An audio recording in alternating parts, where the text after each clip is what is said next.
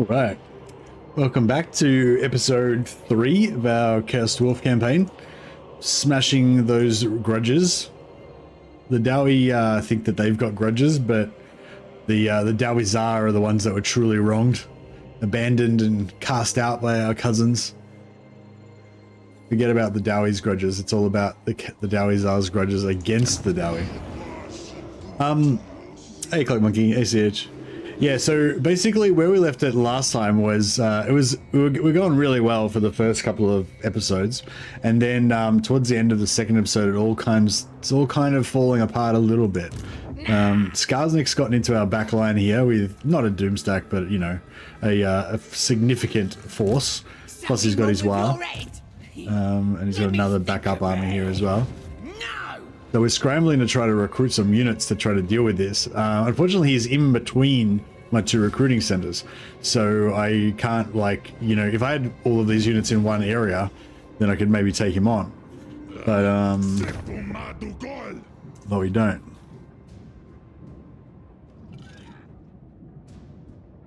We could rush this, although if we're about to lose the settlement, it's sort of doesn't necessarily make sense to do that. You're not right, Dad.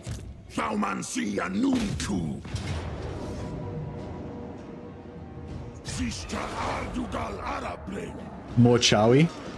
I don't know if I subscribe to the whole Chowie idea, but yeah. But yes, indeed it is more Chowie.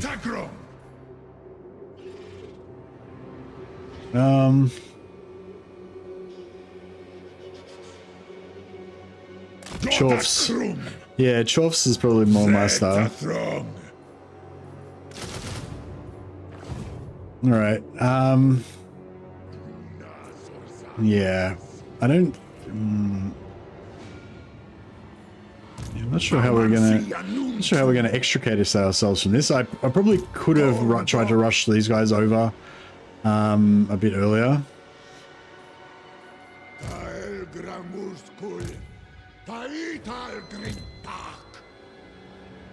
Ready to face your doom.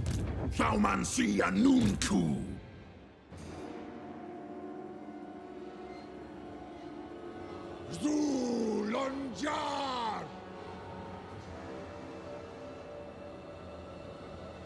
think it just gets shortened for convenience to Chorf or Chowie. But yeah, Chaos Dwarfs is a good name. Dowizar.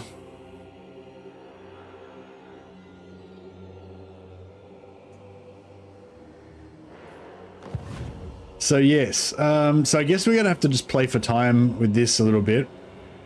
Try to avoid getting smashed. I don't know whether to leave this army inside the settlement in the hopes that they could hold this off. No chance. No chance.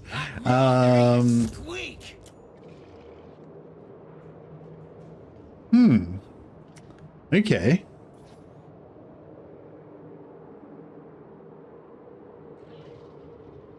Yeah, so obviously we've just leveled up, so we've got a bunch of extra units here.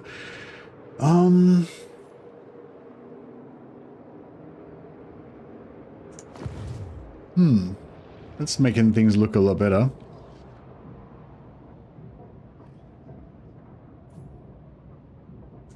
Don't hold your breath.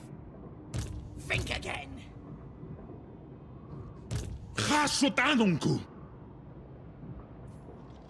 Anfa Agrimazul.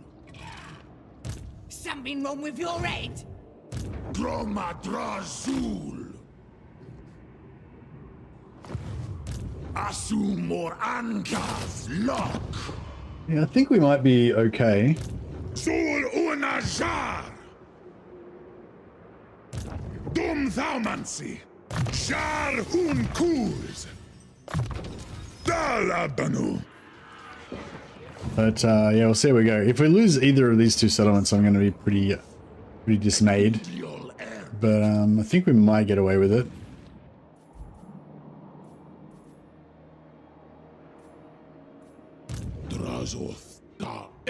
That's what was our main army, but it's not really our main army anymore, I would say.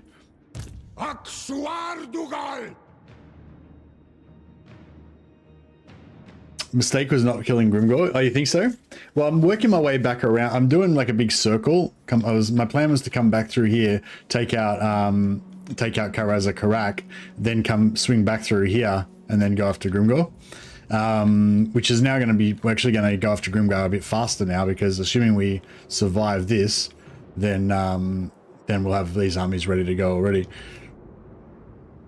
But yeah, maybe it was a mistake not going after Grimgor. But the whole theme of this campaign was kind of going west and going after the dwarfs.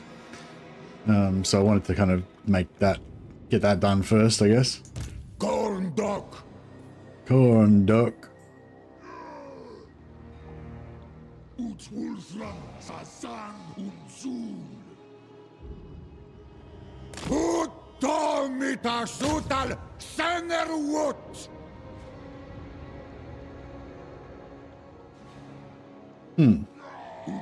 Oh, fuck that guy.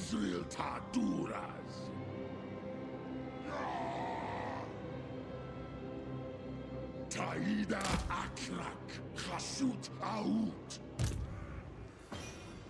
This is not in the Damas Kron. Udiol Vengrin. I meant to backspace. I was trying to backspace that, but I screwed it up somehow. Zishorm.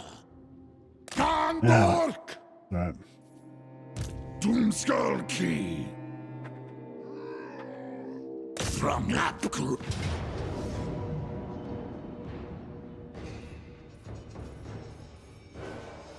I might try and get some replenishment out of this, rather than taking the the captives.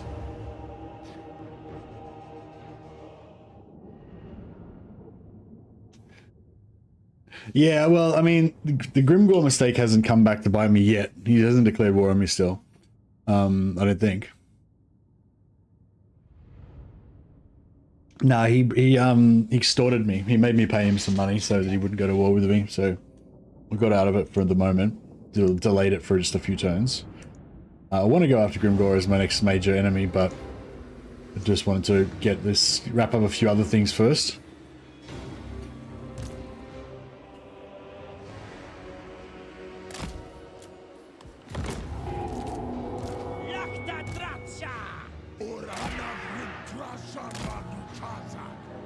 Diplomacy is never the answer. No, yeah, well, I used diplomacy to put him off for a little while. We paid him a few thousand gold to get Grimgor to leave us alone. But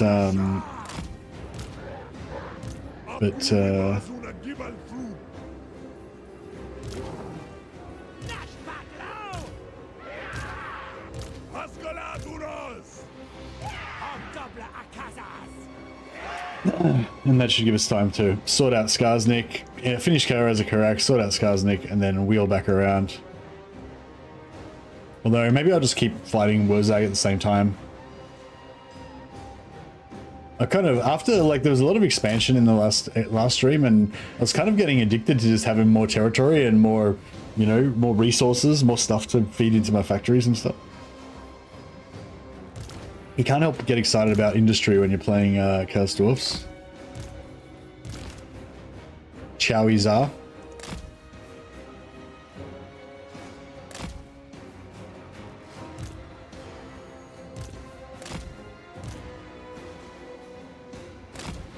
Alright. Let's see if we can... Has this guy got the hunger? Yeah.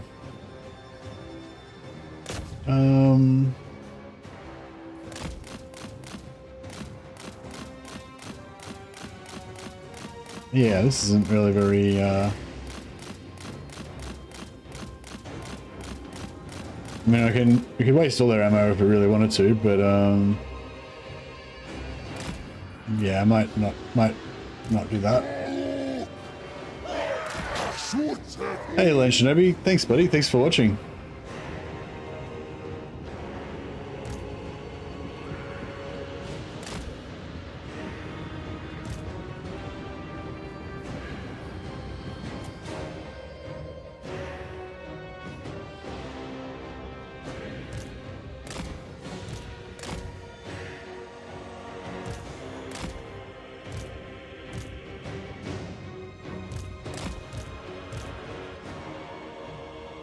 right, let us drop some bombs. Good.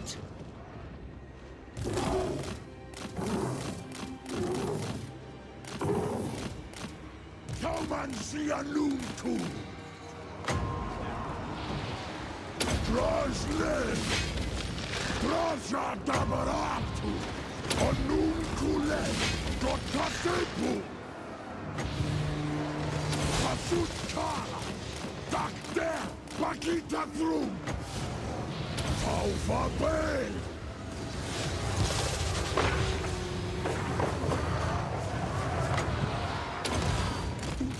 Alright. Now we've got a summon in their back line, which will be distracting part of their forces.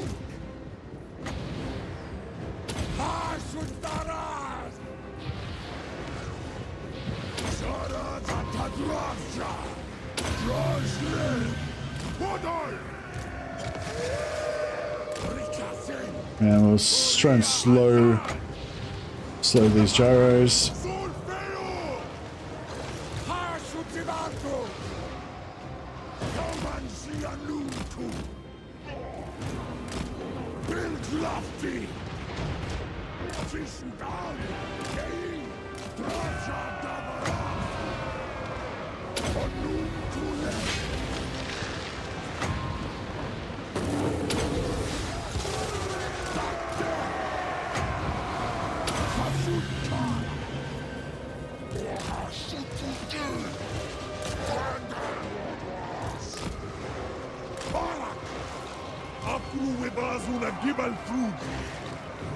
It's looking all pretty good.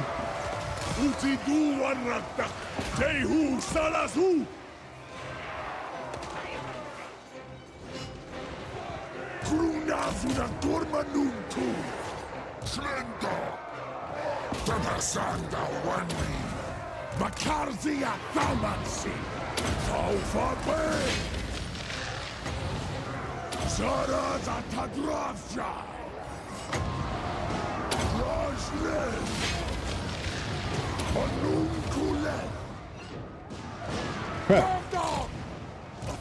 Those hammers are just deleting my lord. Oh, it's Thorgrim. Crap, I didn't even realize he was still floating around. I guess I should have not expected him to just die by himself.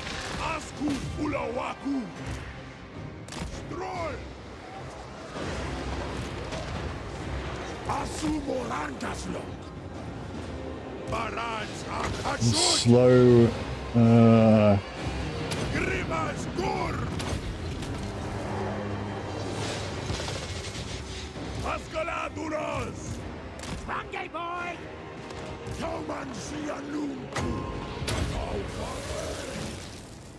Well, I don't know how much replenishment we got out of that. I've been playing 12 hours of the Changeling. I say you should play him too. I want to see you troll Reichland. I don't know. I just can't seem to get a good like storyline in my head about what I want to do with the Changeling. Like it just, yeah.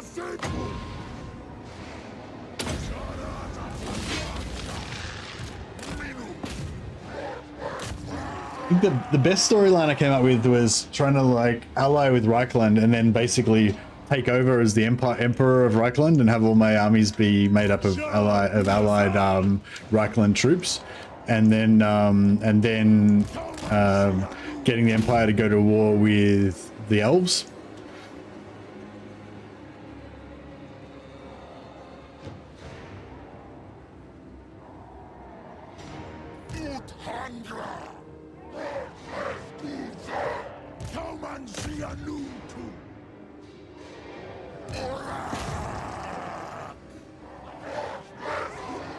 Yeah, I'd love it if there was, I don't know, I guess the Changeling is the one that's meant to be like that, but yeah, I'd love it if there was some sort of gameplay that represented the Chaos Cults kind of infiltrating the Empire and you know, working in the shadows, but then kind of popping out and, you know, like, like I guess the chaos cults are usually just, you know, they're normal empire people basically. They might have some minor mutations that they hidden under their clothes or whatever, but they generally just go around doing their stuff, but they're, you know, secretly working towards the destruction of all mankind or whatever.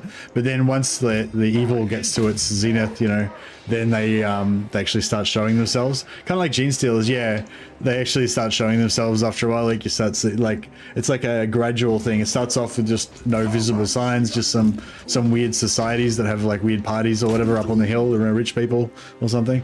And then you know, as it progresses, you start seeing like street gangs of like violent street gangs that, you know, support the chaos gods. And then you have like you know, eventually gets to the point where you have like demons murdering people in the night, like Jack the Ripper, that kind of thing.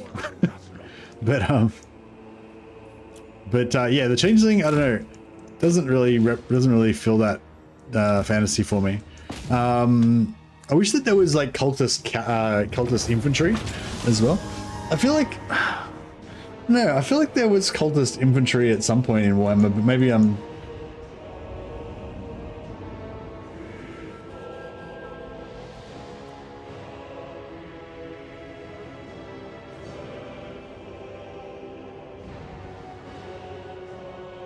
Yeah, I don't know. They're called flagellants, yeah. I feel like there should be some sort of flagellant level unit that's like a zealot, but they're chaos ones, and they're made up of like civilized folks, not so much Norskins.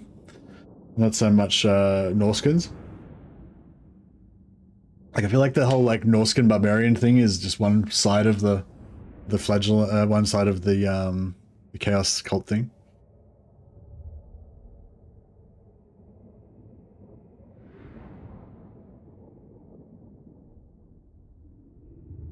All right, let's see if we can get a little bit of replenishment out of this. Would be nice.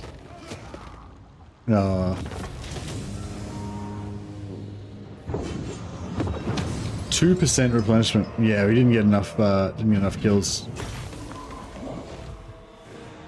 Nah, I'll just take the money. Fuck it. Fine. Hey, Latour. Thaumansia Nunku. Thaumansia Nunku. Gorndok. Haskala Undi. Habgrua Sardu. Gerit Alaj. Harvard. Makazia Thaumansi. Ardugaltak. Afsepusan Sominu. Awamrag. Alright, so we have 2 stacks there. Minglezan.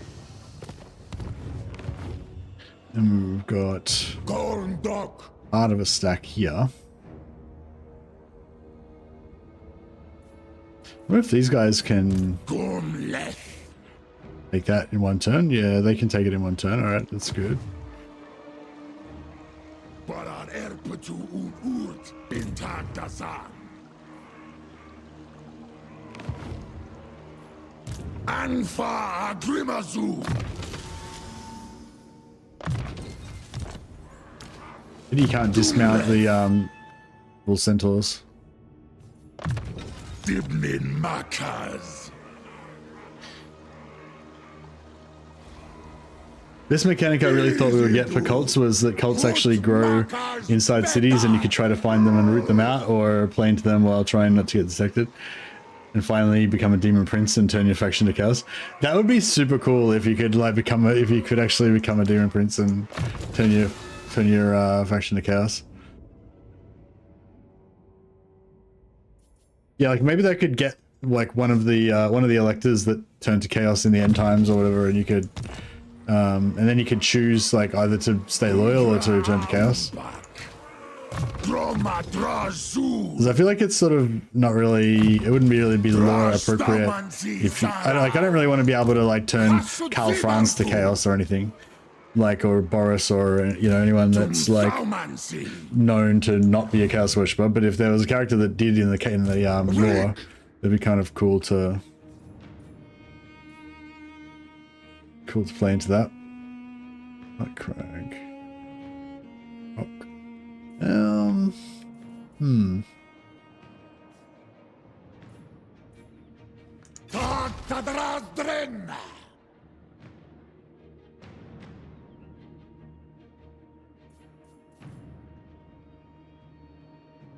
Have to go there to jump to Black Crag, or go here to go through here? I guess we can go here.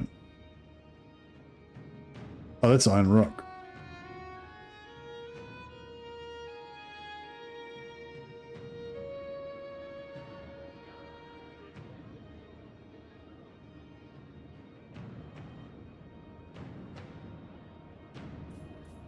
Doc!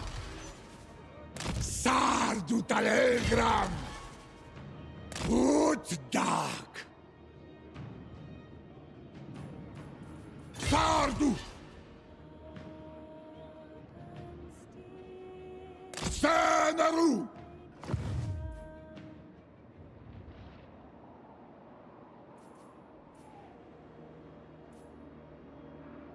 Drazoth da Erpetwen.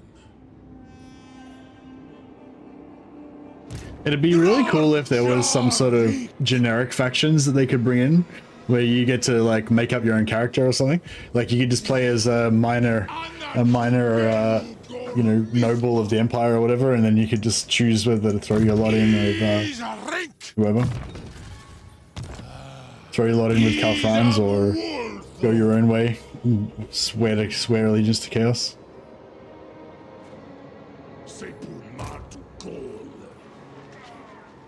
Gata Krum! Thaumansia Nunku! Thaumansia Nunku! Thaumansia Nunku! Dalapdanu! I don't think he can reach here, but I'm not 100% sure. Anfa Agrimazul! No chance. So like, I don't know if like if the war ends like next turn or whatever, then he might suddenly get extra movement and be able to make it. But I don't think so. Rikazenum undring sepru.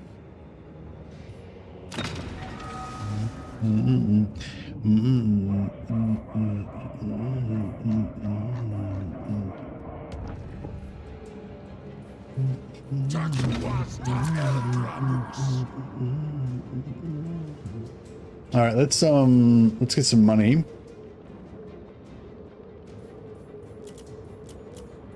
Oh wait, have we done all of our?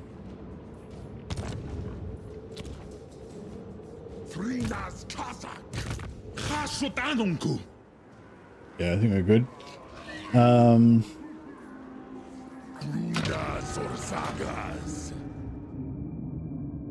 Don't really need that.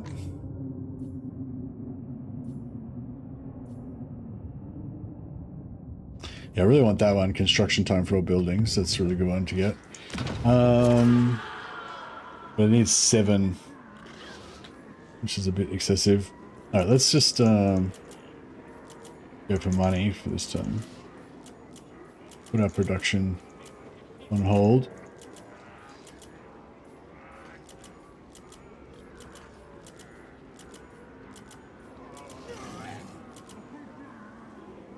And there we go.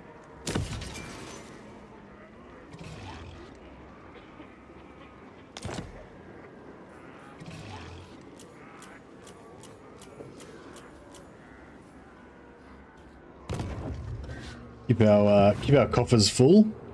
Now, yeah, I don't know. I think if I recruit these 3 units right here, then that will probably get us out of trouble. But I'm not sure if I should wait a turn. Because if I do it now, he'll know. But if I don't, he might move into a bad position. But I'm just worried. See, at the moment we're sweet. He can't make it. He can't attack and siege us. But I should be alright. Even if he does siege me. Actually, yeah. Well, yeah, if he loses his war and he sieges me, then we should be able to win the siege. And if he doesn't lose his war, then he won't have enough movement to get to me. So, Let me think about it. unless this guy can make it. fuck it. All right, maybe we'll put. Yeah, it's going to cost us a lot of money in upkeep, but that's all right. Let's do it.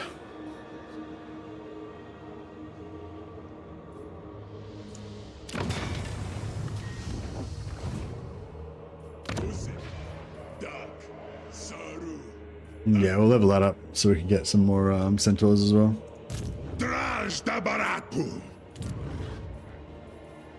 Oh, what do we score here? Control.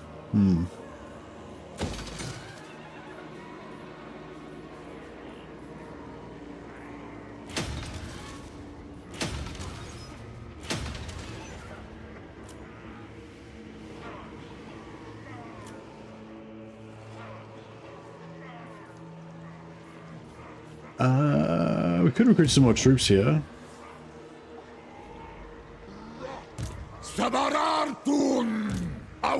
Yeah, that might be a good idea, actually.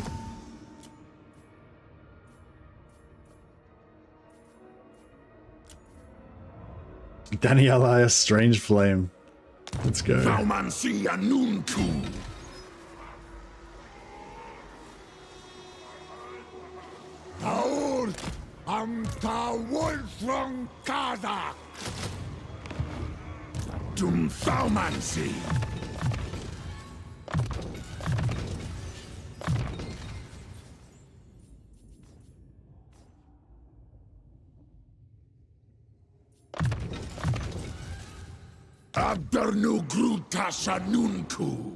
Alright, I think we're hanging in there. We're gonna survive for another one more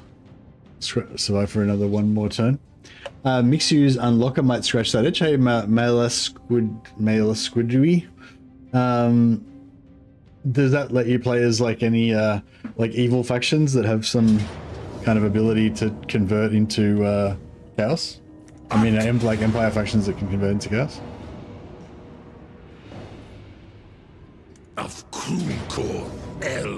Okay, beautiful. All right, well, we can get it. We can just auto resolve it. Looks like that works out well. Easy. Yeah, we don't even lose any units. Hey, Steve. Yeah, my Doom Tides are my Doom stacks are going pretty well. I got 287 from all that. Must be a pretty crappy stack.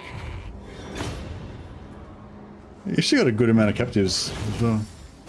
It's good. So 770 gold is whatever, but 541, if we melt that down, that's like 5,500 gold. So obviously that's a lot better option.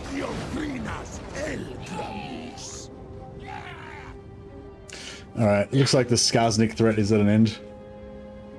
I gotta say I was a little bit concerned, but yeah, we managed to work it out. No delays, keep moving. Can you make Doomstack later? Yeah, you can make Doomstacks for Chaos Dwarfs for sure. I'm working on, I'm not sure if it's going to be a really strong Doomstack, but I'm working on one at the moment for Drazoth. We're going to make a, oh, here he is. You need help. I'm not quite ready for you yet. Grimgorsus. Doomskullki. Takuasta Elgramus. Dakuasta Elgram. No, I think the Skarsnik threat's over. Super Tramp, I think that's done.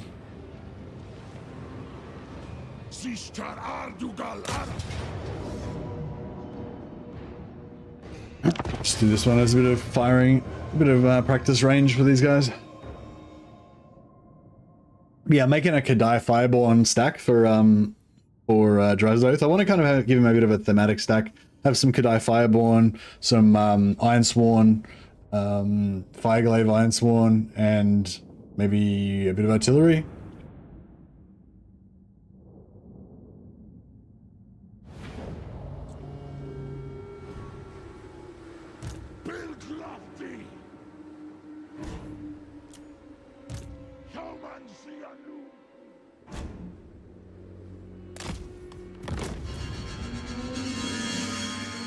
Yeah, the John told me about his about him having fireball and stacks and saying how because of their kind of movement animations and their combat animations, they don't tend to get shot too much. So I thought that was interesting.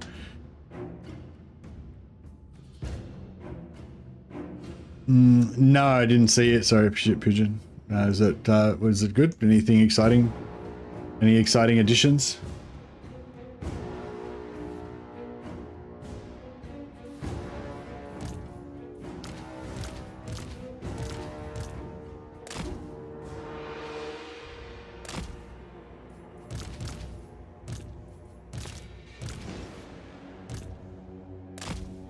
All right, let's get set up over here.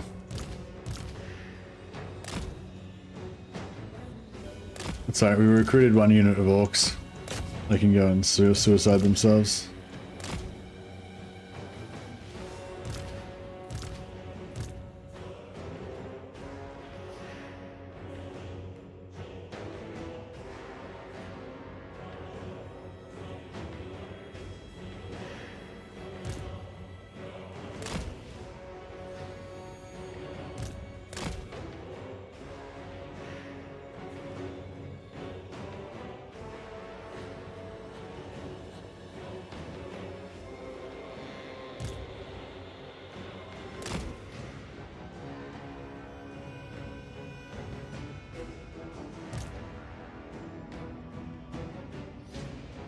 Okay, so my objective here is to not take a lot of damage. Since this is a super easy fight, the whole point of fighting it manually is to make sure that we don't take a lot of casualties. As opposed to what often happens, which is that I get lazy and then just take a heap of casualties anyway. Those guys are obviously not included because we don't care if they die.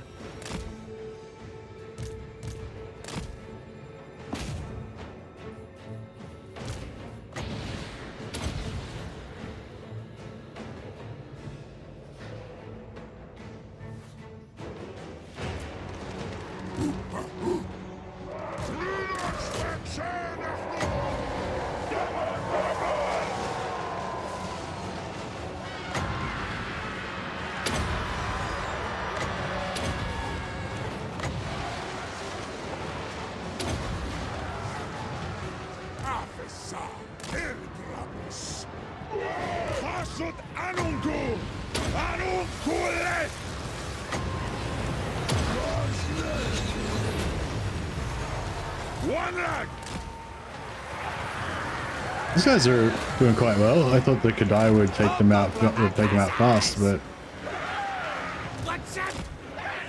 apparently not.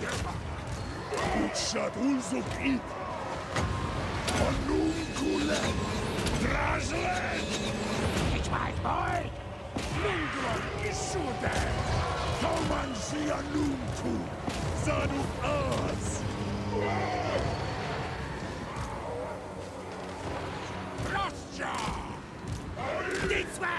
boys! Put all your arms down. Tuna zuna dorma nuntu.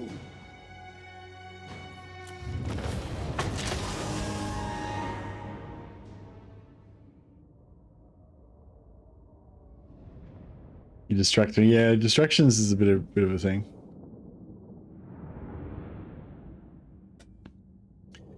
What do you mean by Darklands, Chaos Realms, and Zambajan being amazing, Pigeon?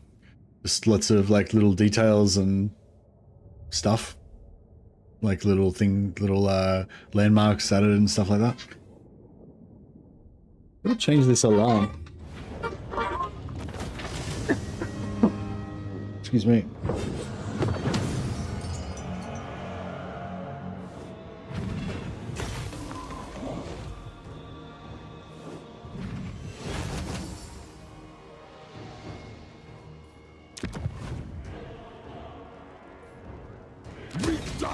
All right, we've reclaimed our lands. Hey, why does this say? Why does this sometimes take 2 turns and sometimes takes 1 turn? Is it because? Oh, it's because he's got -1 turn to construction time, doesn't he? No. Ah, I thought. I feel like. I feel like sometimes the maybe the money building, maybe the money building takes 2 turns.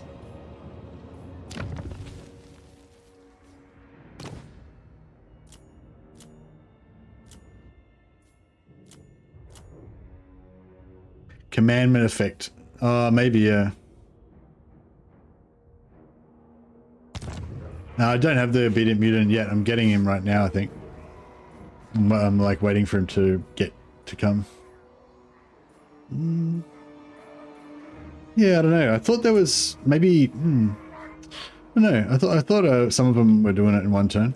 I haven't got the commandment, and I haven't got the haven't got Grand Architect either. So yeah, I thought Draz had a skill, but maybe it's in his actual skill line, right? Yeah, that's what it is. It's probably in his skill line. Where the fuck am I? I'm lost. Over here. Qualuma, Legionaras. Ah, yeah, -1 construction for all buildings. Yeah. Cool. A mystery solved. Yeah, I thought it like only took 1 turn to construct, and so I was like really confused when it took 2 turns. But yeah, it was because Draz was not there.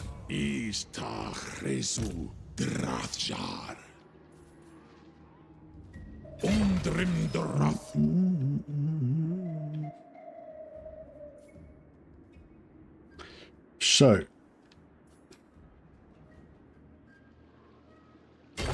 Anu!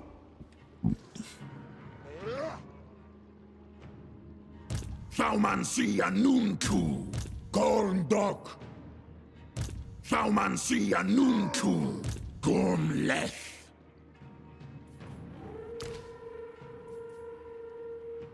Smakat Zepudrek!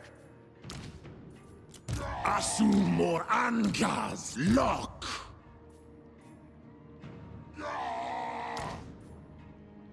Isna mes Taumansi Anunku. Is Taung. Afongilok Suklas Ut Kazak Bara. This guy should be able to take Iron Rock, yes. Crap. Thought he'd be able to handle that. It's not.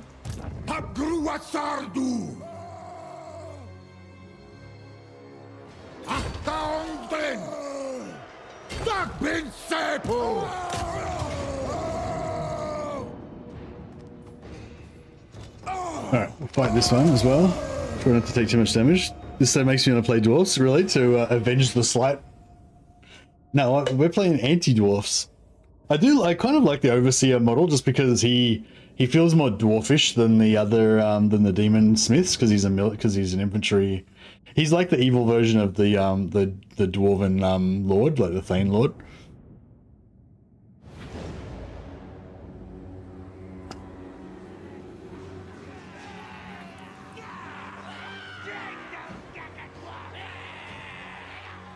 Yeah, this guy. He's just a staunch little dwarf dude. I think they're cool. Red looks really cool, but red is actually probably my least favorite of the colors. Like I think the brown, the dark blue is really nice on Zatan, and the brown on Ostrogoth looks really cool as well. Kazdors are a very strong faction. I agree. I agree.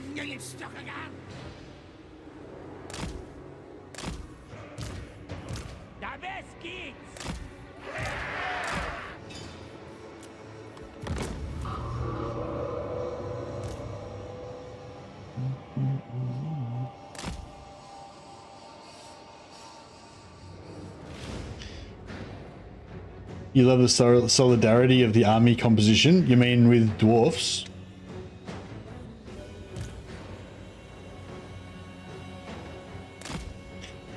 What do you mean? I'm not sure what you mean by solidarity, but I think dwarfs, I like dwarfs because they have a really strong theme. Like all their stuff is dwarfness. I kind of less like factions like the Kazdorfs where they have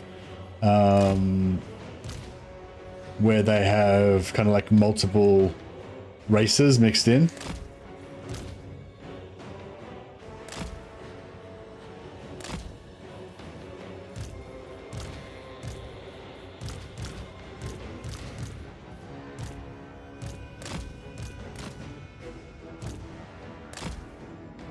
All right, this is like a triple bank of ranged, so that if your infantry try to walk onto us, then we'll hopefully mow them down.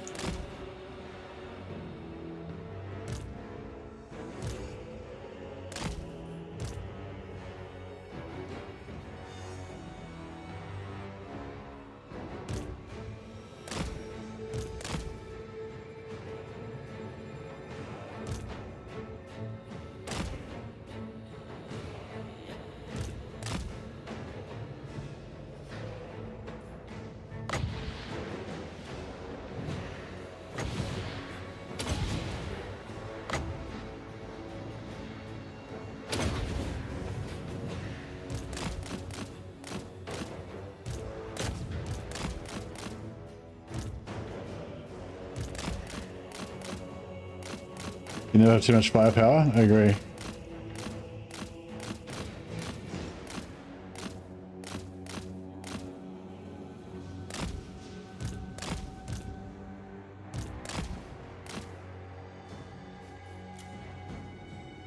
Kazukas and grow. Cows on Dog dog! Atafutba! Pinta dragkatana!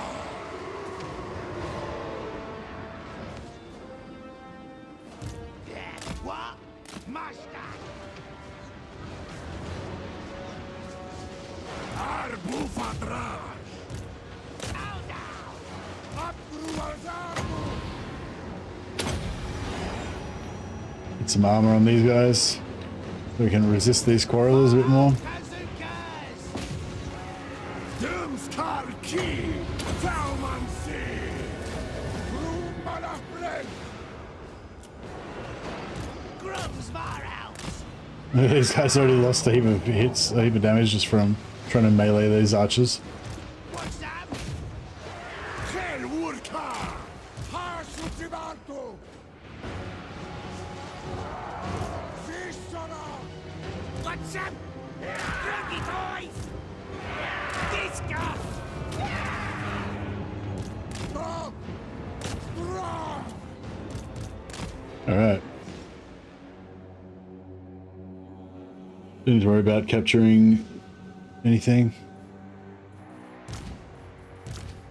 Blow these guys up just for spite.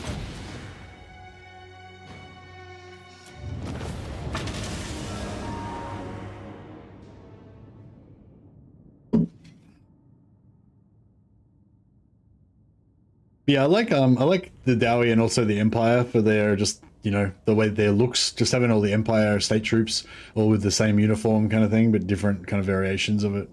Looks pretty cool. And yeah, I think the Dwarfs have quite a unified vibe as well.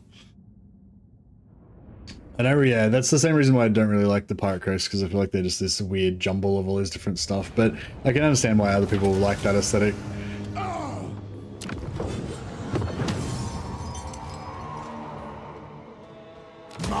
Marduardugal Sufrayu Alright. Saumansia Nunku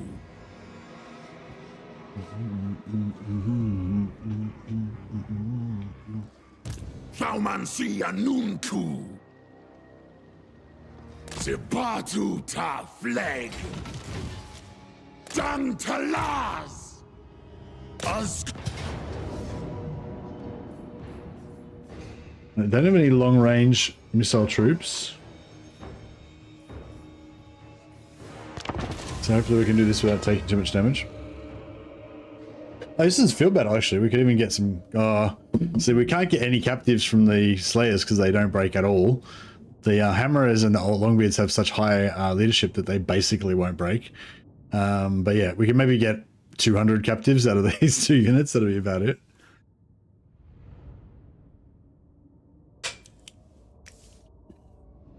Oh, we've got ogre allies coming on as well.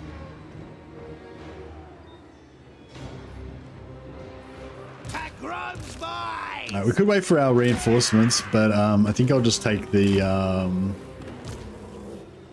Could wait for our reinforcements. So I think I'll just take the. Take the choke point advantage. Make use of it.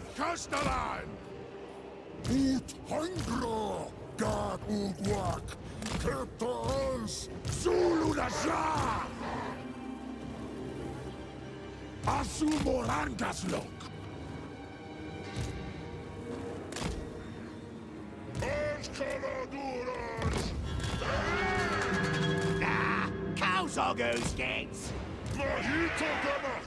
This is such a nice choke point. We got like a hill and fucking everything. Got like the high ground. We got the choke point. We got all the good things. Terrier to slough, drink. Hobgobbler Akassas! One life a day!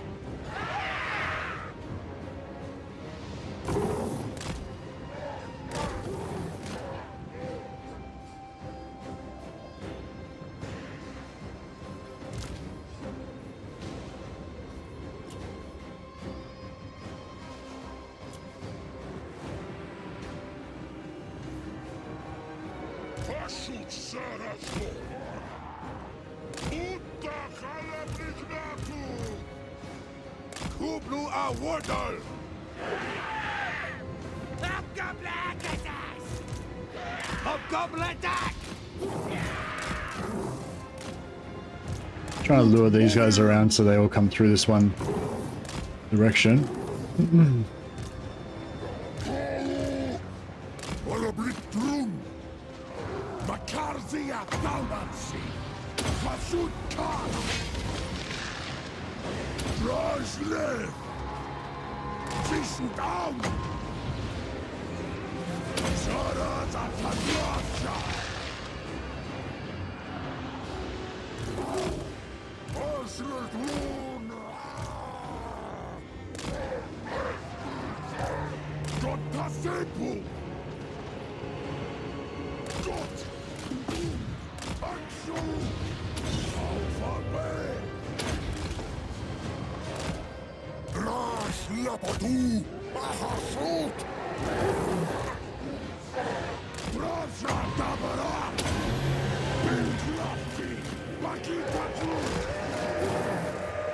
I think we might have nearly got him. Most of them, anyway.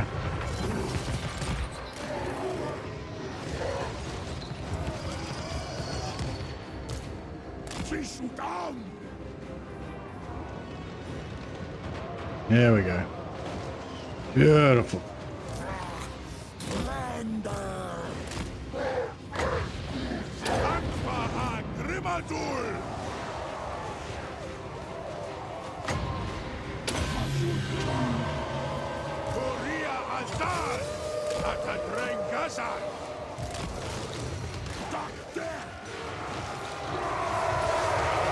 I don't know if there's not much friendly fire on these ogres.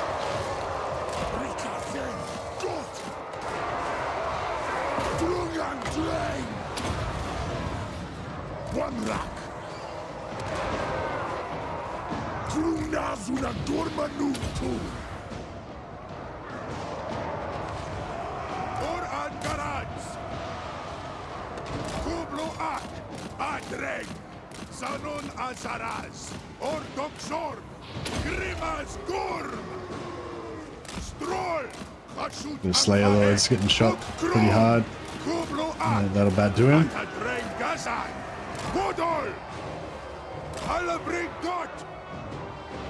Alright. Getting a few captives there.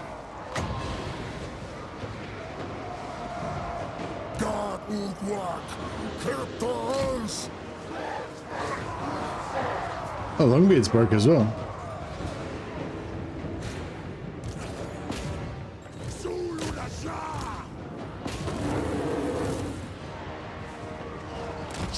Oh yeah, everything's breaking.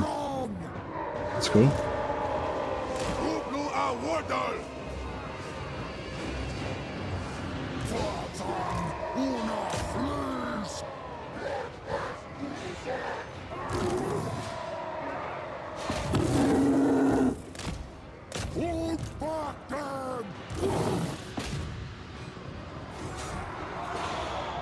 Could actually get a few captives out of this, maybe. We can,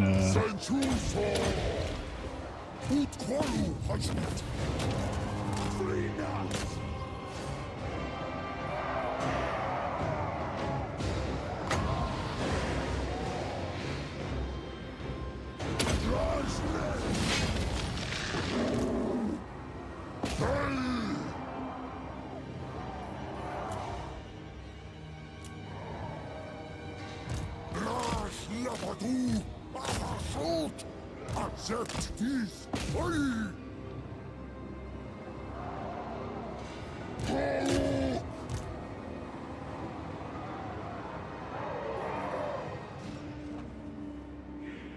Asumo hartas.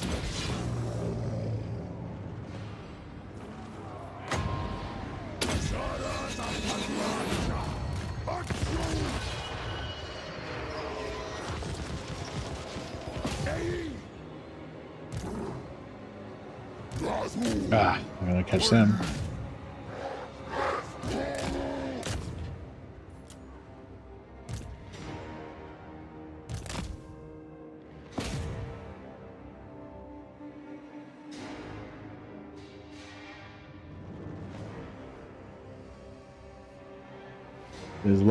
Scrape up those last few laborers for the mines.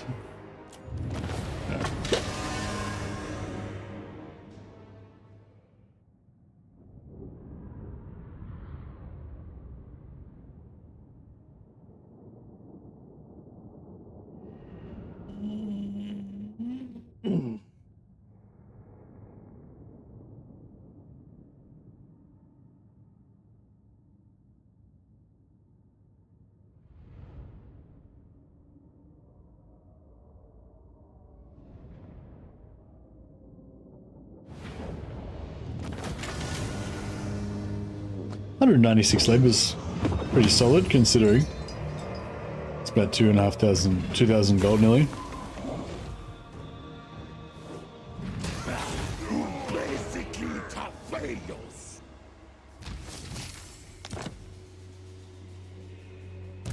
Thaumancia nuntu.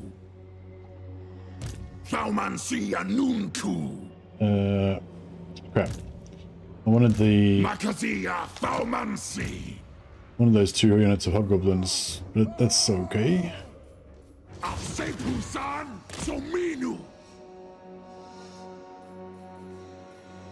Gorndok.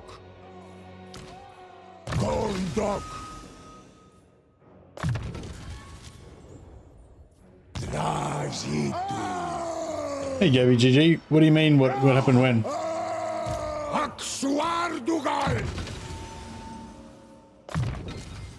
In the last 7-hour live stream.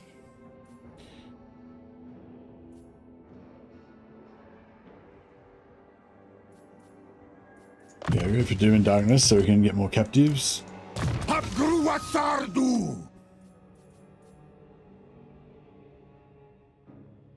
A lot of Total War happened. But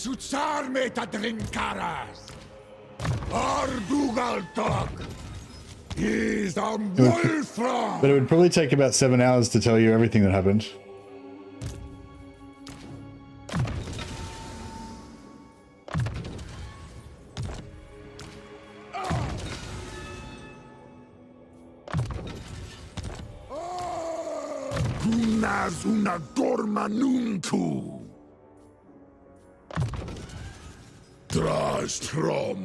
All right. This is all going pretty well. Yeah, production's pretty good now when it's operating. Well, for this, for this early stage of the game anyway. Oh yeah, so we need to get rid of all this crap now. Sutanunku, Draj da Baratu, No chance. Zul Unajar, Dakdrath, Dot Thaumansia Nunku, Groma Drazul, Anfa Agrimazul. You don't need to know anything. There's no. It's just evaluate the lay of the land as it is right now. That's all you need to know.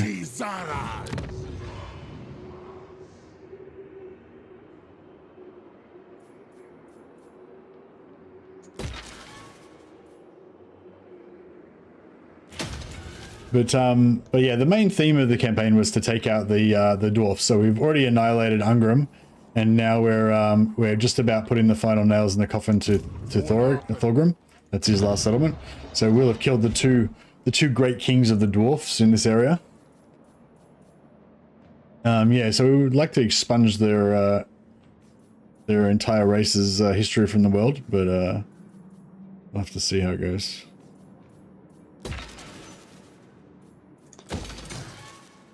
We've got all iron here, so that's going to be good for reducing more. The two short kings, yeah, they're both gone now. Character on. Hapru! Hasudzibartu! Twankara Zibartu! Fajarnagrond! Indeed. Sarunakon! Thaumansia Nunku! Alright, let's kill some stuff. Which one's the strongest? No, none of them are really that strong. Thaumansia Nunku! Thaumansia Nunku! Stroll Hari! These guys already retreated once, right? So they should be able to retreat again. Playing as Thorgrim and the Chaos Dwarfs keep breaking their alliance, it's almost like they don't want to be friends. You disgust me, Anthony. I just threw up a little bit in my mouth just then when you said that. The mere thought that Thorgrim would ever ally with the Chaos Dwarfs, or that the Chaos Dwarfs would ever ally with the hated Dowie. They're both as both prospects are as unpalatable as each other. So yeah, even though they don't have much infantry, hopefully we can get a decent amount of it working in our minds.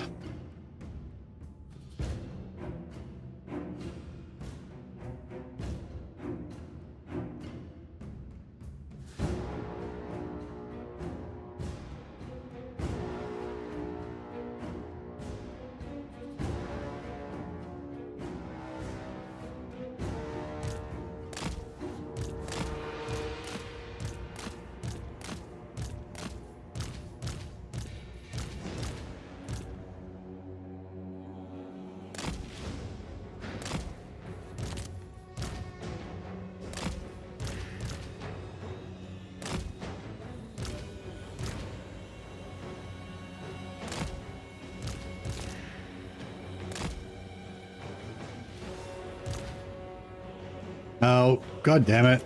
Stop firing. Oh, so much for that. We just killed all of our prospective captives with our artillery. The goblins were probably the best source of captives that we could have had.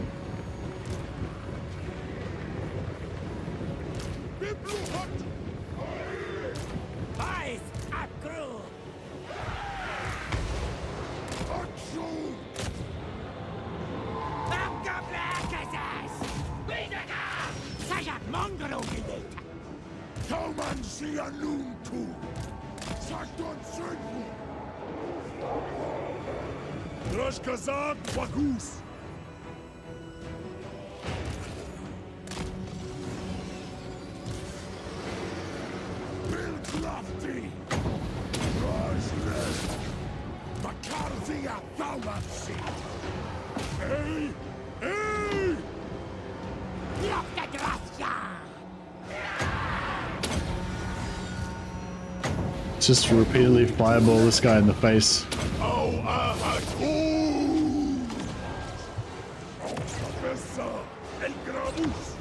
I like it.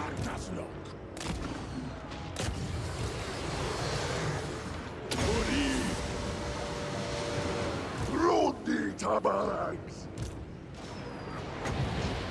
Zarazata Dwarfs. Away.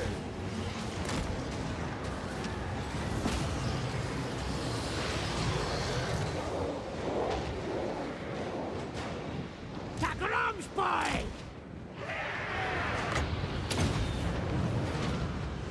Zulu Nasha. Sharuzuki. D&D mage casting fireballs, yeah. Akalamara. Alararu. Fahasu.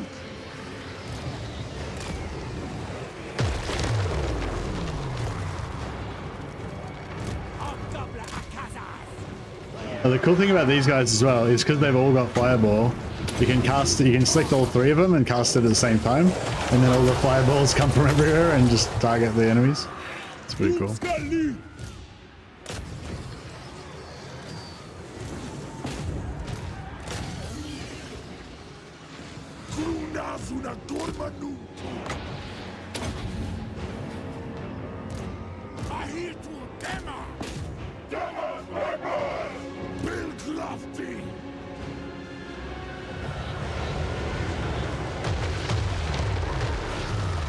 Break. Yeah, well.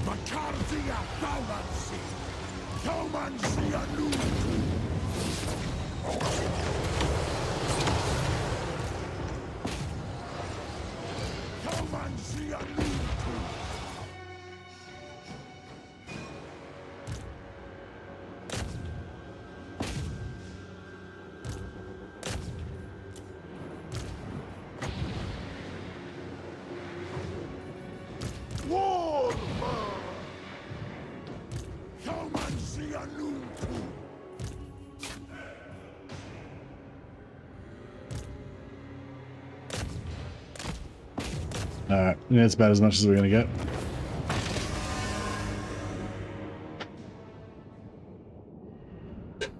Fire and guns only, praise the shoot.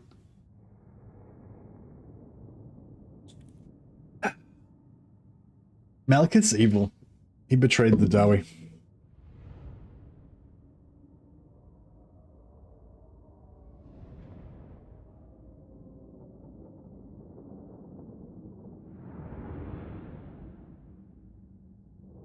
This is Monkey Man Foo's summary of episode 2.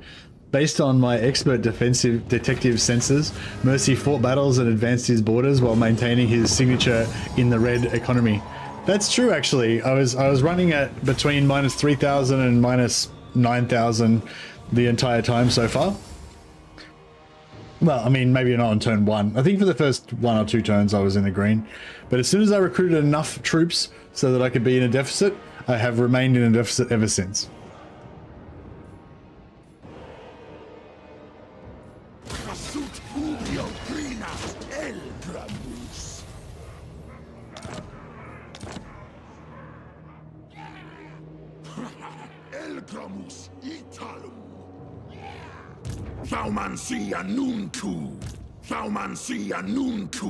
I'll get this guy in just so we can get some get this guy in just so we can get some extra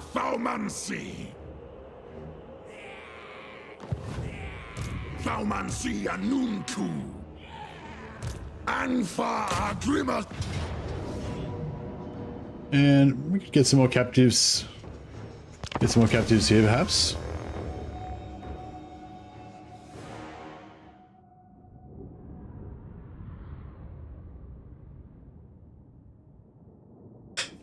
Yeah, Skaznik's just a minor annoyance. He's not a true foe. Really, it's just the dwarfs that are my real enemies. Although we've already smashed the 2 biggest ones. I wonder if Belagar and Thoric are going to be any sort of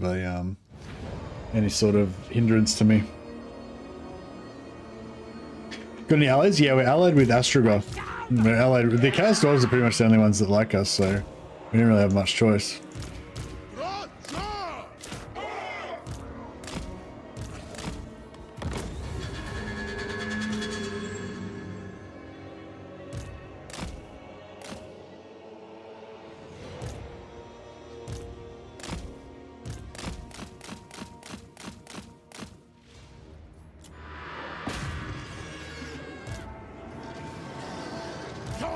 Sianun. Auf away.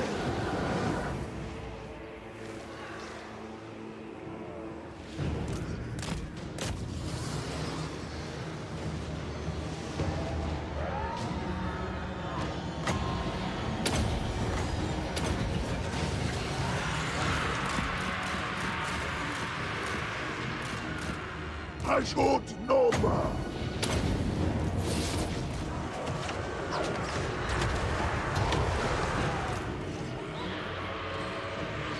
Shar Bunazan!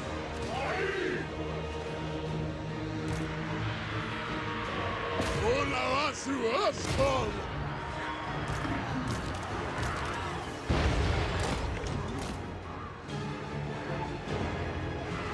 Kauman Sianun tu! Adito Demak! Shar Unakif! Skal Kol Bornu!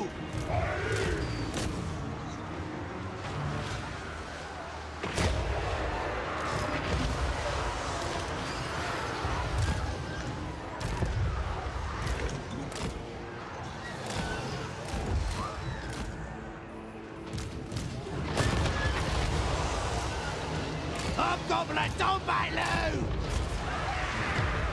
Unroute you fucks.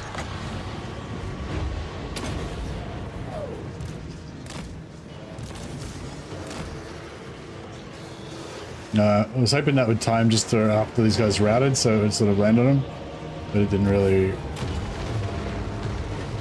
land correctly.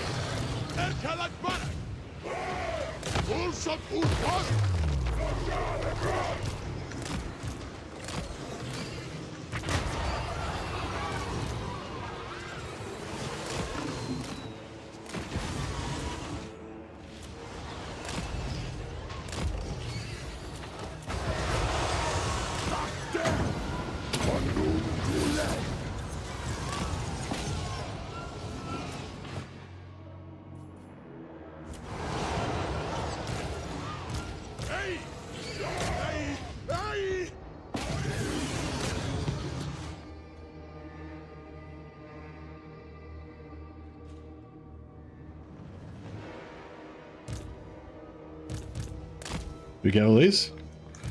Alright, cool. I think we got as many captives as we could possibly get. Pretty close to. A lot of the infantry died before we could rout them, but it is what it is.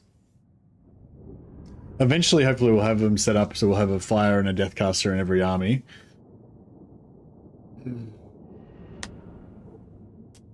Does eliminating some Dowie factions make it easier for the rest of them to confederate? No, but eliminating the dwarf factions makes it easier for you to confederate the one that you eliminated. Because if you, yeah, I guess there's another interaction as well. But basically, you need to get 7,500 or 15,000 or whatever more grudges than what they have. So if you kill them, then they can't get any more grudges. So they stop. You know, you don't have to chase them. They just their total stops at whatever that was when they died. So yeah, having them die means they can't get really high grudges and become hard to confederate, which is good. Having them die also means that other factions can't get grudges against them because they don't exist anymore.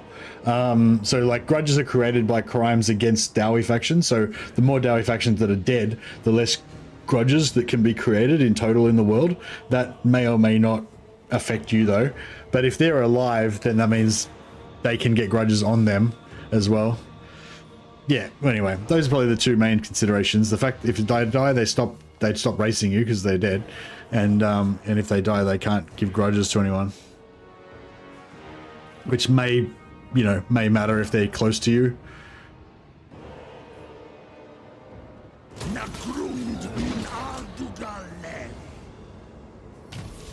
Yeah, the only thing I would worry about is just when you want to confederate a lord, just, you know, if you want to confederate a dead faction, then that means you don't expand your borders, which is convenient.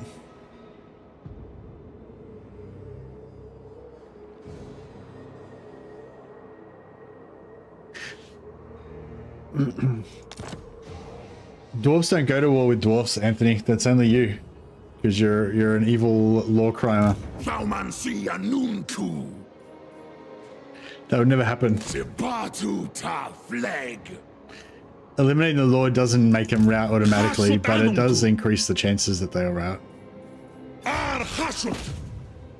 Alright, we'll just keep Skarsnik here under lock and key till we're ready to deal with him. Thaumansia nunku. Gormleth. We'll bring back Cinesax the Driller later on. Thaumansia nunku.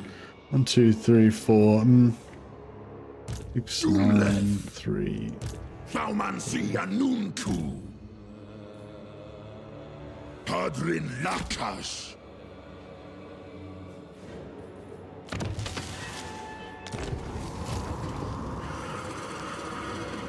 Ulastas. Nahitiwas. Grumnas unatorma nunku. Doomskulki.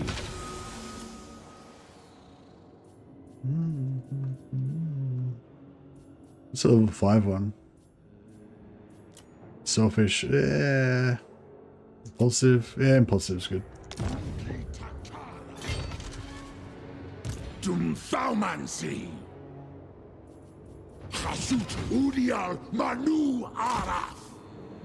Oh, we could probably almost auto resolve it now. Oh yeah, nice.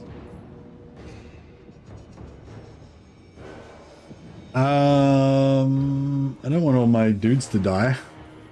That's not cool.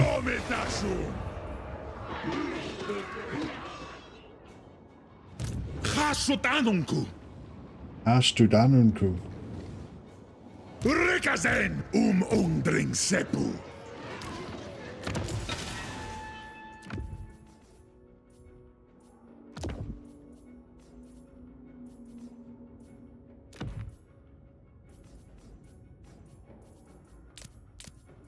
Some fusing happening. I've been really unlucky. I never get the axe, the regeneration axe, or the hunger axe, whatever it is.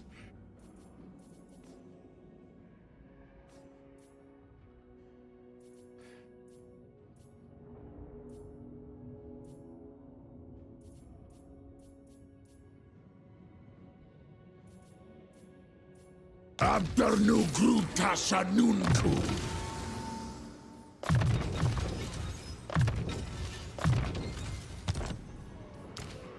Asumor Angas Lock.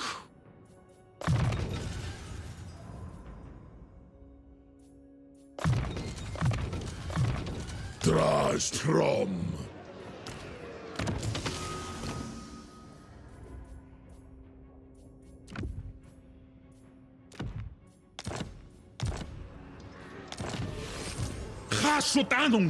Go for the father.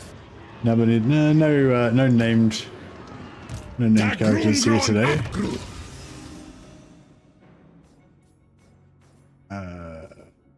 Solve that. Need an auto fuse button, but then you have to like set rules for it.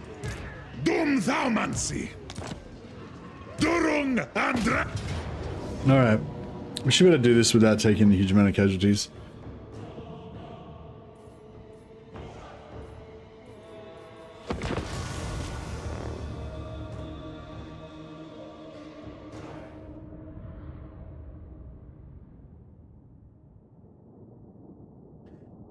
Giving up on the Chaos Dwarfs, minus 100 aversion is too much. I'm going to try to see if Ego wants to be friends. Why don't you just be friends with the Ogres or with the Empire?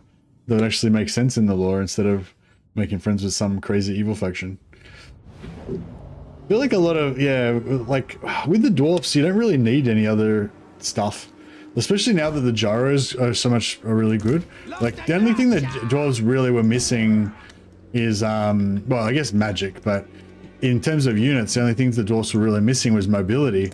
And I feel like the gyros do, I mean, they don't exactly fill the same slot as cavalry, but you don't really need anything else, I don't reckon. The gyros work really well with long-range artillery as well, I think.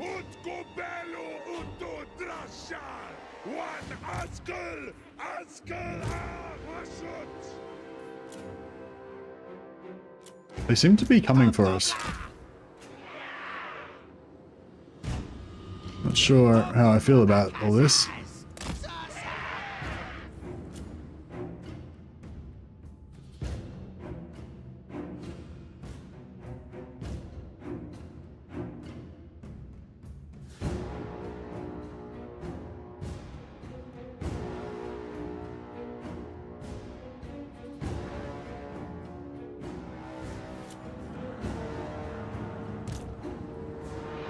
Mustang, yes, God.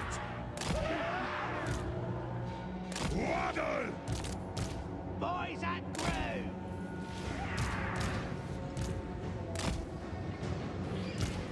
Bryn on gal. Biblu hatu. Asut mahitu. Sharp. What can we kill that we don't really need? Let's try and kill some cavalry. They're not going to give us that many captives anyway. Yeah, captives and spiders and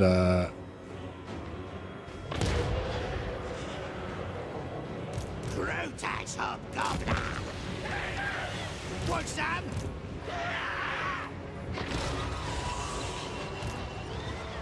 Threnas Castathauri. Akalamara. Unbax Ulskar. Urs.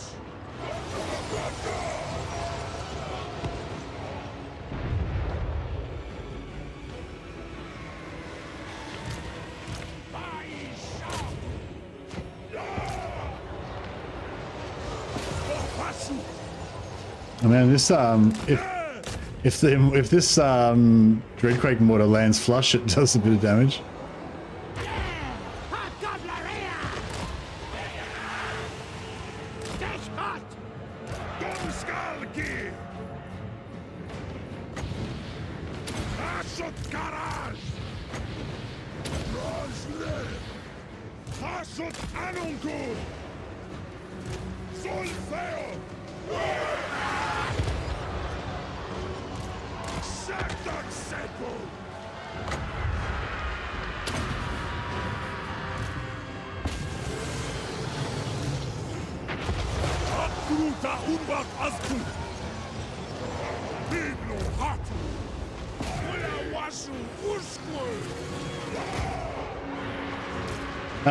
Doom and Darkness would be good.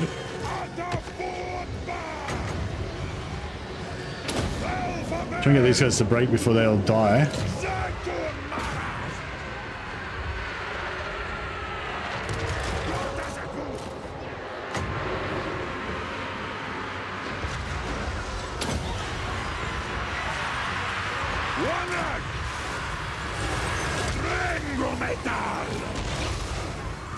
I don't know where Skarsnik is, but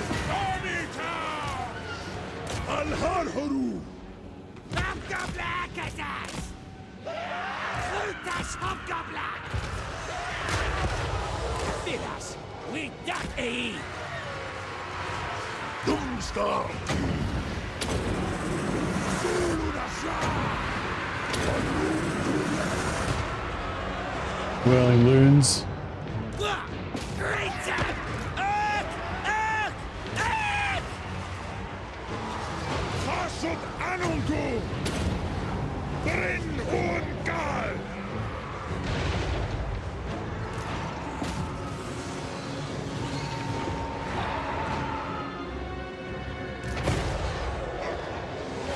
There's that routing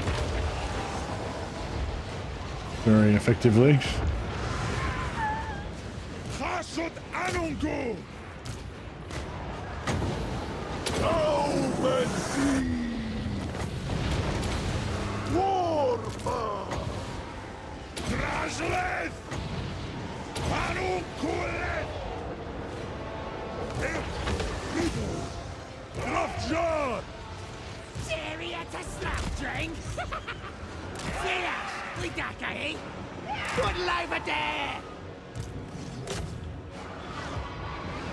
Are these can these guys actually hit stuff when they're chasing routers or what? Oh yeah, they're doing damage. Oh, he missed.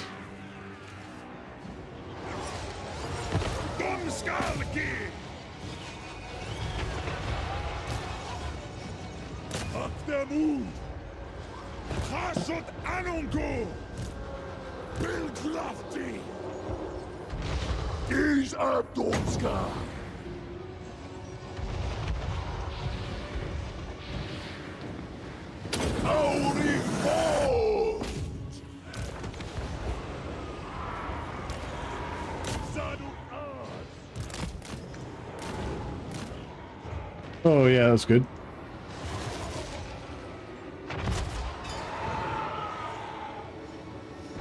Imagine Chaos Thunder Barges with Dreadquake mortars on them. That sounds terrible.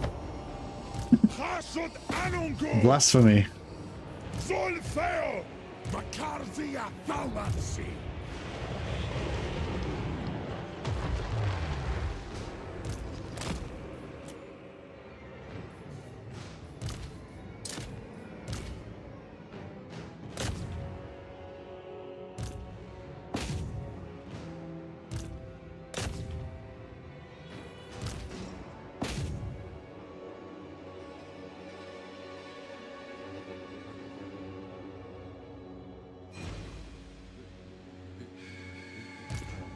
Catch them.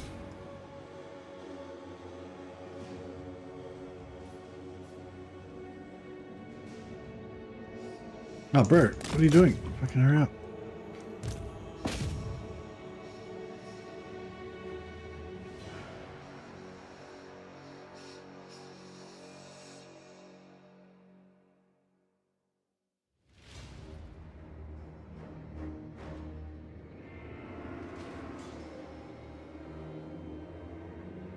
Oh, I tried to block and it didn't work.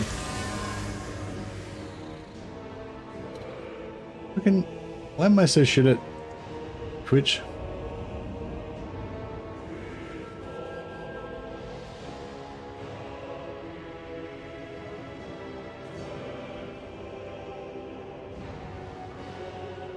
I don't know, I can't remember how to do it.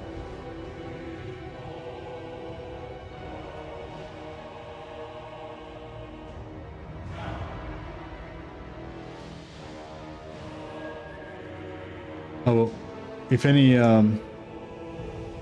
Twitch mods come on, they can fix it for us.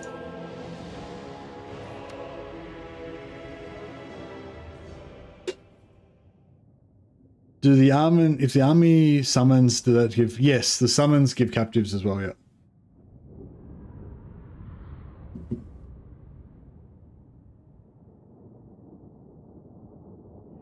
So Skaven are good for dwarfs to get oath gold, because you can farm all of their dwell menace belows, especially if you've got good melee units, or even if you just got a couple of runesmiths and you can just keep popping rune of speed to give you make you guys go berserk in melee.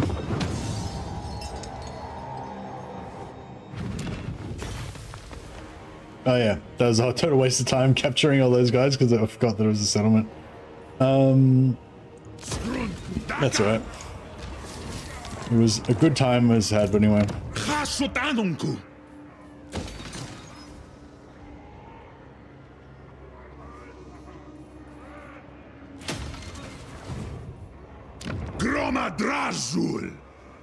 Alright. So Skarsnik is defeated, and we can get rid of all this stuff. Save us some money. And yeah, we'll have to get ready to go after Grimgor. Grimgor is still at war with Caravan of Blue Roses and Tamarkan. And is Greasus destroyed? Greasus is destroyed. And Grimgor is like a monster now. He's got like all this territory. So yeah, I think we should probably try and take out Grimgor before he defeats either Tamarkan or Gorst. Because if he gets rid of both of them, it'll be bad news. It'll be very hard to deal with him. Baumancia Nunku.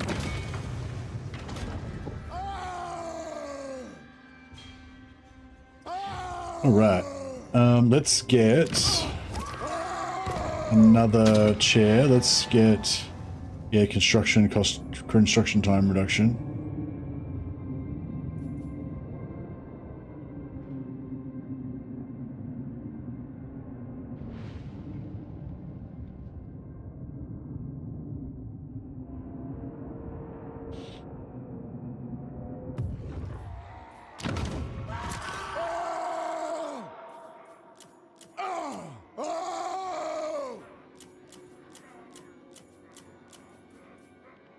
All right. So I've sacrificed for a little bit of influence so we can get another seat. It's construction time reduction. And that means this building can redo it and only do one turn.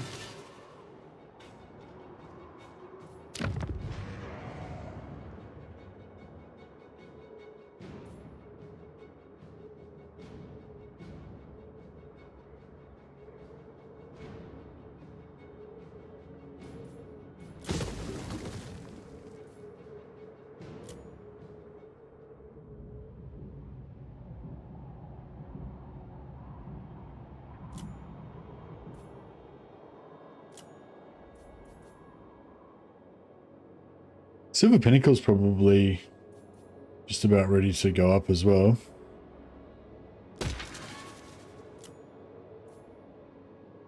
And probably Mount Gumbad too.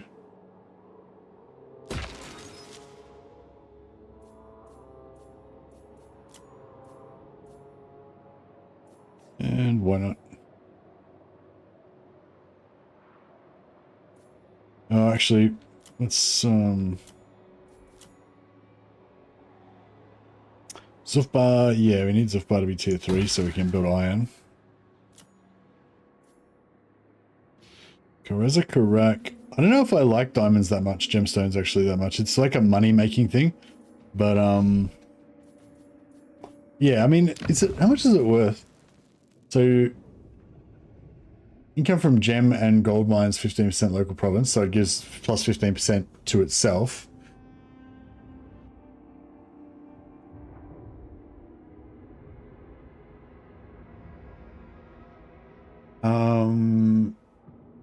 So 750 gold for 225 raw materials.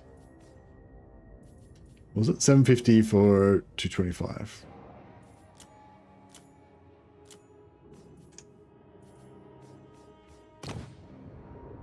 Compared to 750 for 300.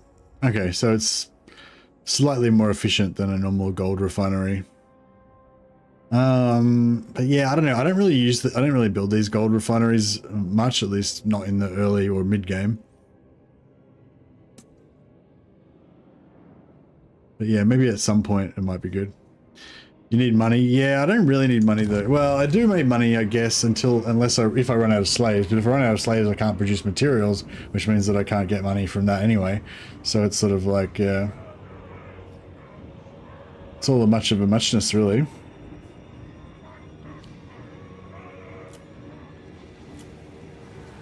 Oh, this one's good, actually.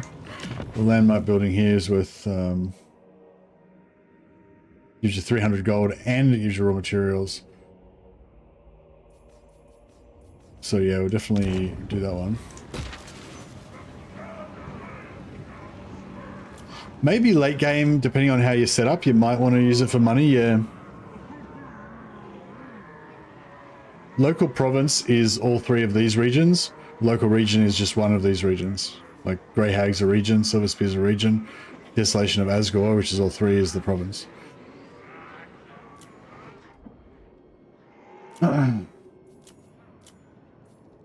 Alright, I think this is all looking pretty good. Oh, here's another landmark.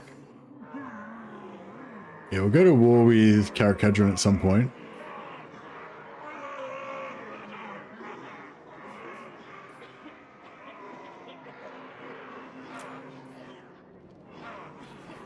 Don't care about that. Oh yeah, wood. Wood's good.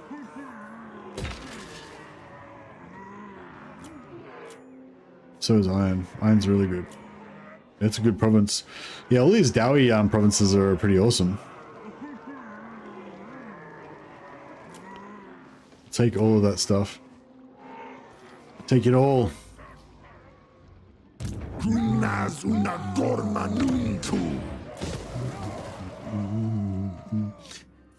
What does salt do for us? And furs. I think furs is shit, right? What does salt do for us? Is that anything good?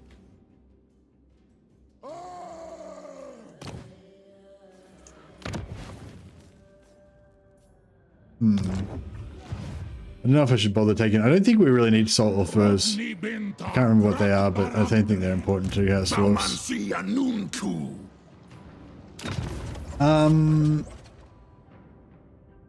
Not really that worried about the convoys anymore.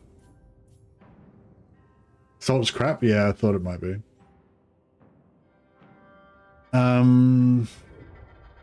Maybe we should go for the Volary, because as soon as we go to war with Grimgor, that's going to be off the table. Even though I don't really care about the item that much, but...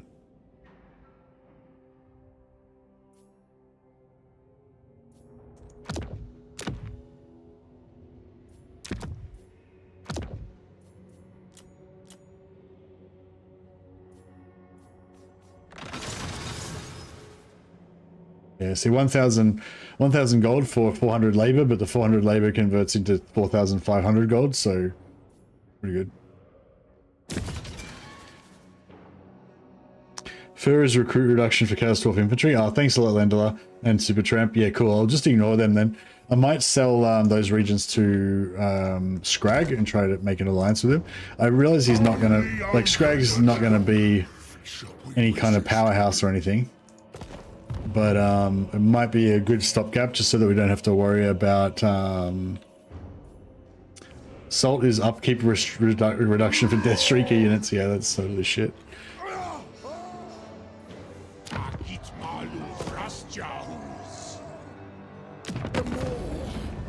Commands me to listen.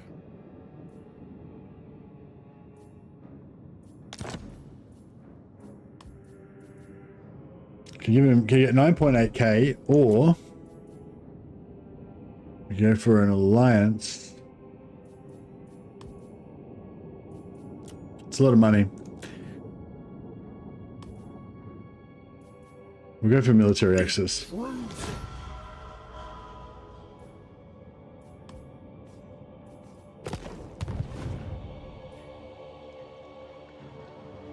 Asumor Angas Lock. Dibnin Makaz. Better kill Scrag for that sweet trait. It's not really that sweet though. It's only like 10%, 10 extra Winds of Magic. Like, I feel like there's Winds of Magic bonuses after you've played Gelt and you've had like, you know, 1,400 Winds of Magic or whatever. It doesn't, like, you know, that plus 10 just doesn't feel as sweet anymore. But yeah, it would be good to get him, I guess. But I'm not going to sit there and farm him on every lord, so it's just like one random lord that'll have the trait anyway. And you know. All right, I think we're good for this turn.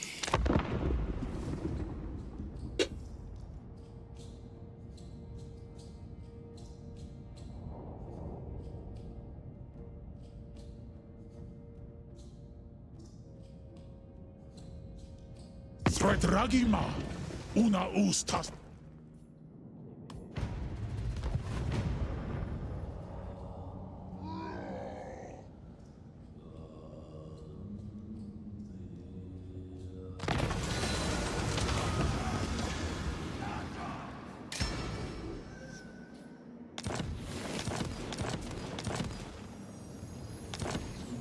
Nemesis Crown is doing its thing.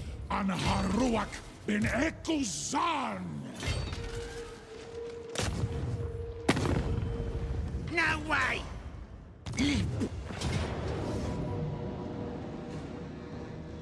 Domitasu.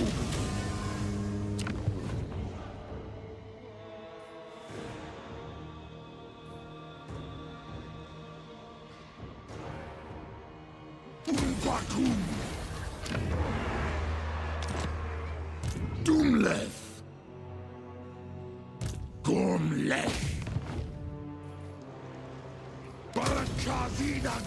Alright.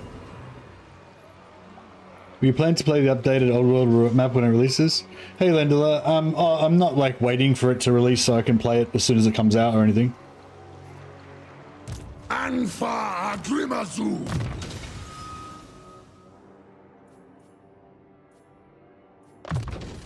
But I'm interested though.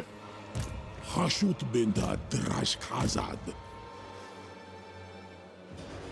But I don't usually play mods, so yeah.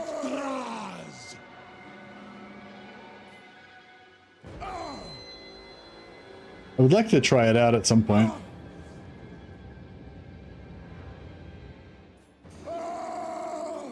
Yeah, I suppose if there's a new version coming out, I should wait for that. It's a nice strange flame, can have a rest again. Oh crap, I didn't mean to do that.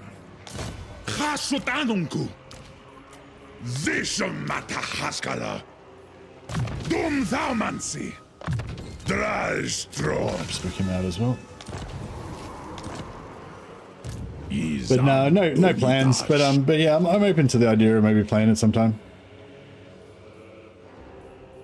It sounds like the kind of mod that I would play. If you know what I mean?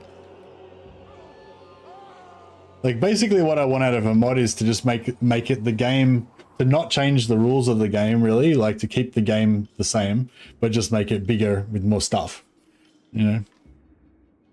And it sounds like that's exactly what the old world mod does, so I'm yeah, I'm a fan of the idea at least.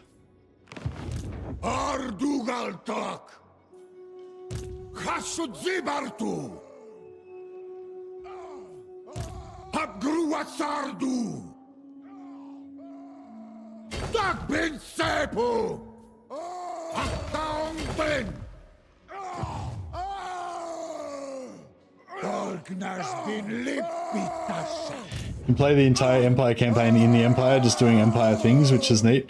Yeah, that sounds cool. Is it so it's not updated for Thrones of Decay yet though?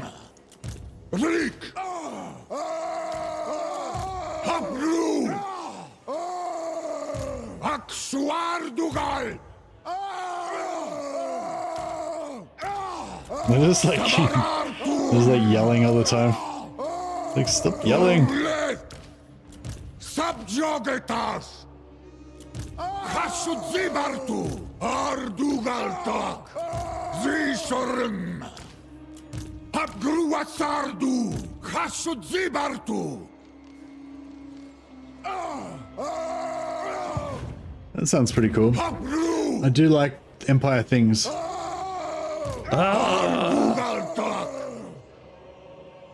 I don't know, I think they're just frustrated because the slaves won't work hard enough. Goddamn slaves being lazy.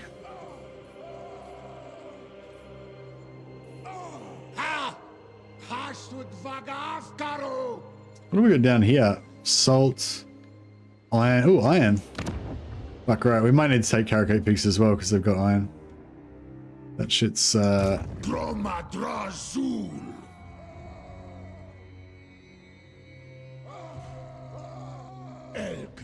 Gurus as Elgramus.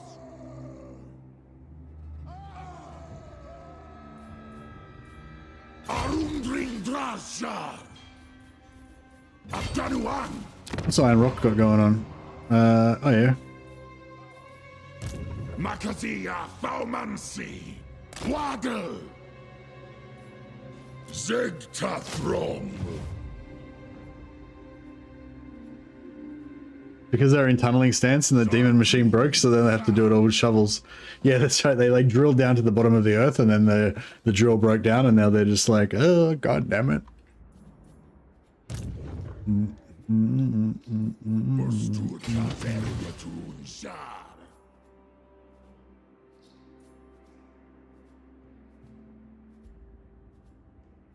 Crap.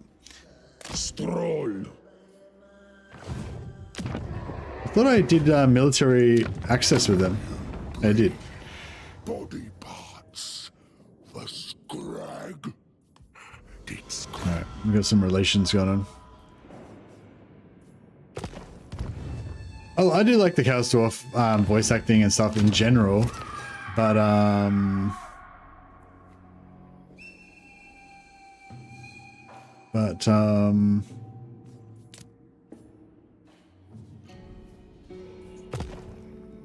yeah, in general, but yeah, when they're idle screaming, just constant screaming, kind of gets a bit on your nerves.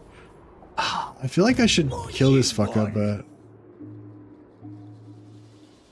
what's he got? Nothing. Physical resistance for Tamus Taurus units faction wide. It's pretty cool. Grimgor is still alive. Yeah, Grimgor is well and truly alive. Grimgor is number 1. Oh no, we're number 1. Grimgor is number 2. Number 4. He's not as big as me, but he's, you know, he's doing all right. We're saving him for last. Well, saving him for next, I guess. Would be more accurate. So.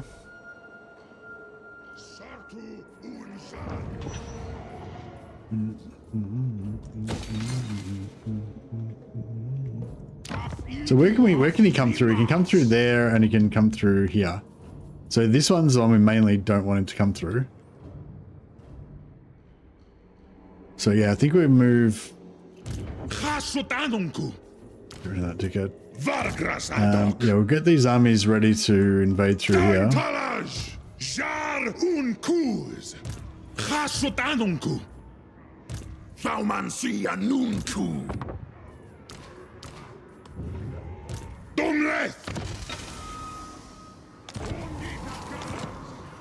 Tagrungron apgru. Afsepuzan suminu.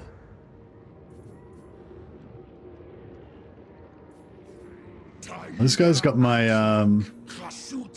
he's got my Kadai Fireborn that I'm meant to be in what's his name's army. Not sure how I feel about that. Alright, well, I guess we're gonna take him. So it goes 375, yeah, we gotta get them healed up. If wait, is this guy gets that machine healing thing? Infernal Engineer. No, not that one. Reforge.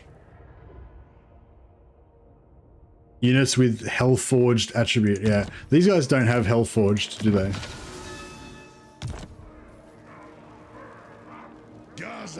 They do. Sick. So he can heal them. Nice.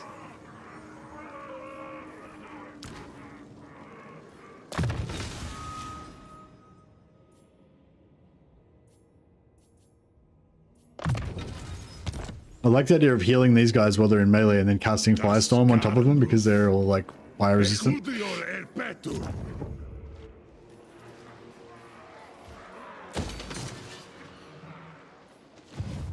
The more commands me to listen.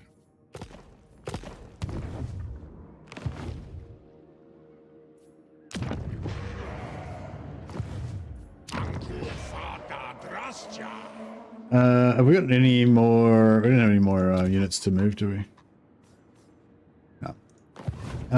All right. Heroes of Might and Magic tactics. Is Heroes of Might and Magic good? Like the latest ones. I don't know. There was one called like one old strategy game called like I can't remember what it's called, like Warriors and Generals or something weird like that. Maybe War Master. I can't remember. It was sort of like Heroes of Might and Magic, but it was like really old. And it was really cool. Like there was different races and you had to take over their settlements and build units and everything, but you had like stacks, you know, you had like stacks of the same infantry.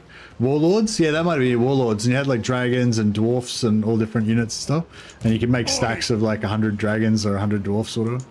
Yeah, that game was awesome.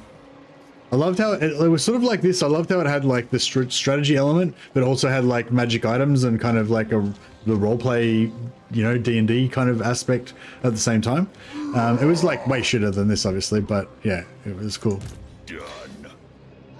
Anyways, all right, so we aren't going to be getting any more slaves this time around. What do we decide this region's called? Forest of Gloom. Forest of Gloom. All right.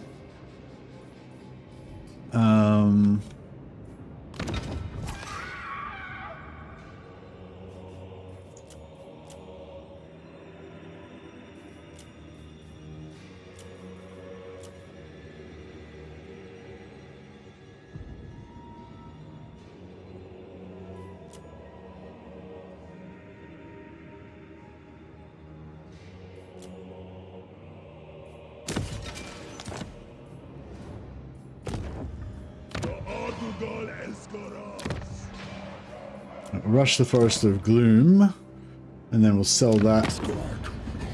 Offers giblets from my cauldron. Ballistic head for 8,000 gold.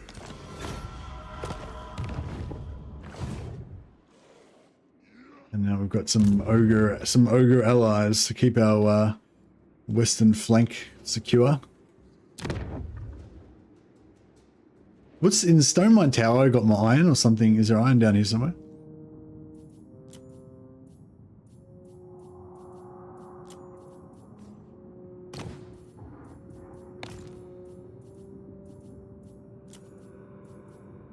Brookback Mountain, we've got that one. Black Iron Mine, we're going to get that one. Iron Rock, we've got that one. Zophbar, we've got that one.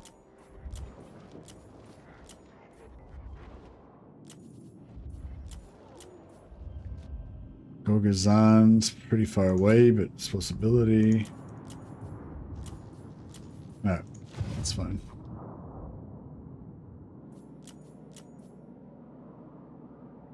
Oh, so much production. I love it. Alright, we need some weak factions to murder some more.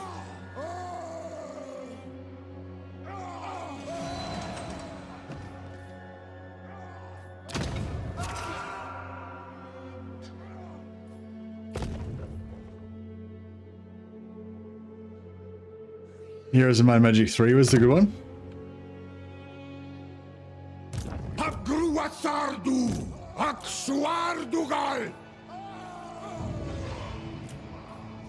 So our best provinces for putting our labor to work would be Distillation of Asgore for the Marble Quarry.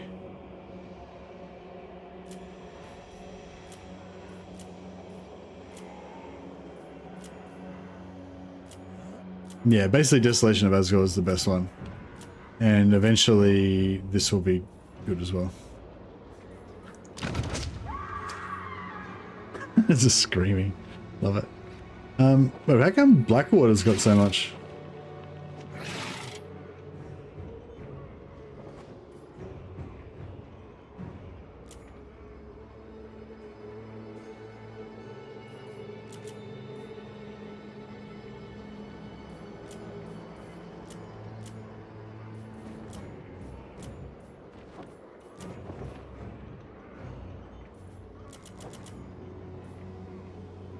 Yeah, so Distillation Asgore's got the highest efficiency rate of labor converting to materials. It's also got low public order, but that's alright. Although maybe I should just convert it into money. We'll leave a little bit in there just to give us a little bit of production. Still gives us, even that 234 labor still gives us 143, so good. Angva Grimazul, Awanrag, Dalabanu, Dum Thaumansi. Right.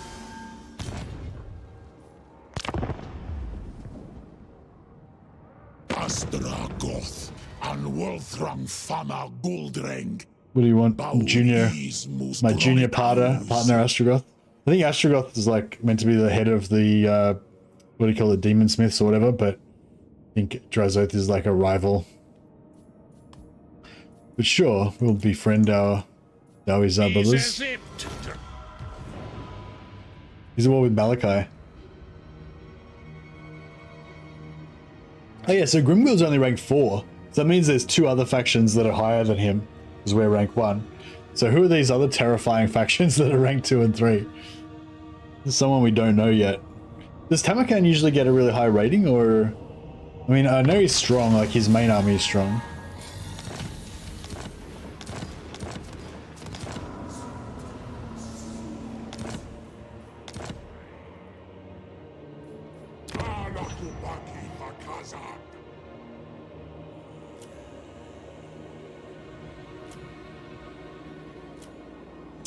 Might build artillery here, because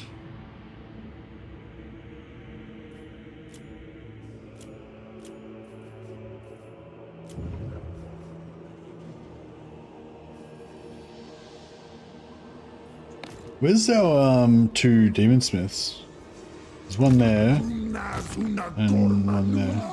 Okay.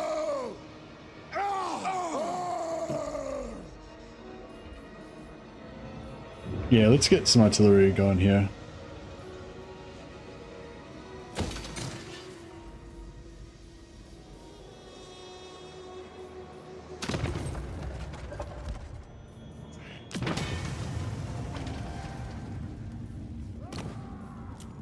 What have we got available now? We've got barrier, charge bonus, devastating flanker. Yeah, I think barrier would probably be the best thing to get for them. That'd be pretty good.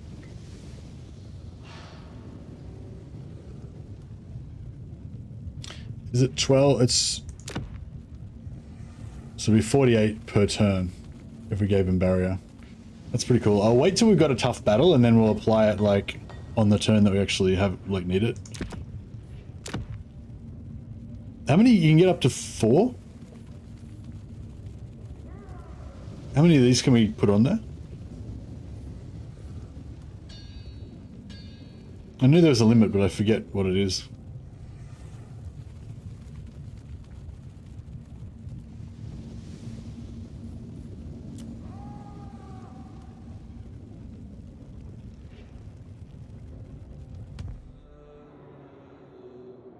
Yeah, materials production, armaments production is going to keep going up, so it'll get better.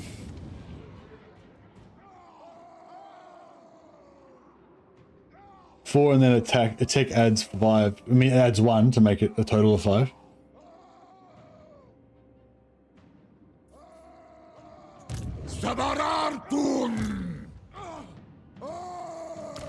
Crap. I don't have any siege attacker.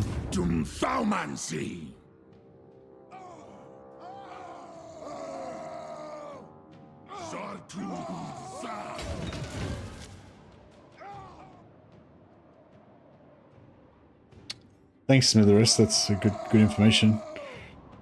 Have we got a level 10? Yes, we do. Alright, cool. We'll get Wolfrax to lead the charge on that one.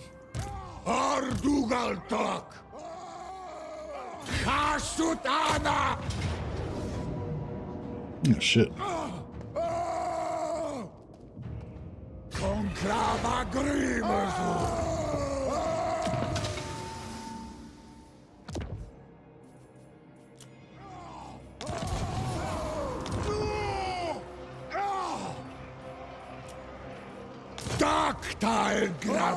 Wolfrax the Bilious.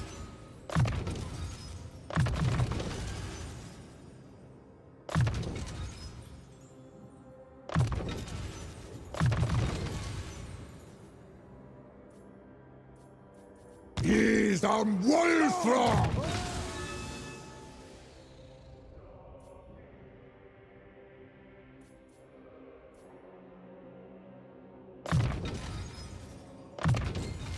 Hashutsar meta drinkaras!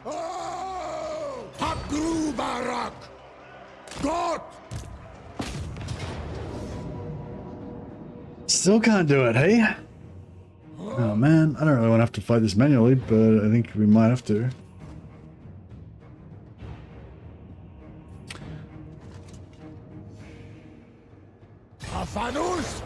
We might need some magic as well.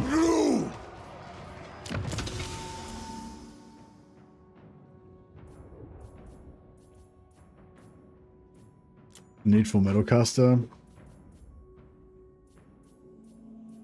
Yeah. Get this guy in there, and then he can drop some spells. This guy can get the regeneration.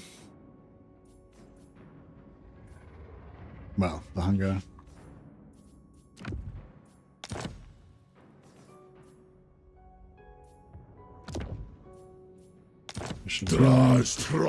This guy can grab a potion of healing.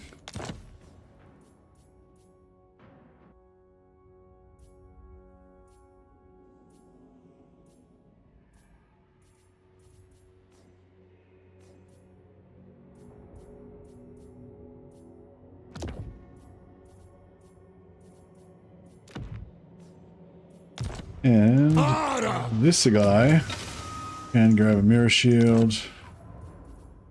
And Executioner's Axe. That's some preservation. And we give him a potion of healing as well.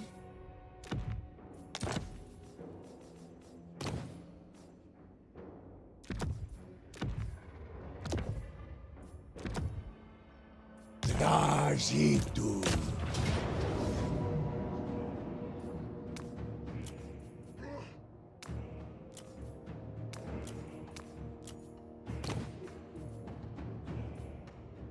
Alright, so we can get this done.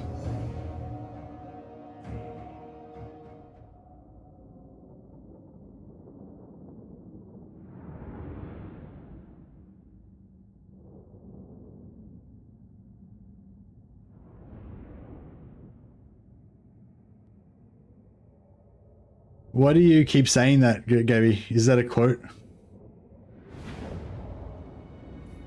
Did this famous person once say that? Does it hold some significance?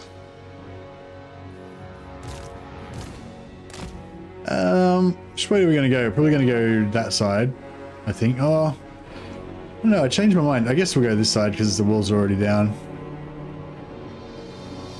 Because we've got the, we've got that,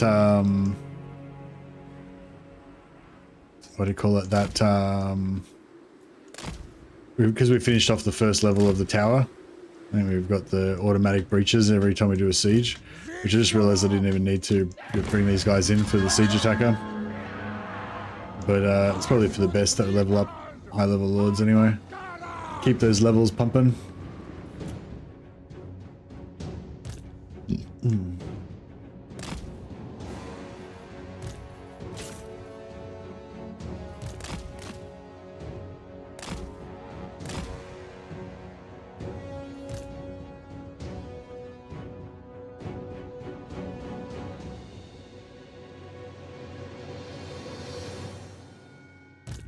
I was thinking that if they drop some towers, he could go and kill said towers or barricades.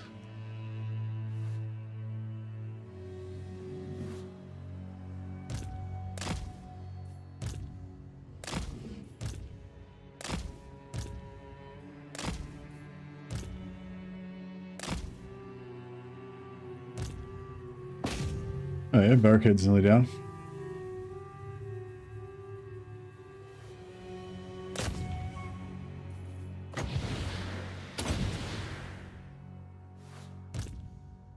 Got it? Nice. Alright, go and wreck this tower once it finishes building.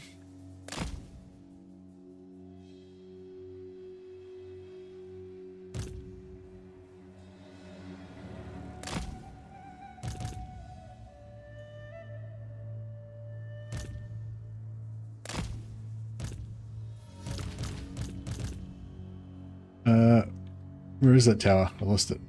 Oh, there it is.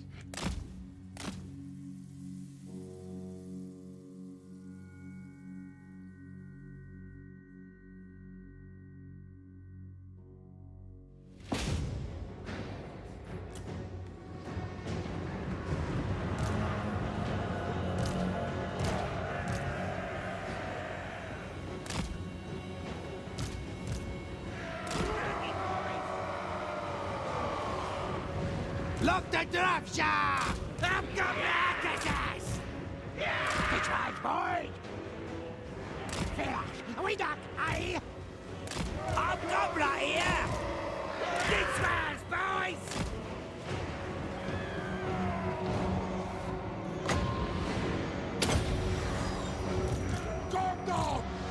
boys! His shields are holding.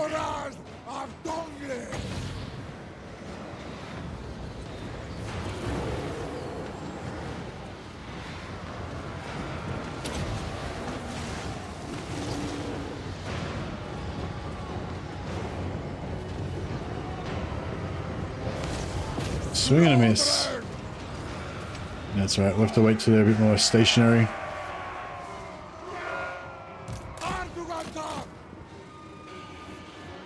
he's still managing to keep these guys pretty occupied. He's barely taking any damage. I think they're having a bit of trouble targeting him because of his hitbox. There's a lot of gobbos there.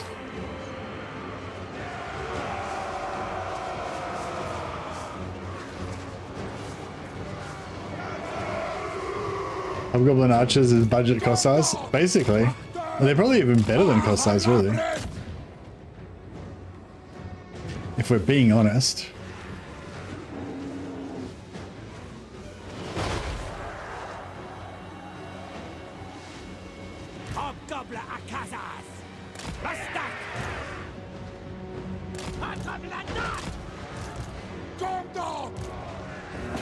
He's not doing a very good job of killing this artillery.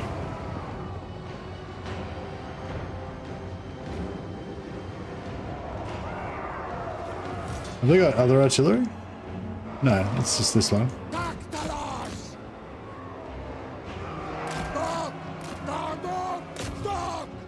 I could drop the fireborn on it, but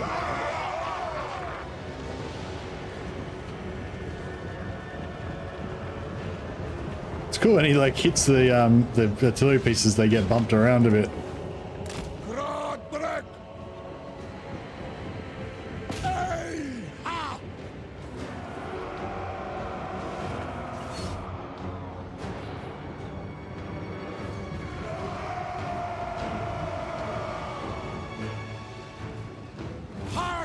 They're off the yeah, they're off their pieces, so we don't really need to kill them now.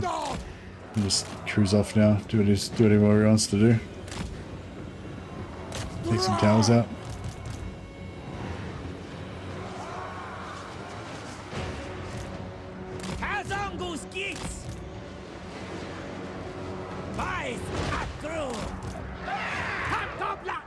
Oh, where did that fucking thing come from? Oh, they've taken they've took the walls. That's right. Fuck, I thought, I was like, where are these artillery shots coming from? And it's like, yeah, that's because they've got the walls.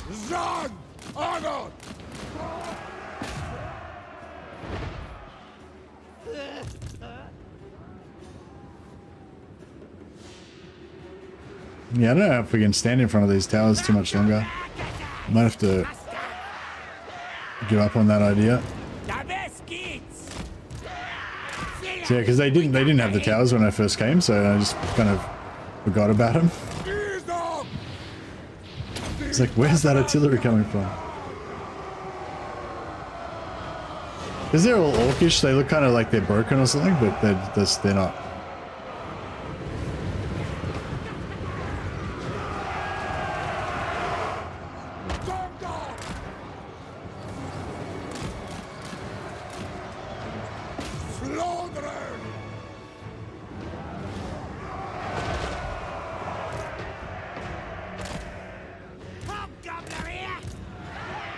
I'm just have to entirely pull out of this whole situation.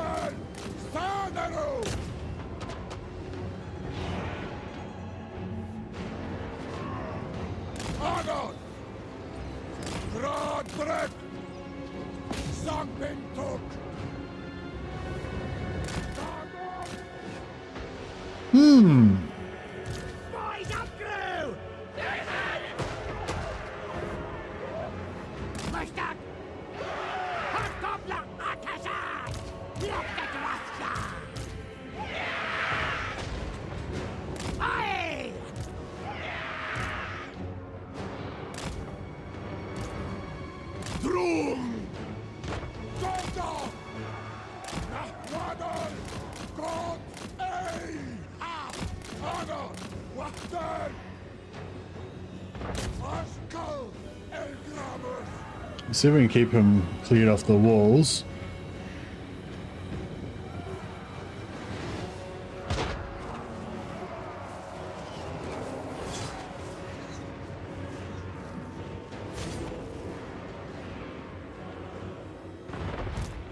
Bufatum Skalwerki.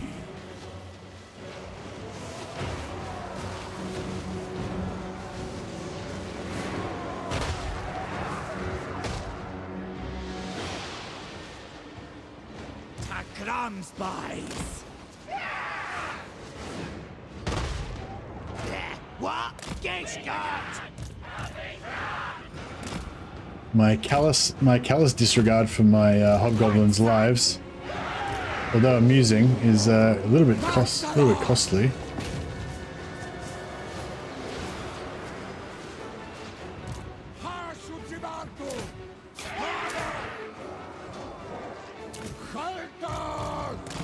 Move in! Halabren! Gago!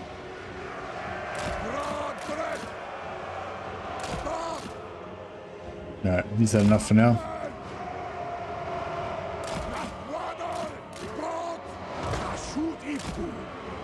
Yars! Vargaur! Halabren! Hobgobla Akazaz! Hobgobla Ori!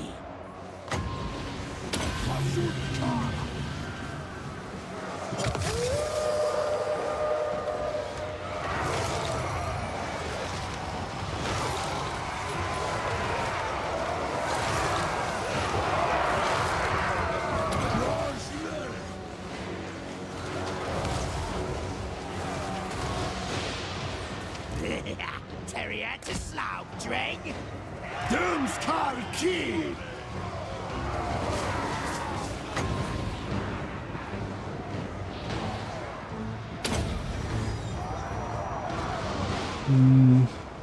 Could drop some Kadai on them to stop them shooting.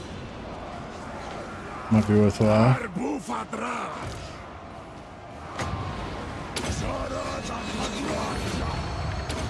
These slayers are gonna ruin them though. At least that'll save our hobgobs a little bit. Tagrums, boys! At own Doomless!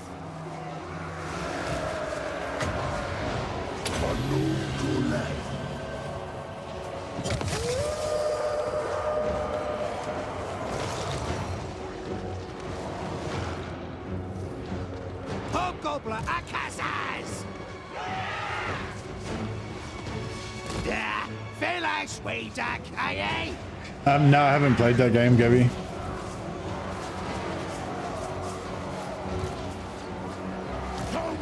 Pretty much just play Warhammer.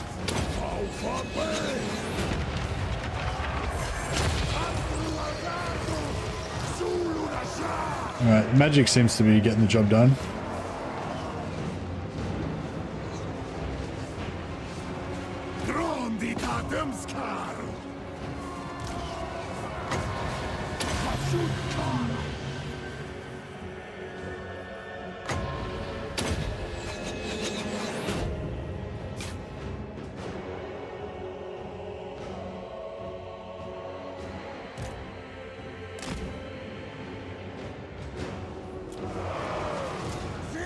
Get this guy to fly around and use his mirror shield to absorb some missiles.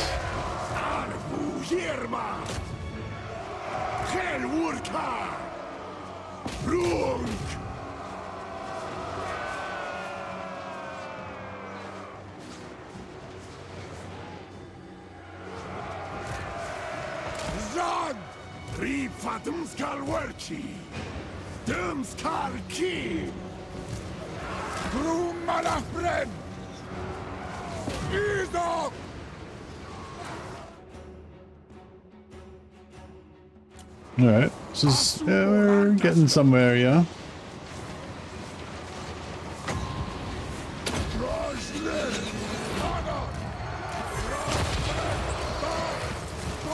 Let the shields go down and take too much damage again.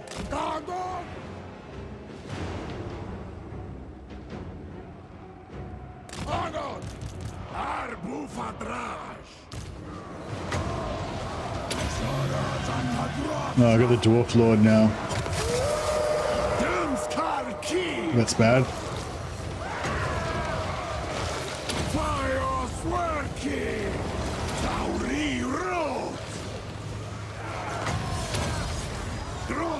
Adamskar. Arbu Hirma.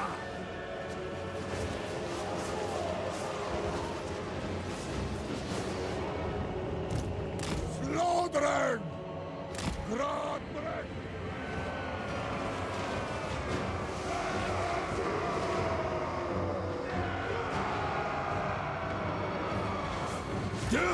Being on the receiving end of this siege must be frustrating for the dwarves, you reckon?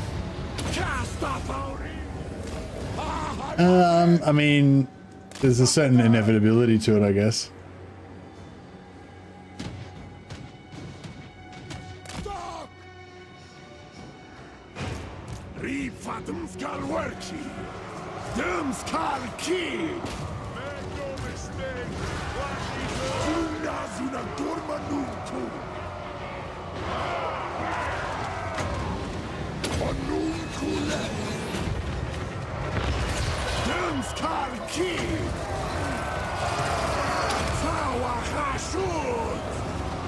Cartel Tycoon is 60% off on Steam.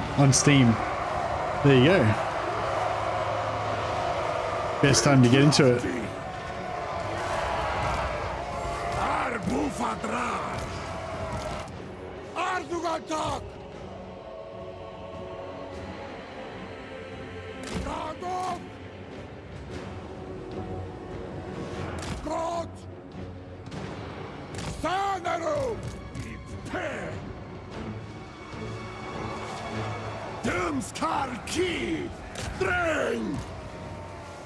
They don't really get into like Sims games that much because they don't have enough like combat. I don't mind a bit of Sims action, but I think I like, yeah, I need a bit of combat for it to feel like, I don't know, make it feel more meaningful or something.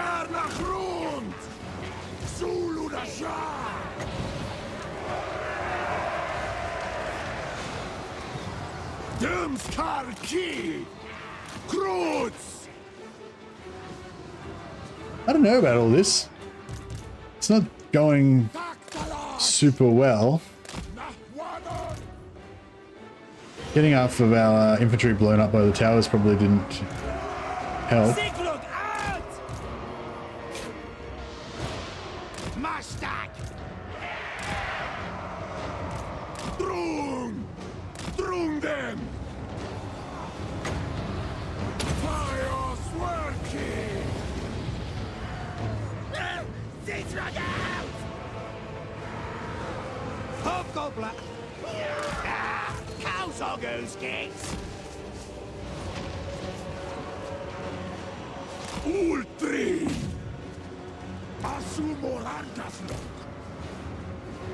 We get that lord down, maybe that might help us get somewhere.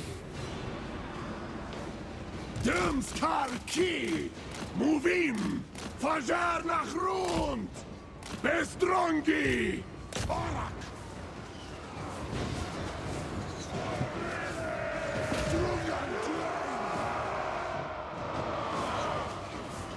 Arbu Hirma!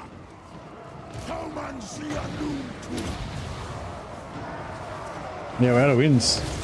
I guess I'll try and kill their lord. 2 more spirit leeches. Maybe might get the dub done.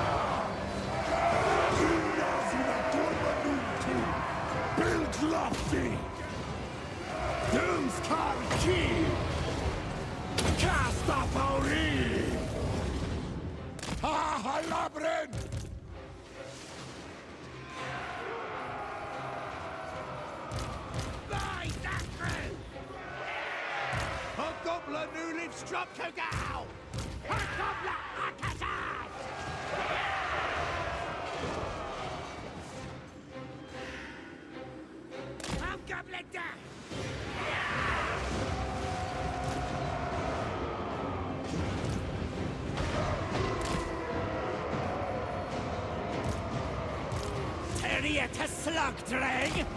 Goblin newly struck again. Saddle gets. Giska. Harsutiman. We get him? Kauman sianunku. Oh, nearly. Dragomitai. Abdanuda akasut. Saufabe.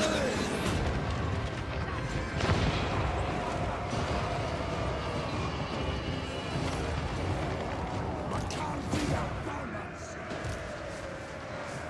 Drum. Hobgoblin akazas. Dumle drink.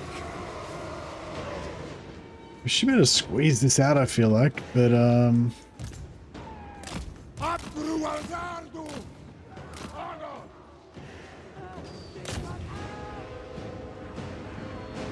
Rifatum skalwerki.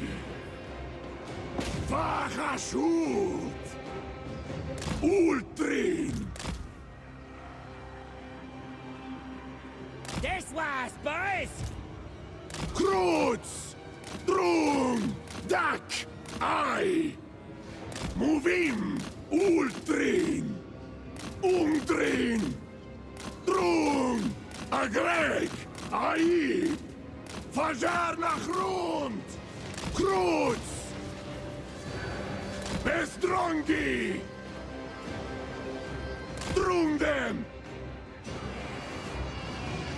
Fisharam. Ah. Oras of Dongles. we gotta terror out some of these bricks. Gardok. God. Nahwadal. Sanaru. Wahdan. Yeah, he just kind of flew in, Gardok. wasted some enemy bullets, and flew out again. Off to recharge. God. Nahwadal. Dumskarki. Yours. Ungdrin. This guy's got the hunger, so he's kind of just tanking away. Arbufadra. Ultrin. Drum. Krutz. Drum dem. Fajar nach rund. Dak. We can turn their shields away by pulling them over this direction. Really good. Movim. Drum. Gomdok. Ey. Ah. Rikasen.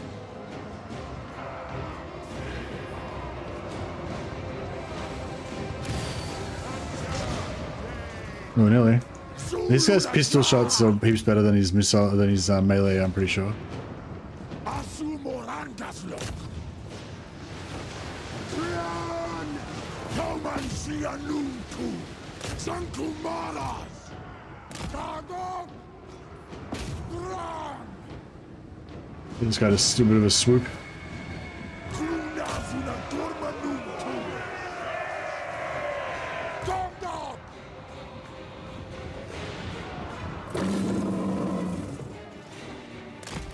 Zan. Idok. Agon. Slaughter. Get out of there. Halabren. God. Nahwadal. Dok. Dok. Wamrak. Hagrid. Dudum. Agon. Halabren. Evasive maneuvers. Dodge those Corolla shots. I'm kind of thinking almost to just bum rush in there with our infantry and then see if we can shoot them once they're otherwise occupied.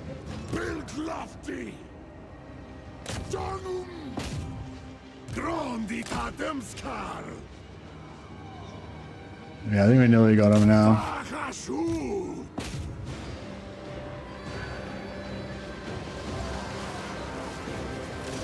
Makardia Balmansi. Döbdok. Brink. Tachren Agreg. I. Egi.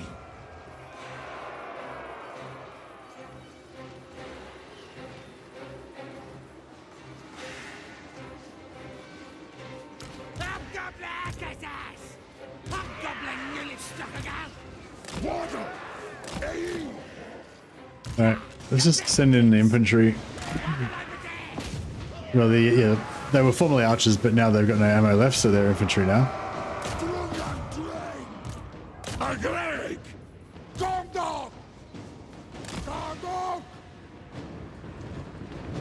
What?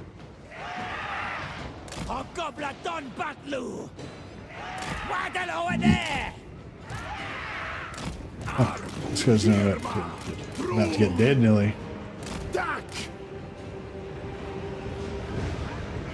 Move him! Ardugatak! Izok!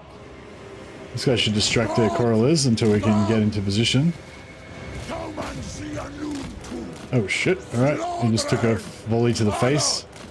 He's out of there. I think that's about it though. Just gotta get their slayers.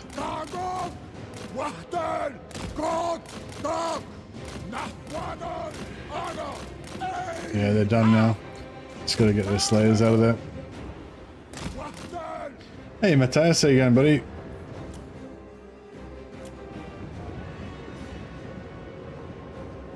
Really like the building part of Stronghold, but not too keen on the combat side of it. No, it doesn't have good combat. Good castle sim and a bit of combat, but not too much mechanics focused. Yeah, I like you know, smashing holes in walls. Yeah, nice. I like yeah, I like sim games, but I like Factorio, for example. Like Factorio is a really cool game, but I can't play it unless it's in survival mode. Like I have to have the danger of the bugs, you know, invading. Otherwise, it doesn't feel like there's any reason for me to play, kind of thing.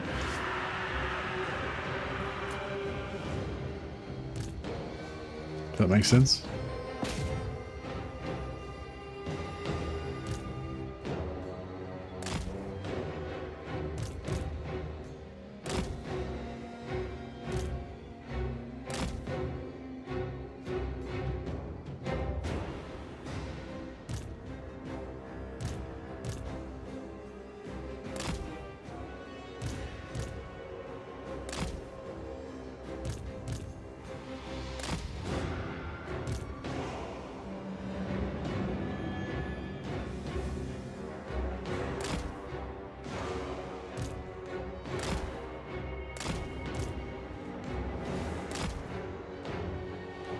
As soon as these slayers are dead, I think we're done.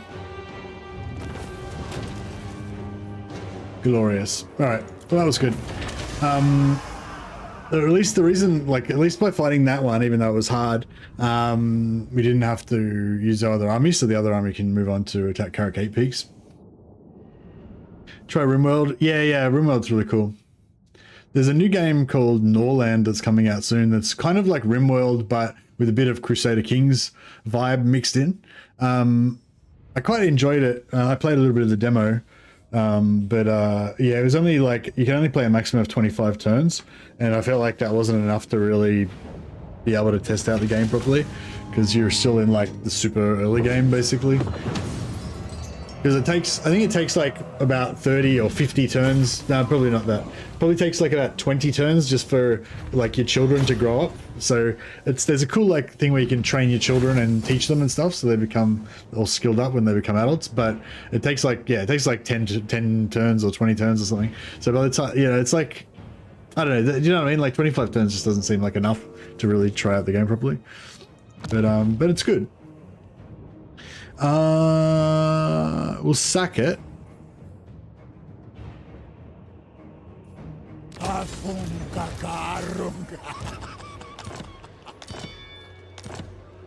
Thaumansi Anuntu Makazia Thaumansi Gorndok Doomskullki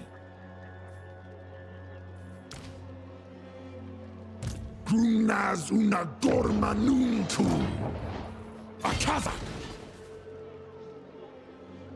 Gormleth Pararkrufasa. All right, Karaza Karak, another one of our hated enemies destroyed. 8 turn caps. Yeah, it's just, yeah, it's like when I played it, I think I was in like an early alpha state or whatever, you know, so it's still probably got a lot of development to go, but yeah. Played a bit of Against the Storm. It's a nice mix of city sim and roguelike with fantasy elements. I played another game like that was kind of like that. Oh, no, actually, no, it wasn't really like that. It was more like a tower defense game. I don't know what it was called now, but it was fun. I want to take Doc Carraz out as well, but I wonder if they'd peace out with me. No.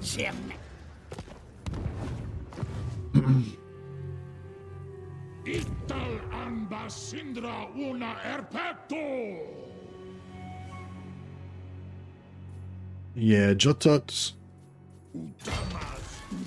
I don't know. Should I get into Karakay Peaks, or maybe I should just go for Black Iron Mine? That way I can try and peace out with Queek.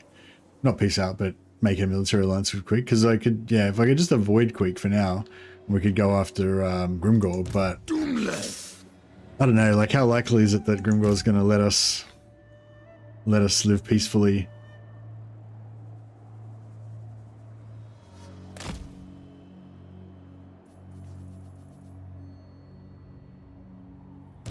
Zogov, Dumle, Suferayo.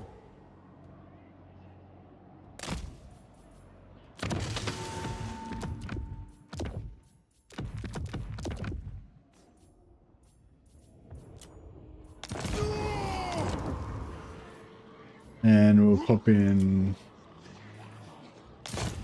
Tommy.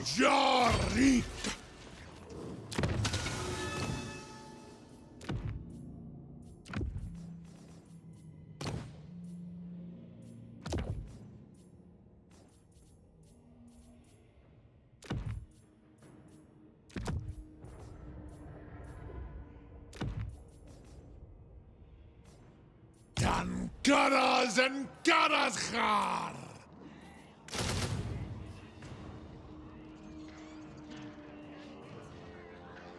Yeah, I don't think he'll attack us, but if he does, Subjugitash! yeah, hopefully we should be able to take him on. Smock of Sepudrek! Dumfaumansi! So we could send Jotot over here. I don't know if I want to antagonize these guys though. Is up crew.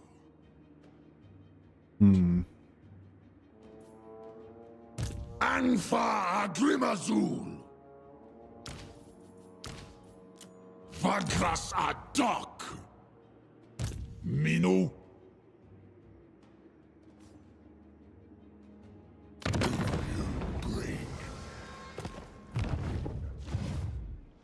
Anu is up crew.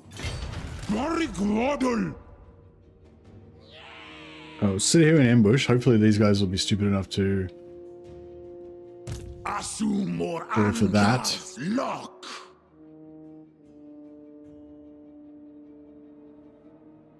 Taida Akrak. Hasut out. Jot Kristas Wadas. We kind of need to keep a presence around here, I guess, otherwise...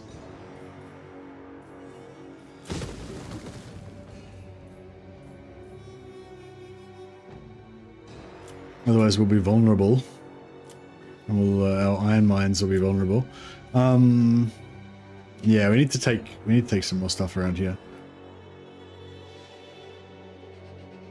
Makazia Faumansi. Yeah, maybe this guy can go and reinforce Raz.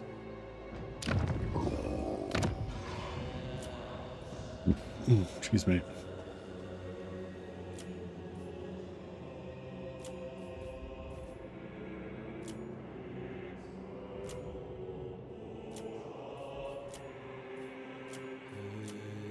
All right, it's all looking pretty good.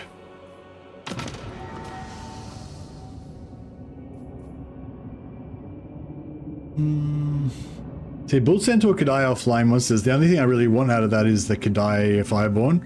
So, I guess Bull Centaur would be okay. I guess they're alright. Yeah, I guess that's alright, but melee infantry and missile infantry is kind of cool because there's...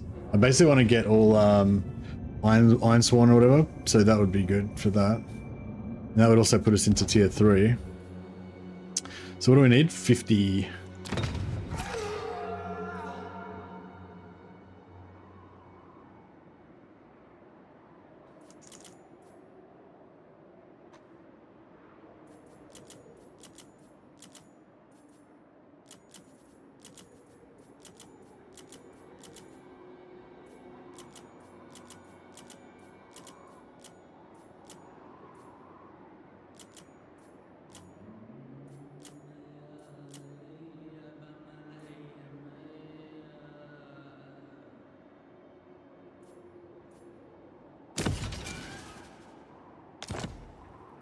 All right, let's go for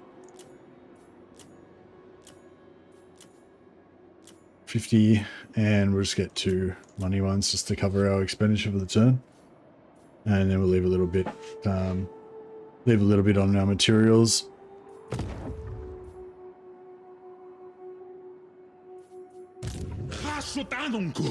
Okay. So I got no idea where Grimgor went. Face me on the battlefield, if you have the courage.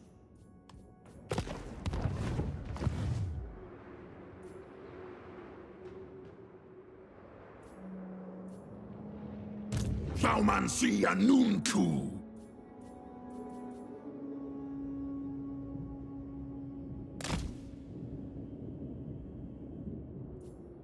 Chasutanunku. Dum Thaumansi. Groma Drazul. Angva Grimazul. Ardugalzan Tabarag. All right. So that army is somewhat elite now. Itharis Asgal. Itharis. Tagrungron Apgruth. Dakuaz ta Elgram.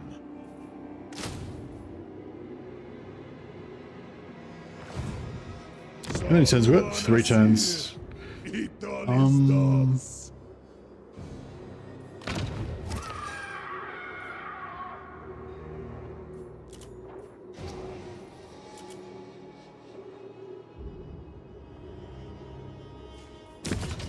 Alright, screw production.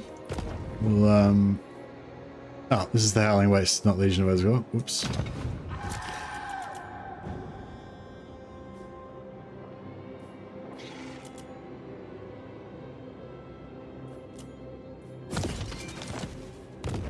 Alright.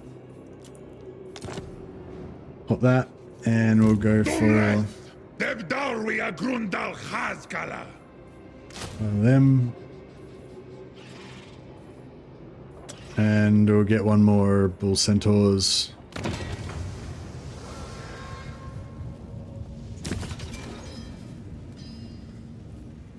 So it's just two, and it's shared between all the different types of Bull Centaurs. Anos. I kind of like the shielded ones just because they have shields.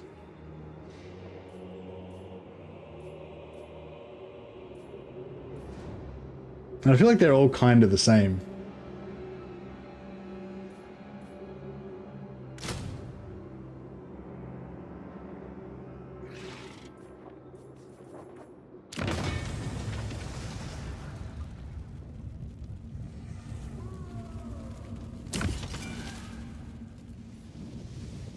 Just get sort of getting whatever I can get while we're here.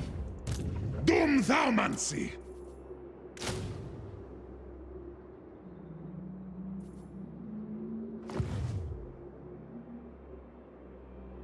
We'll start gearing up for our war on Grimgor.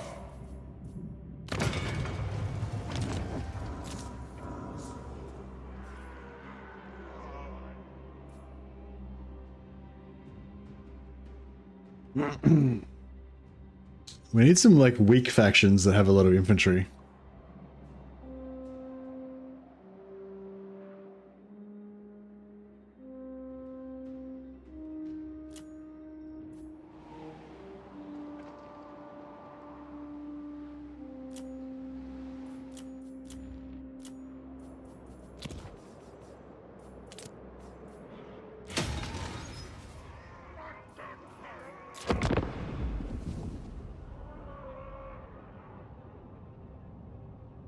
I guess I should set up a raiding party in Zarnagrund. Haven't done that yet. Okay.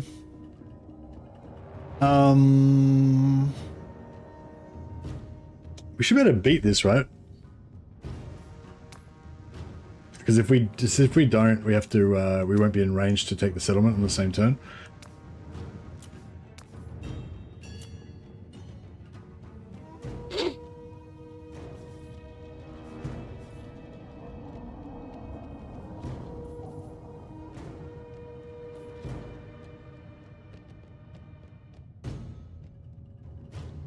And this might be hard, but we can always retreat and try again if we fail the first time. Yeah, I'm interested in Nordland. I'm not sure if it's going to be good or not though. I hope so. Yeah, the squigs and the trolls and the spider riders and everything. I'm a bit worried about getting all my archers messed up by all the flankers. But we've got this powerful flying lord. Should even up the score. Might try and harass them early so we can try to split their archers out.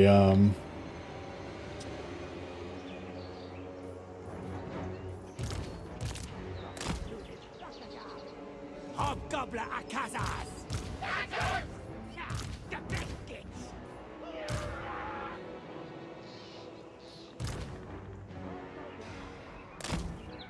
Lock the dropshot! Hobgoblin New Live Struck Kogal!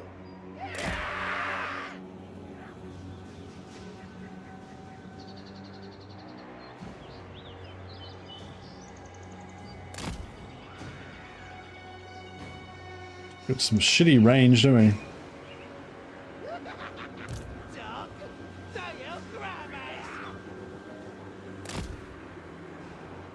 Hobgoblin Akazas! Hobgoblin! Hobgoblin Akazas! Harutash Hobgoblin! Hobgoblin Akazas! Melee infantry totally overrated? Yeah, I agree. 100%. The best kids!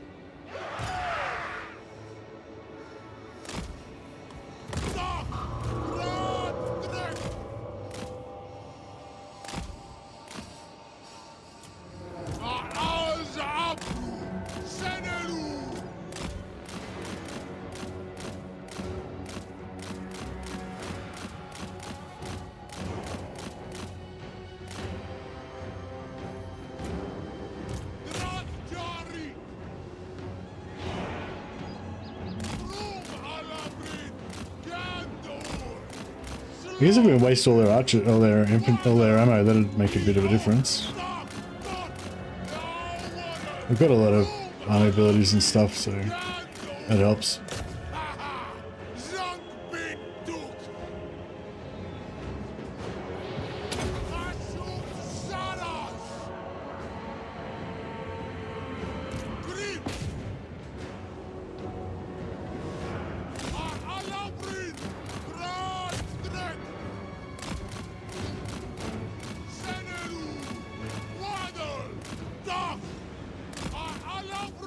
Yeah. Now we've split out their archers and their chariots at least.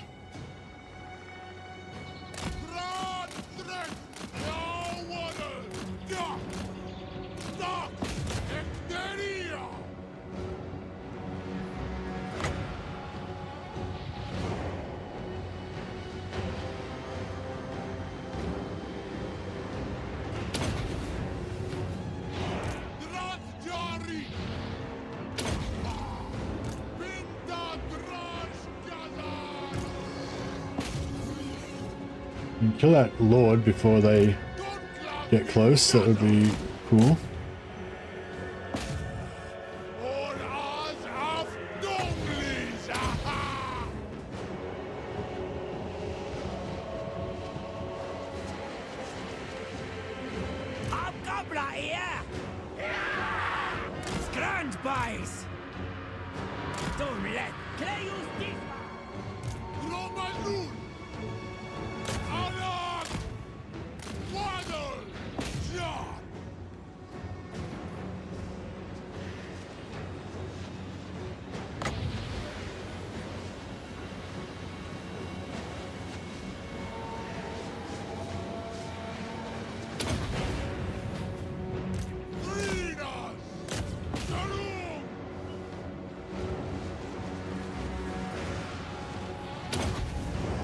This is looking pretty good. So far, so good.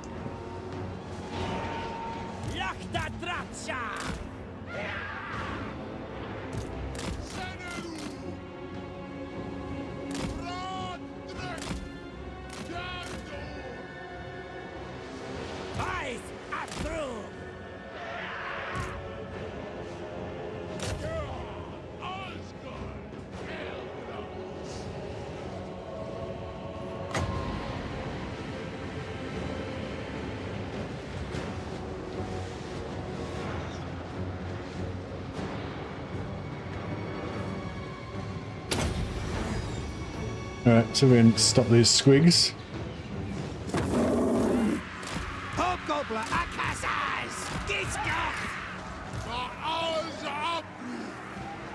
Alright, yeah, it looks like looks like it's been handled.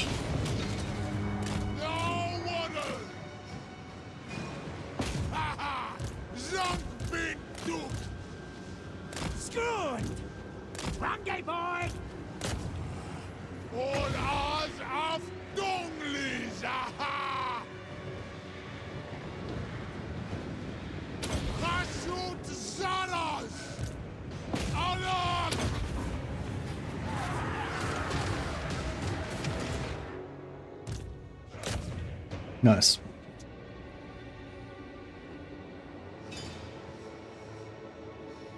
Get back here, labor.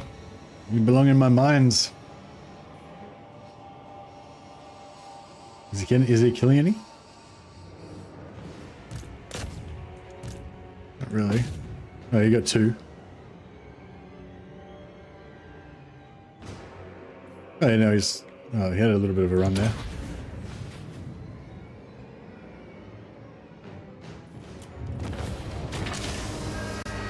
Warhammer 2 ranged meta still holding up. That's it. It's a bit different with greenskin with the Chaos Dwarfs though, because the hobgoblins are actually, well, I mean, they're not good in melee, but they're not like, yeah, no, they're all right. They're just good all-round troops basically. If you have Gorda's Backstabber in the army, they're actually pretty solid. Never went away. Yeah, that's right. Yeah, it's not so much like that ranged is crap now. It's just that you can sort of use other stuff as well. I feel like it's in a pretty good place. I feel like it's in a pretty good state at the moment. Like, ranged units are always going to be superior just because they're ranged, you know, but they're like, they do seem to be a bit nerfed in Warhammer 3 compared to what they were in Warhammer 2. And yeah, like, yeah, I feel like melee infantry are still not great, but they're more viable, you know. Trying to think of a faction where you can just go like all melee infantry and get away with it.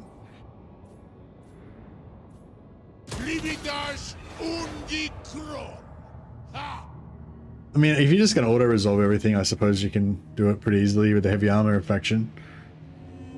Northscrew and Khorne, yeah.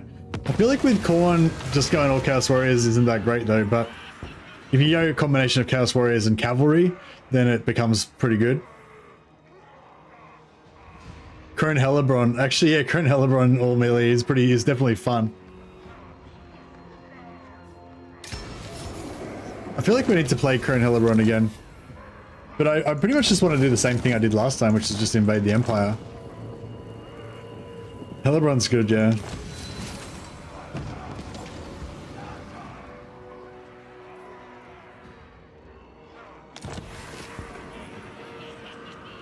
Yeah, that's the, yeah, if you get an auto-resolve, that's fine. But I mean, in actual melee, like, you have like a full melee infantry army and you think, oh yeah, that's pretty cool. But then you go up against like a Skaven army that's just got heaps of artillery and poison and fucking everything.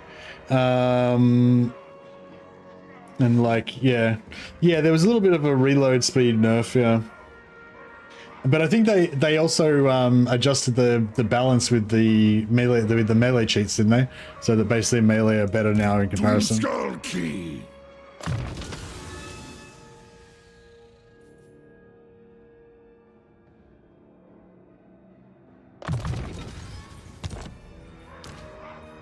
Gormlech. Drastaumansi Zaraz. I always get confused with the reload thing, whether it's like yeah,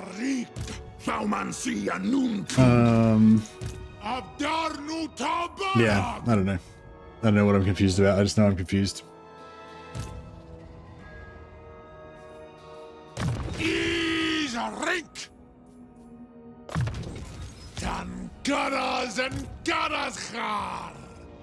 I guess I'm confused about whether it scales more or less. No, well, yeah, because of the like additive way that it works. Like if it like, is it better when they're leveled up or worse when they're leveled up? Like it's better. Obviously, they have faster reload when they're leveled up, but is it like, is the nerf like does leveling them up like mitigate the nerf, or does leveling them up make the nerf worse, kind of thing? Like, are they more nerfed at max level than they are at low level, or are they more nerfed at lower level and then leveling them up gets rid of it more, kind of thing? Yeah, or whatever. Or the same, or the same.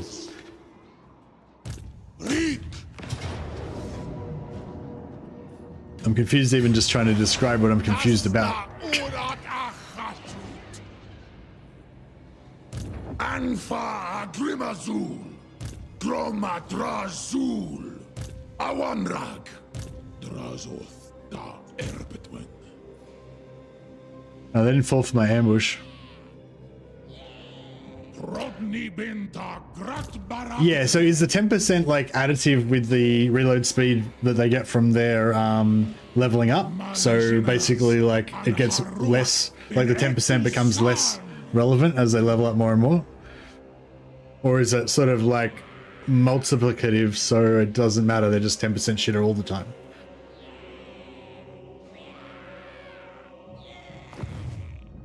Stop that! You daft git!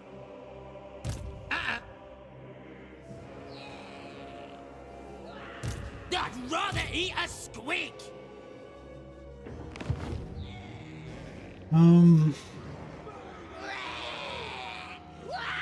I really want to get captives out of this somehow, but I can't. Or maybe if I attack this guy and they don't run, if it's by some miracle. Pretty sure they're additive, yeah. So it'll be, so it's mitigated basically. So it's like worse when they're low level, yeah. Once you level up more, it's like less impactful.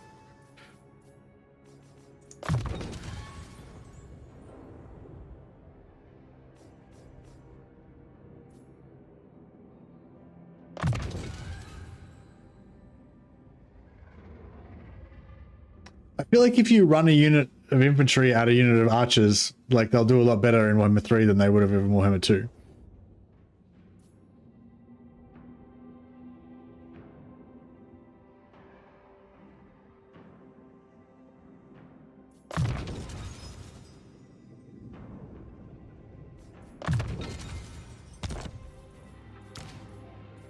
But yeah, I don't know, I guess there's also like a lot more ways to buff stuff. Well, not a lot more, but there's a few more ways to buff things and stuff in Warhammer 3.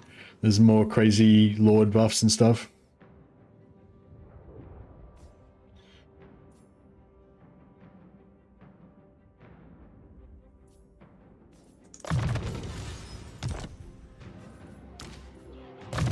Drazo. Well, yeah. Well, I mean, if a unit was specifically nerfed or buffed, obviously, I'm not talking about that. I'm talking about just the general changes to melee and ranged. There were no blunderbusses in Warhammer 2, so I don't know how you would make that comparison with the Warhammer 2 blunderbusses, but yeah.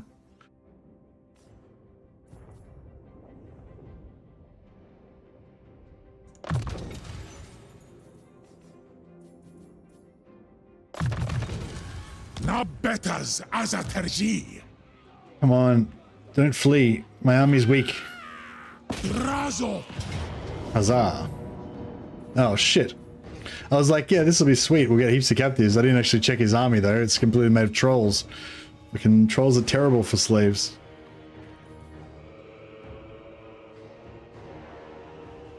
Oh, man, I almost feel like I should just auto-resolve it now.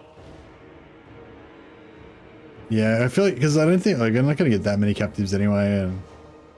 Ital Andrendi. Yeah, we still got 300. Who's Udiol Ardugal?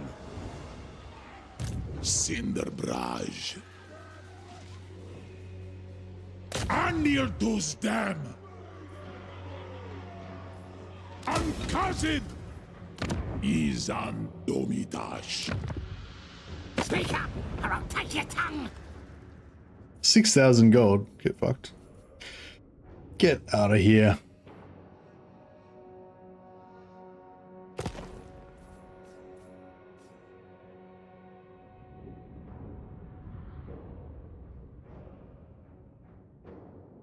Oh, keep the chat in English if you can, guys. Just to, you know, it's an English chat so everyone can read the comments.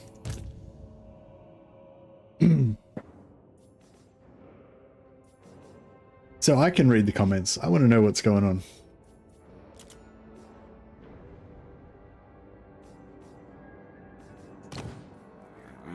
Sket for now. Murder. Vampire counts zombie spam.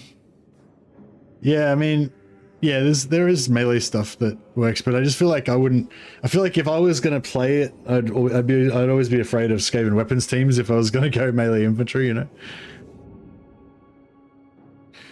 Warhammer 2 did have a blunderbuss. It was on the Vampire Coast Gunnery White. Okay, and yeah, no, we were saying like yeah, I was saying I feel like melee infantry charging at a ranged unit would do better in Warhammer 3 than in Warhammer 2.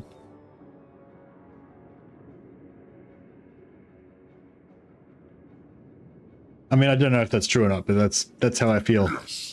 That's how my feelings are.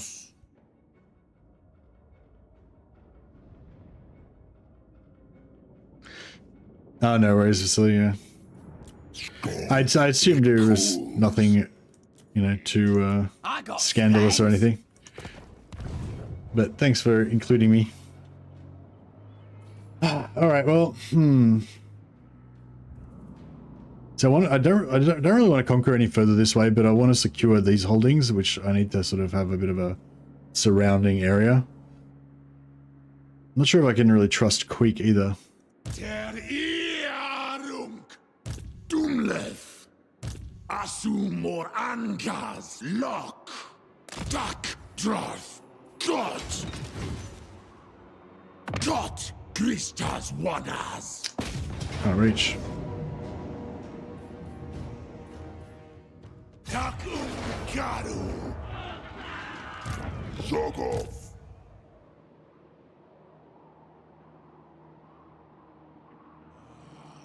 Tasta Urat Achashut. Hey RF. Yeah, well, I don't know. I've probably worked on about 5 videos in the last few weeks, and I keep just, I don't know, getting depressed and feeling like there's shit not worth bothering with before I finish them. So I'm kind of partway through a number of different videos. I don't know if I'm going to actually release any of them though. I feel like I have to like make videos as fast as possible because I get, if I don't finish them quickly, then I get like, I don't know, I lose confidence that they're any good.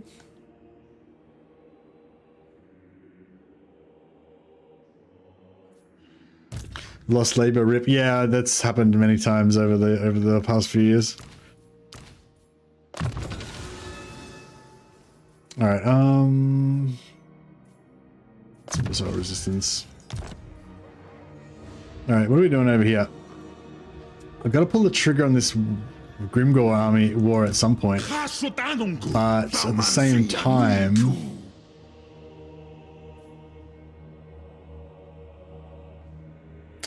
maybe we should build up a few more forces before we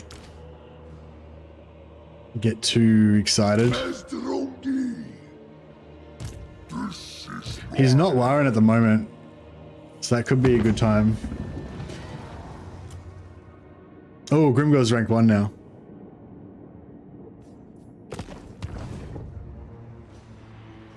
Is Udio Arduar Fabataudi?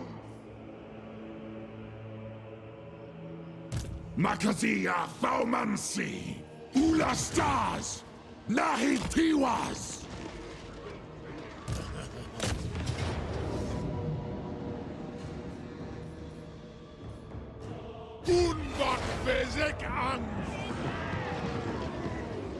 I'm more creative when I'm depressed, but I can't seem to make myself miserable lately. Oh, nice. I haven't really noticed if I'm more creative when I'm depressed.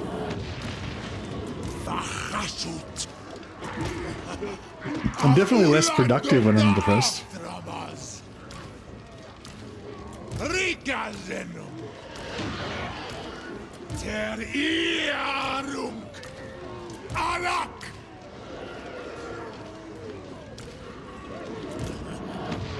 Dr. Elgramus. Thrinas. Of Ula Dr. Aftramas. Alright. Conclave Agrivas.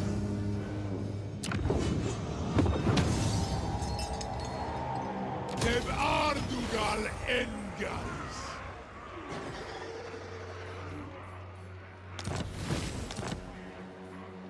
Doomskull. Alright, we need to take out these last couple of settlements. Is that it? Just 2 left? 3 left.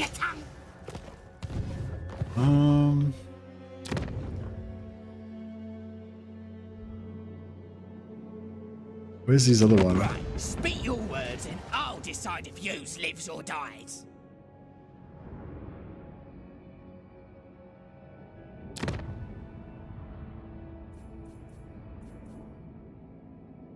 Oh, is that one there? Oh, yeah. Easy. Happy cats sleep, unhappy cats hunt mice. Yeah, that's fair. Yeah, that's fair. That's true, I suppose.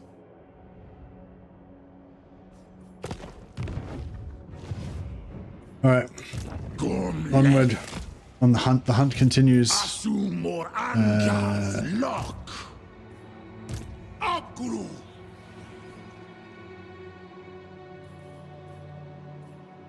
I guess we'll circle around here and we'll trash some more of this shit. I really want Draz to be the one that... Mino.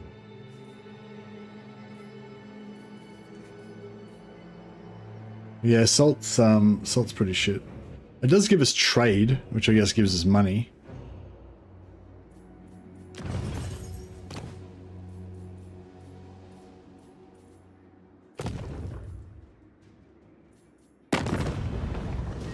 Oh, I've got trade with servants of the Conclave. That's cool, but if I start raiding them, then they'll stop trading with me, won't they? How much do we get from raiding? We get about 200 slaves per turn.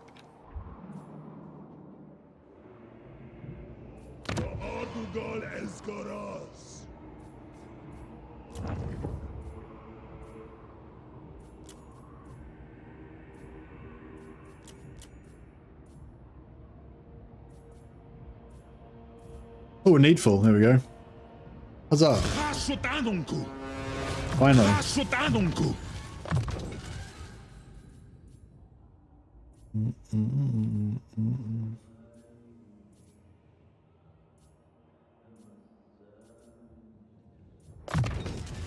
Drystrom.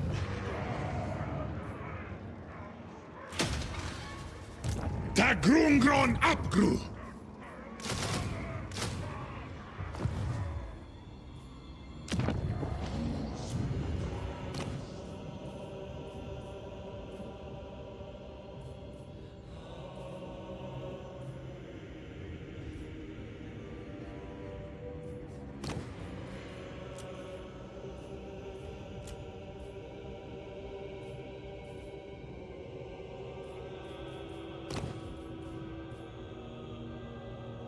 Bellicose is pretty good, I guess. Corn dog. Corn dog. Hasutsar meta drinkaras.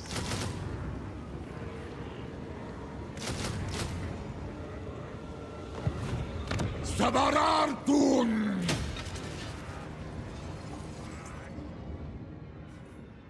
Hasutanunku.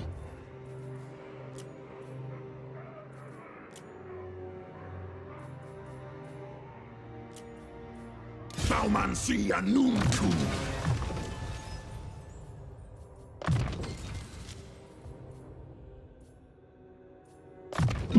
Dalabdanu.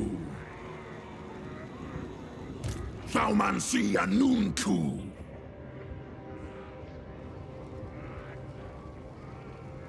Vagaha. Dromadrazul.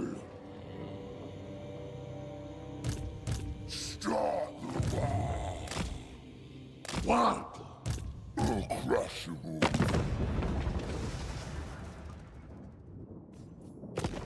Gonna get pretty crazy once we start going to war with Grimgor. The craziness level will go up pretty quick. Dromadrazul. Debdarwi agrundal Hazkala. Hopru. Dumleth. Hey, Profiteria. Alright, we'll chill here for, actually, let's go and get these guys fully healed up.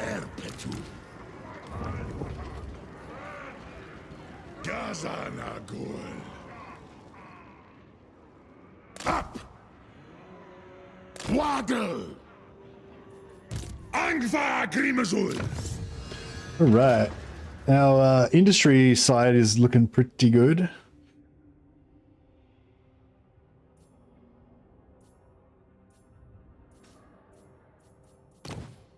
Sorcery, we could get some more, actually, yeah, we should try and get up this middle line pretty soon as well. But we'll just do, yeah, we'll do this for now. Hey Joshko, how you going, buddy? Alright, so we'll go for, yeah, missile infantry.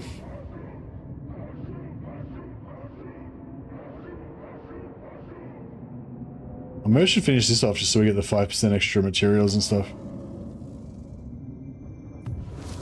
I haven't gotten a single seat stolen off me this campaign, which is pretty good. Jar un kuz.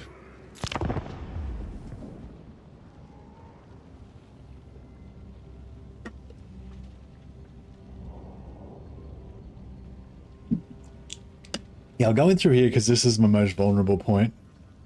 There's other, I mean, there's other points that are vulnerable, but this is the one that I'd least like to lose.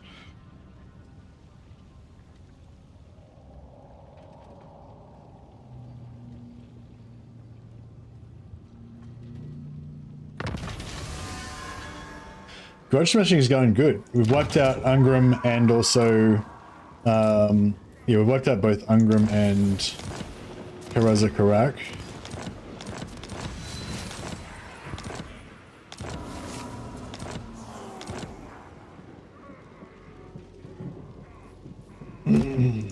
I forgot to sacrifice last turn, but that's alright.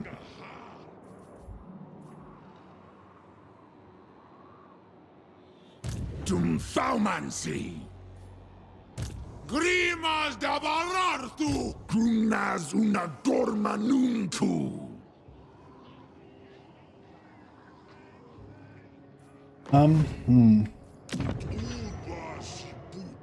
You can only build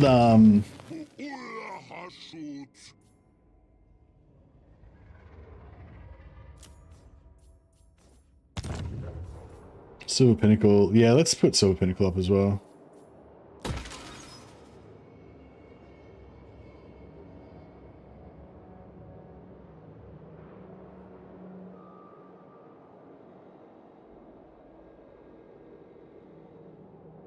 What are you saying, Arif? There's a label panel.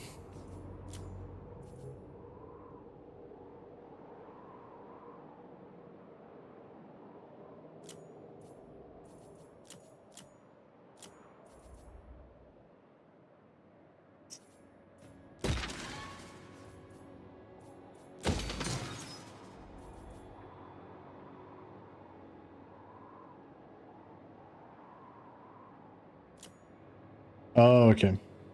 Yeah, you got to look on here to see the labor decline, which is annoying because in the labor panel, all it tells you is the public order.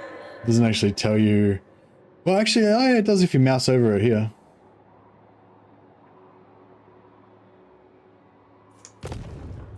But yeah, so this is rib peaks. So if we go and look, what is rib? Yeah, so rib peaks is -23, and then if we go in here, rib peaks. -23, see the loss down the bottom. But yeah, it's kind of annoying because you can't see it easily like you can in the actual territory.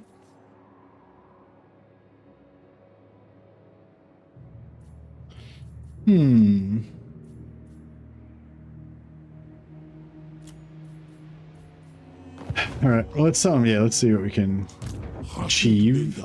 Oh, are you serious? It's like not quite gonna be able to make it. Oh, that sucks.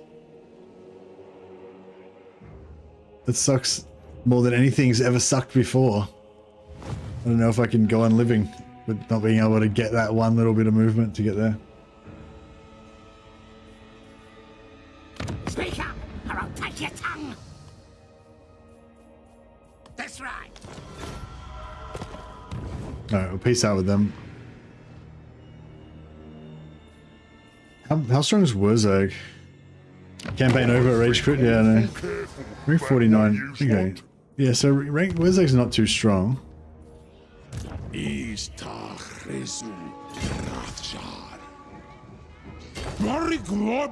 Let's take what should be ours. Okay. We might try and wait till he's like unsuspecting. See if we can just do a bit of a surprise. Surprise situation. 45. Let's go. Axo Ardugal. Anfa Agrimazu. Ut Domitas Utal. Sister Ardugal Arablin.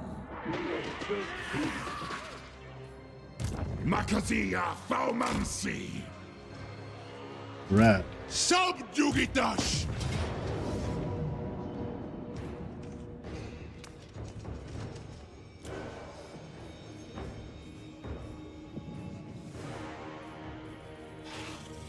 Trinas Kazak.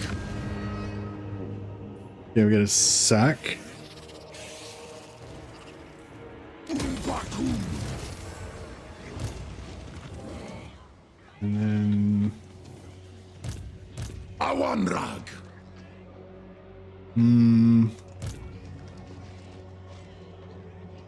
Dumfaumansi. Parartru Fashad. Gumleth. Abdarnu Tabarag. Sufereu. Dumleth. Rik. all right. Do we? Oh man, do we? I'm just afraid to pull the trigger on Grimgor, but I guess we have to at some point.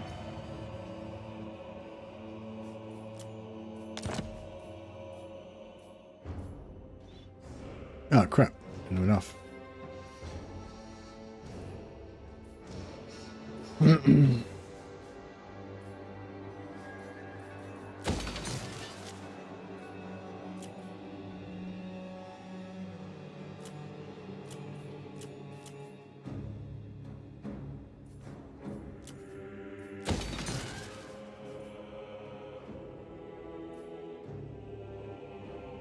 Hey, Jones.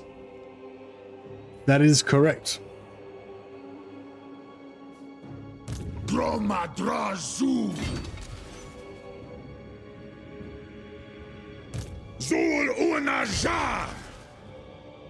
Asumor Ankas Lock. Awanrag. Now, who's going to be our main lord in this area? This guy's fire.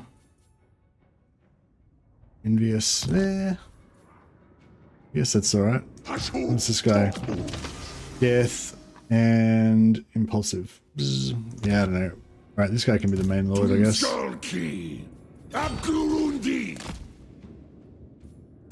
Dum Thaumansi. Gromadrazul.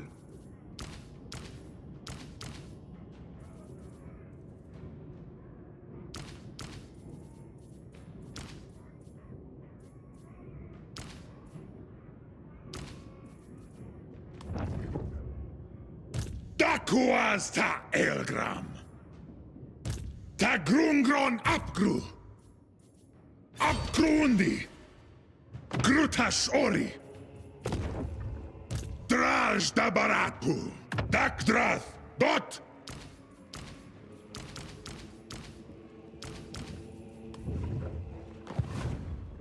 You feel like dwarves are more micromanaging than many other races? Hey guys, I don't know if you'd call it micromanaging, but it's more management. Yeah, for sure. Yeah, I'm not sure what type of management you'd call it, but there's definitely more of it. Basically, every turn I'm going through all my settlements, seeing like what's going on with them all, thinking about whether I want to upgrade them or not.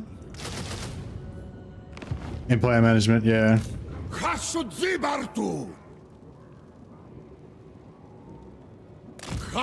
Renkidren. Abdar Nuatka. Doomleth.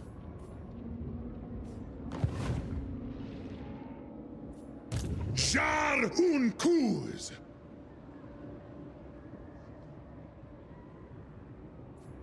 Vakaha.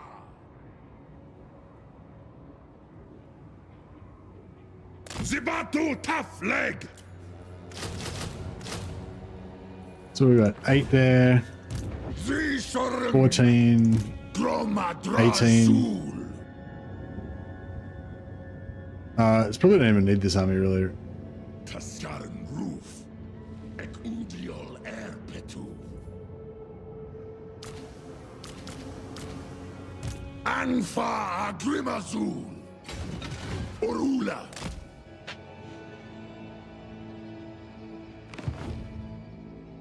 Gonna make sure the books are balanced. Exactly. Gonna farm slaves under. Yeah, I've got a trade agreement with them, but I'll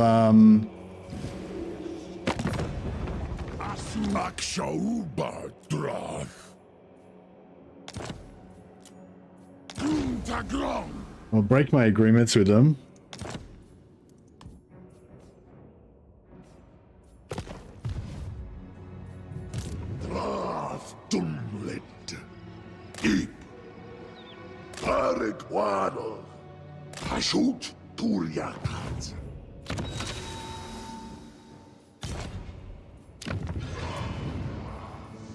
Greedy. You come from post-battle loot, accompanying Lord. That's pretty nice. But...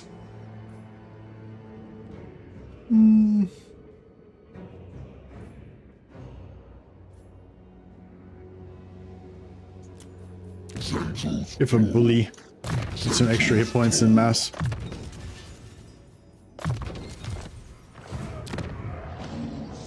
I want to get another tier 3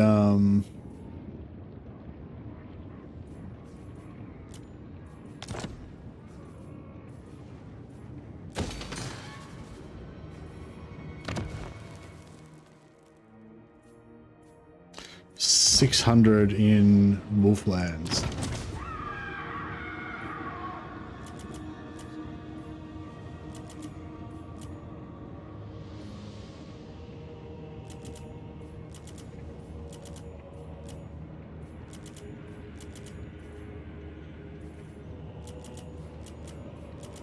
Yeah, like this part takes quite a long time. Wolflands, so it's 600 in the Wolflands. And we want... Death Pass. Additionally for Asgore. We'll just fill that up actually. Or nearly fill it up. And then we'll go...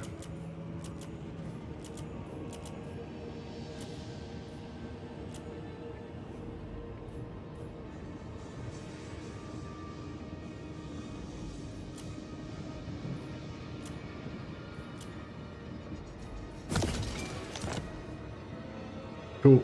And then we'll go for money, production, money.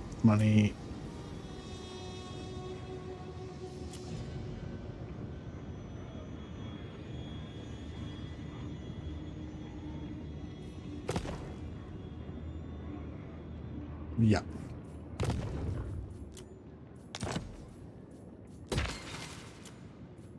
All right, so we got one more Castellan capacity now, so we can get a Castellan over here.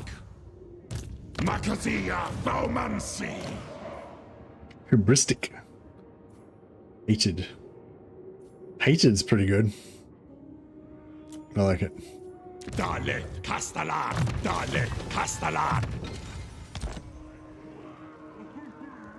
Var a erpetu un urt binta gazan. Mass isn't really noticeable, but the health is when you start getting Lifebane Blade.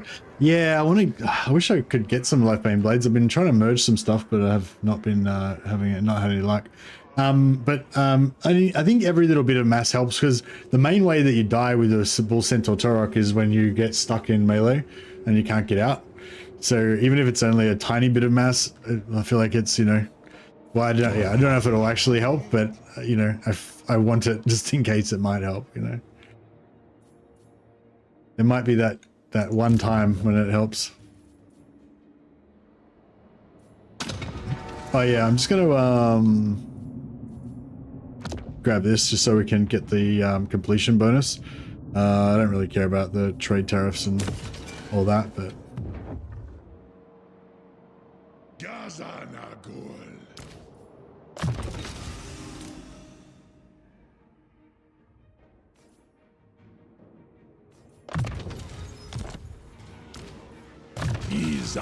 Domidash. it'd be good if there was like a oh yeah, I probably should have taken that before I upgraded it twice, but that's all right. Hashatrung. Yeah, I mean, Gordas kind of makes hobgoblins pretty elite. But yeah, I'm not sure what would you do if you wanted to make a hobgoblin doomstack specifically for Gordas. Like, what would you put in it? I guess you'd give it a Overseer Lord.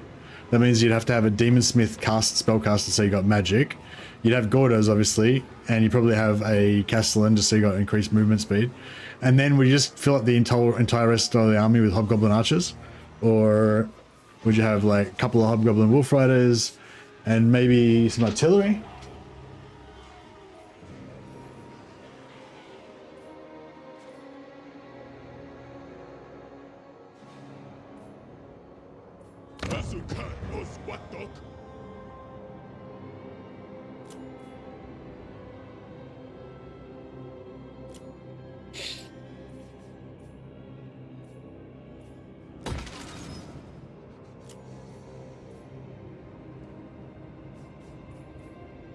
$6,000 gold for tier 3. Brutal. Kaz Okalaz we could probably upgrade. It's a long way to go though.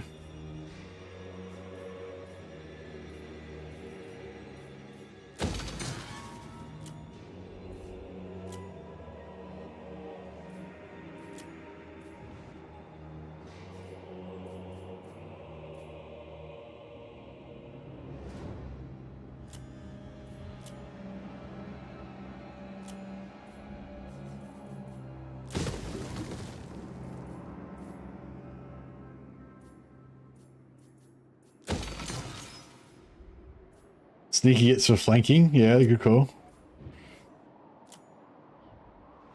Right, next turn I have to build that iron.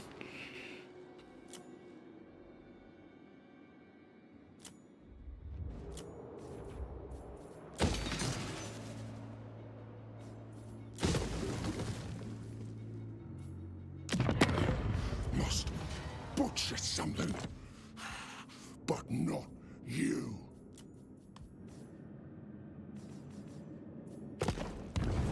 Loan me a Grogny Lord? I don't know, maybe. Alright, I'm gonna pull this trigger. I'll pull the trigger on this war with Grimgor. I'm pretty scared though.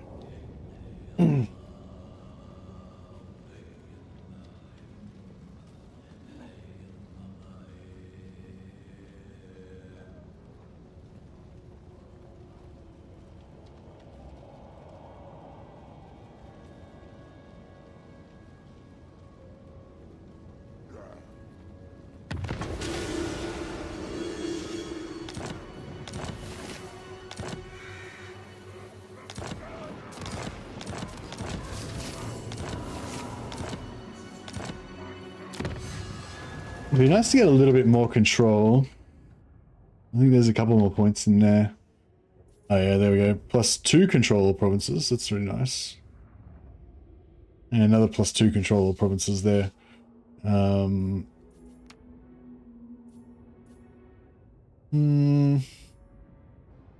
Like casualties captured post battle is pretty good as well. Yeah, alright. I mean, I think that's worth it. We'll go up there.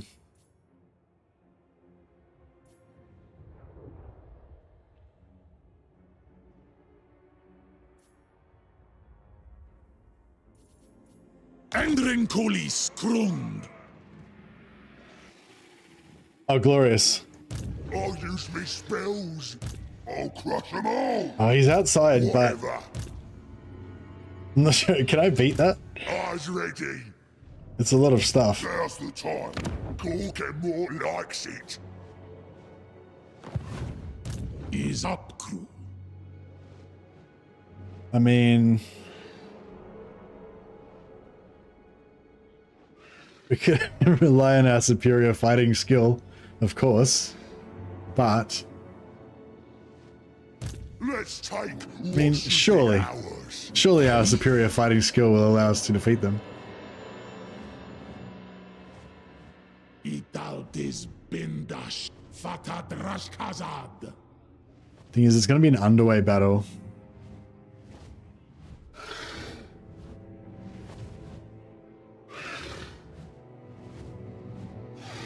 This is my land.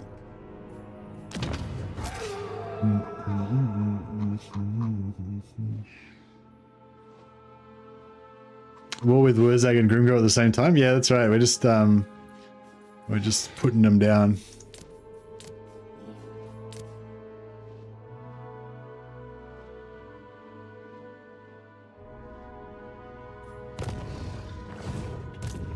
I think we can win this. Maybe I should gear up a little bit.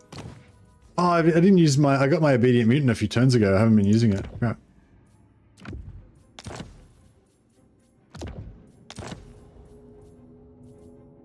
Alright. We'll give him the Mirror Shield.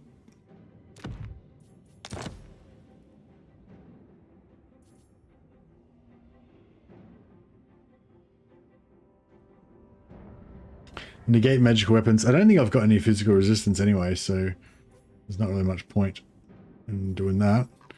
May as well go for the old preservation. Get Cinder Breath out, of course. Other Trickster's Shard.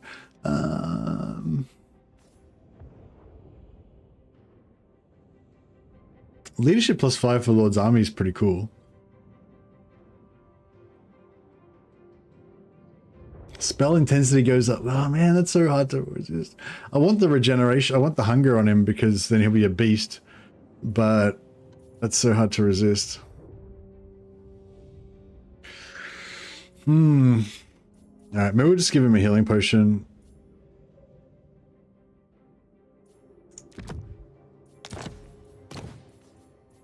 That spell intensity is just too good.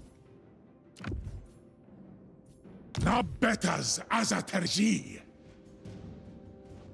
Grimgor's in Blood Bowl. What? Is Grimgor in Blood Bowl? I'll use me spells. Grimgor's not in Blood Bowl, is he? Alright. Trickster's Helm is fine. Dark Mace is fine. Black Gem of Na is good. Vial of Hashut.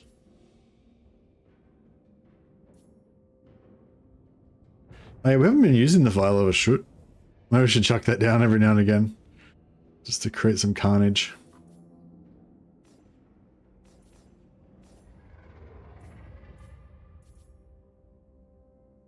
Yeah, I guess we can leave him like that.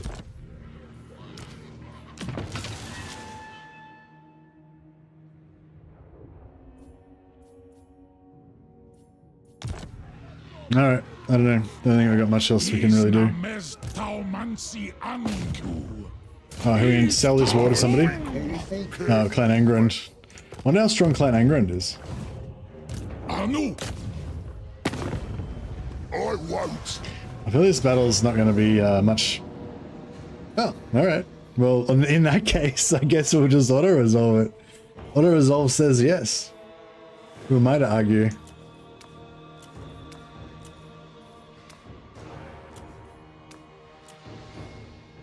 Oh no. My Dwarf Warrior.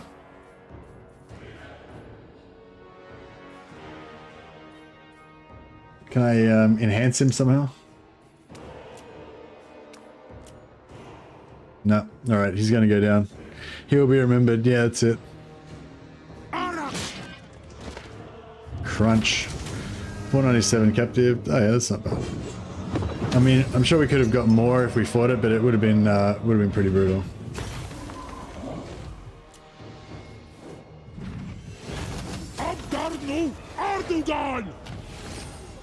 Can't turn that auto-resolve down, no.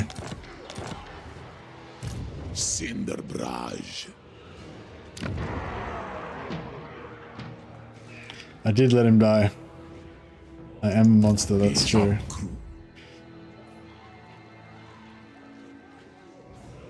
Starzi Ital. Istachresu Drachjar.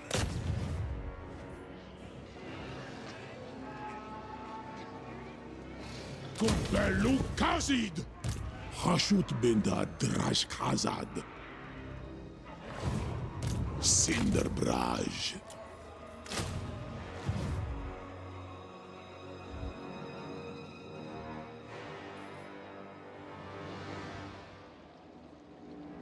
Fire Demon Sorcerer and Magma Cannons with Backstabber is really nice secondary armor to the Legendary look.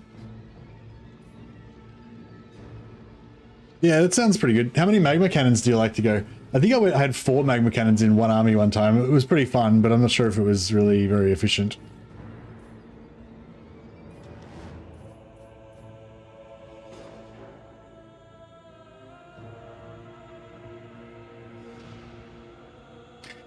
Been using mods to limit auto-resolve and I've been enjoying it. 1 per 10 turns until turn 50, then 1 per 5 turns.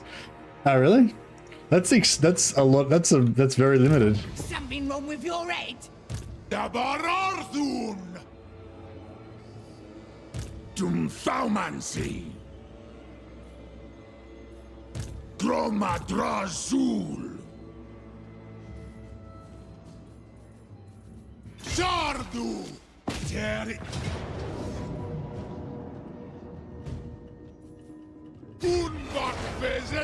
The Skarzanator himself. Asumor Angas Lock Grunaz Unagormanunku Anfa Grimazul Awamrak Arak Gata Krum Dumthaumansi.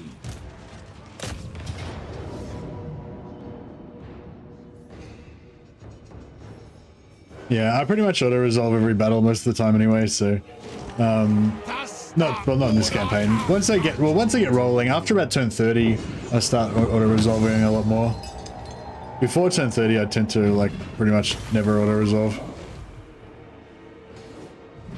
But with dwarfs and chaos dwarfs, especially, you seem to get really good auto resolve, so it's like a bit more tempting.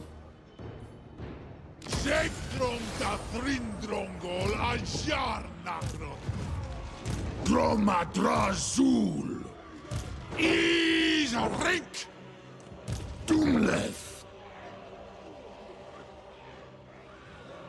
Axo Ardugal. Not Tiwas of.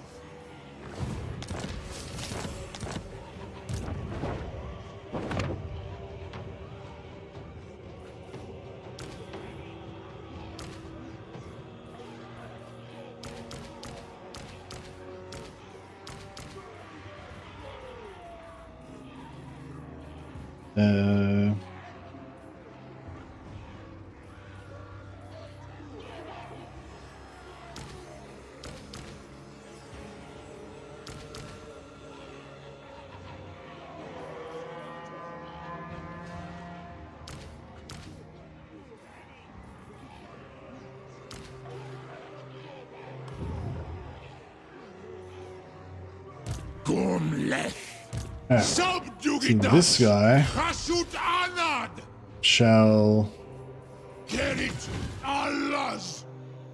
continue on to Spite Peak. Hopefully he can hit that next turn. And this guy shall proceed directly to Sump Pit. Respec out. Anfa Grimazul.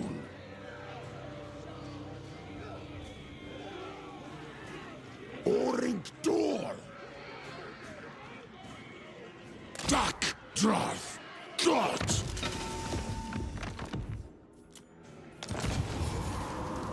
In exchange for, what do we got? Thirstful. Not too bad. Hated's always good. Exil's always good.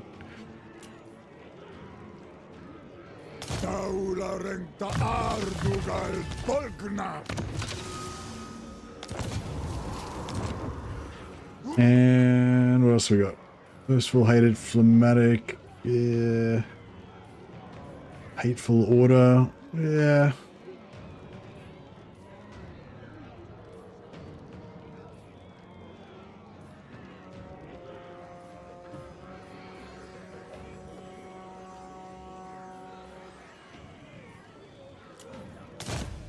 Sotanunku. Dumle. Durung Andreg. Awanrag.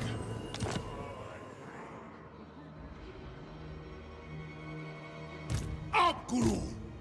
All right. I think, yeah, we'll leave these 1.5 stacks here to assist with Draz. And this guy can cruise over here. Should we just casually murder Imric on the way through? Maybe not. He might not be as easy to murder as he appears to be.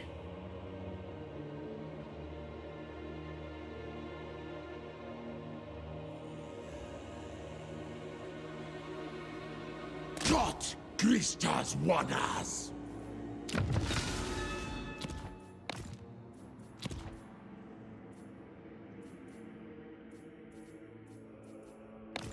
Drastrom.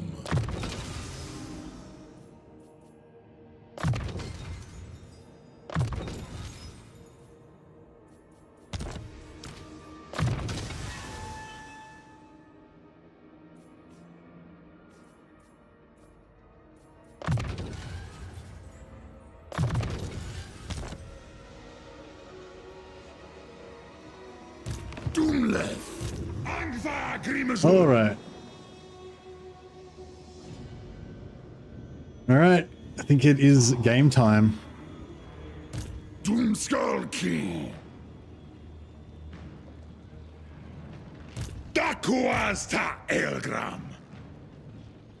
Stroll, Huri, Dum Thaumansi, Dalf Unbar, Waddle.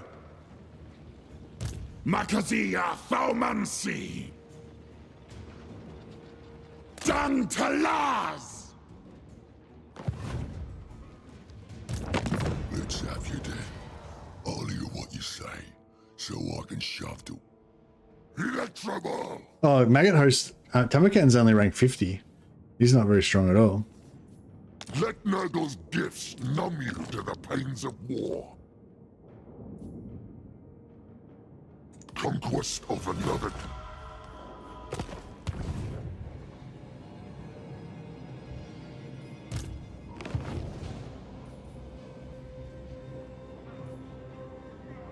Asumor Angas Lock.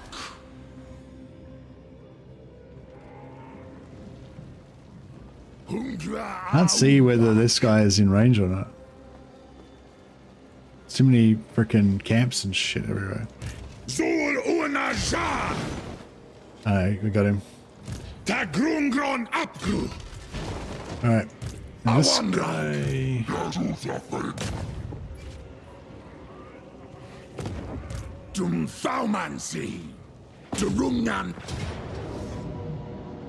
I thought he would retreat. God damn it.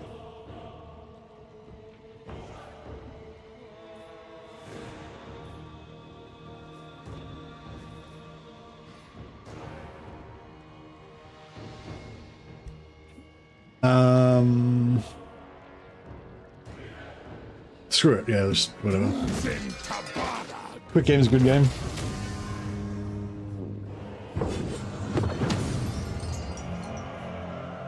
Yeah, rolled it on the labor.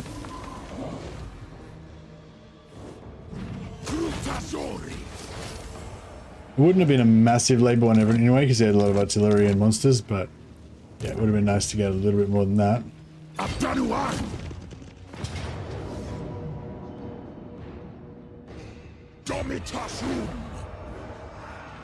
Rikazenum undring sepru. Eep. Afan Ardugal. Udiol Vengrin.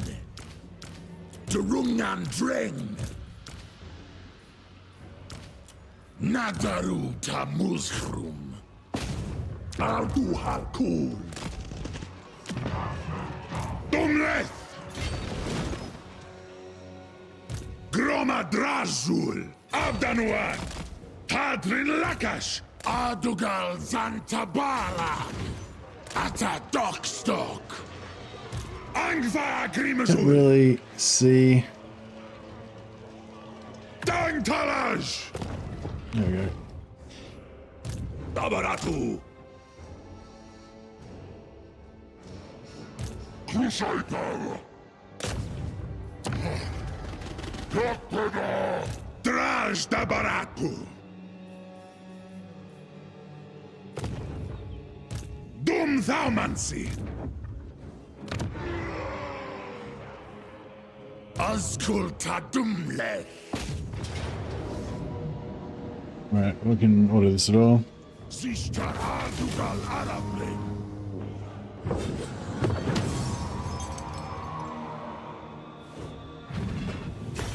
Yeah, a few people have been noting that the AI has been building some better stacks.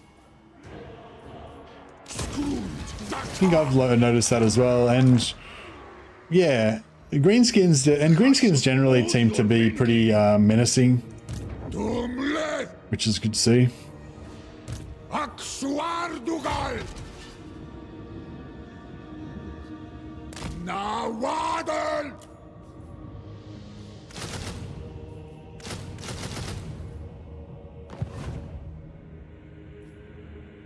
Shar hun kuz.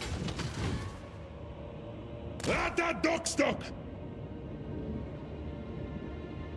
Ardugal Dock. Zul 8 there. 16. 12, there we go. Ecudiol el petu. Tagrungron apgru. Pasardu Adugal ula hurry.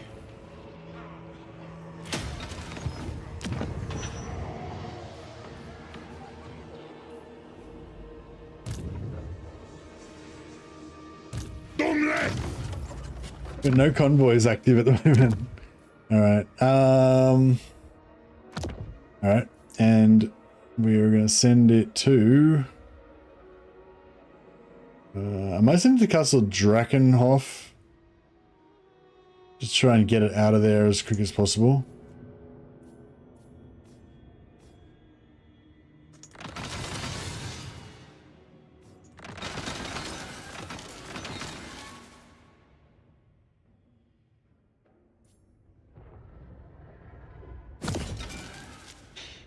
And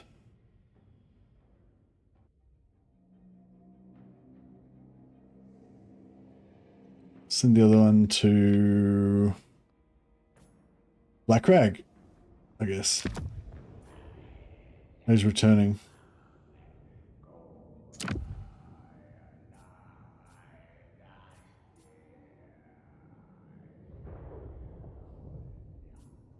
I might just wait for him to return one more turn.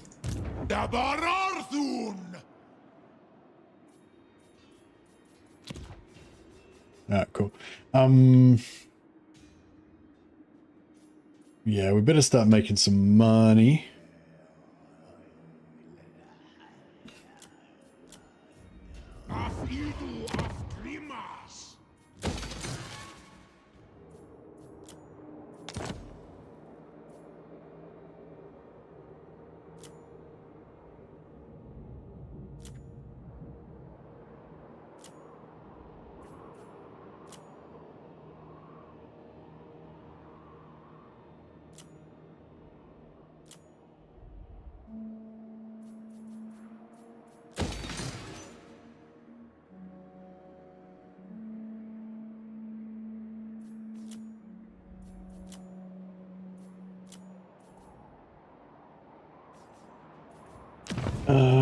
So yeah, wood is almonds. Yeah, nice.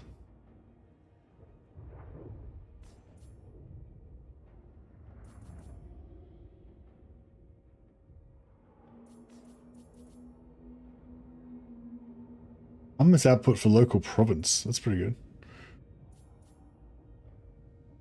Should probably change this eventually to be a factory.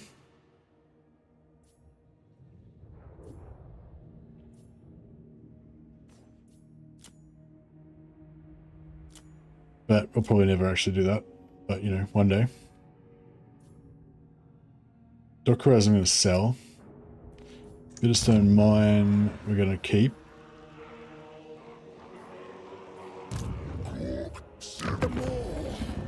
Commands me to listen. 13k. Cool. Done.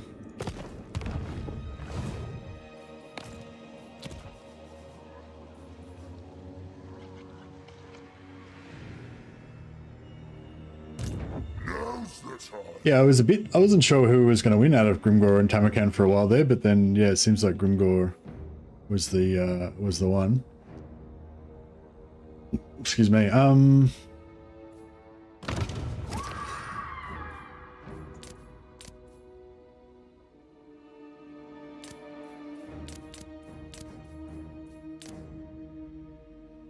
Yeah, I'll leave them off for now, just to save us some gold on the reorganization fees. And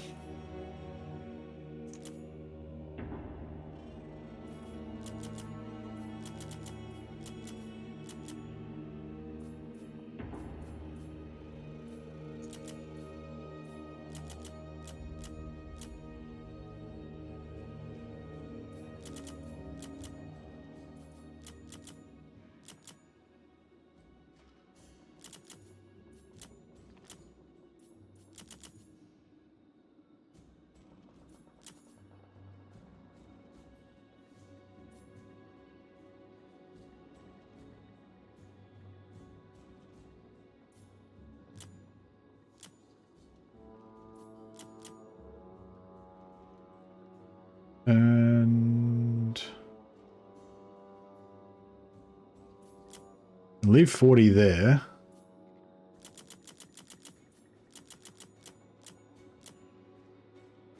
And then we've got 70 left.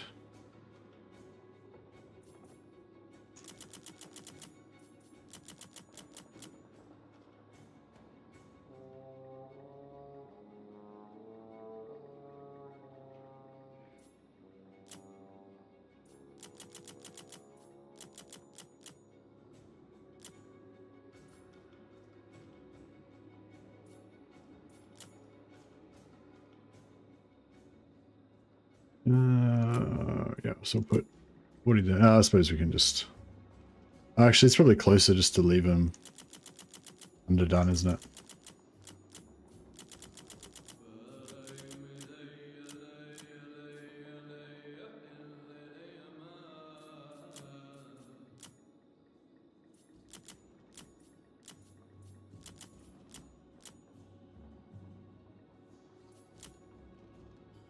Cool.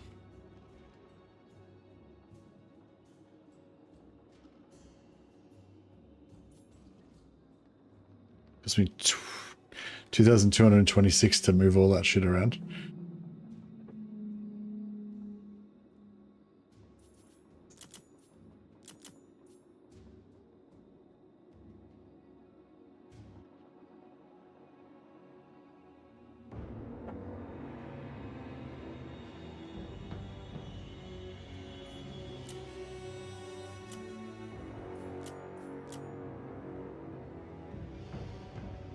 And now it only costs me 1,400. That's better. All right. And then, yeah, we'll just get money on all these less efficient ones. We won't bother building, won't bother letting their production run.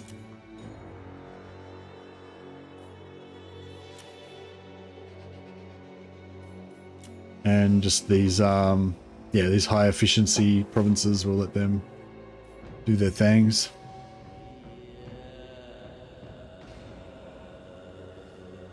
Still producing 2.7k overall materials.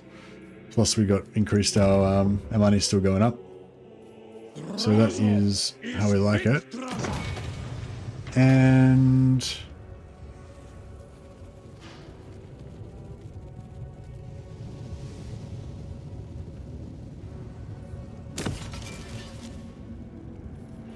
put some more.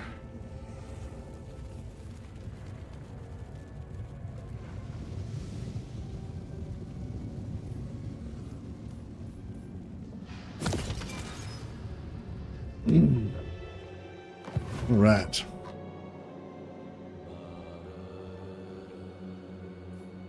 I think we're good.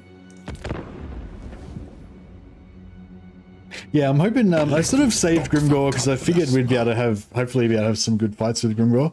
But, I don't know. He probably won't be that much of a good fight. I'll probably just roll over him. We'll just auto-resolve him to death. But,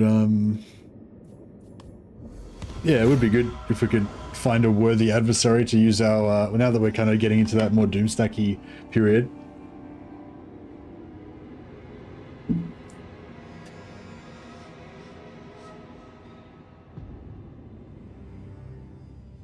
If there's any other dwarfs around we could kill as well, that'd be nice.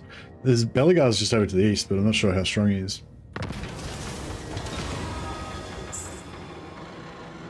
Massacre it is.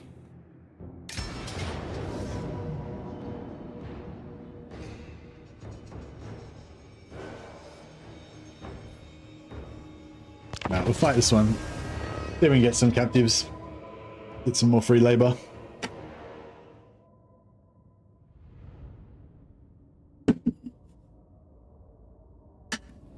Got a few flying monsters, yeah, and it's like this is not such a scary army. Well, it's not just a scary army relative to how much stuff we've got.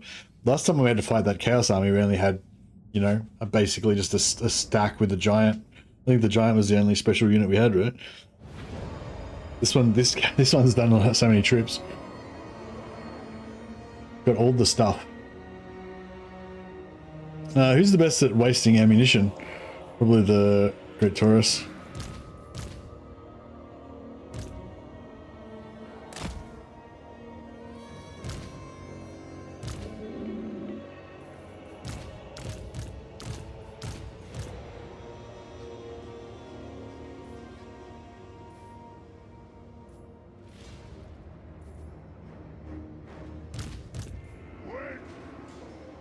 Alrighty, we'll keep our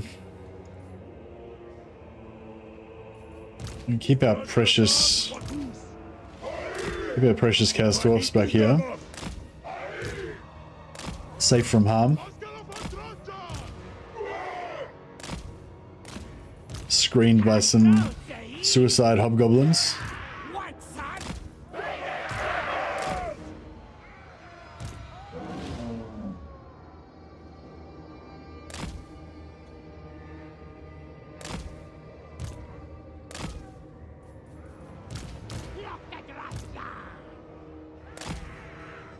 Stealth hobgobs.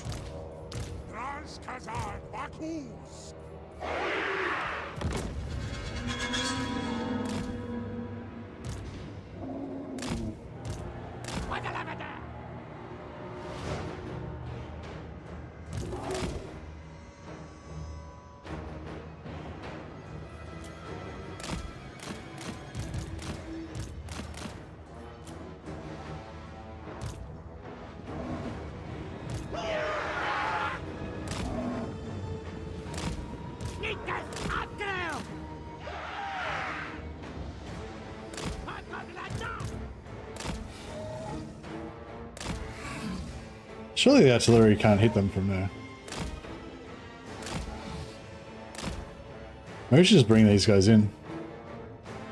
Oh no, the artillery will probably just start shooting them if we do. Although...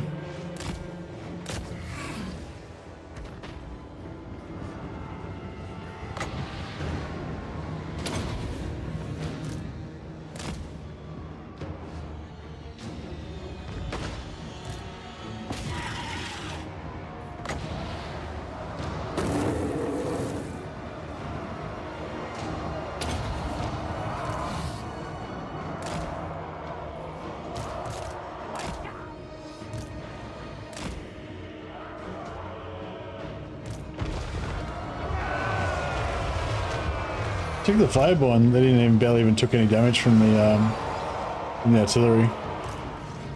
It's pretty cool.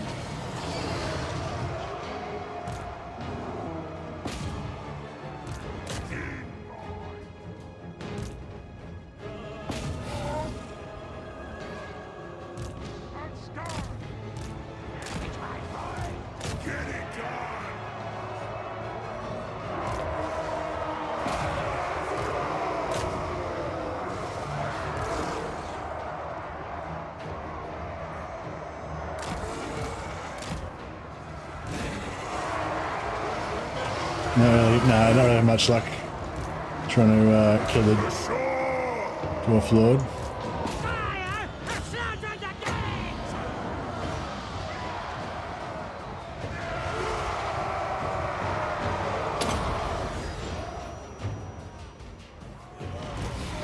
No, they're done.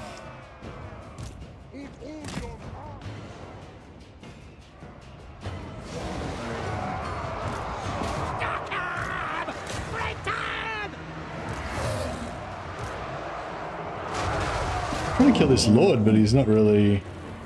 It's not really happening.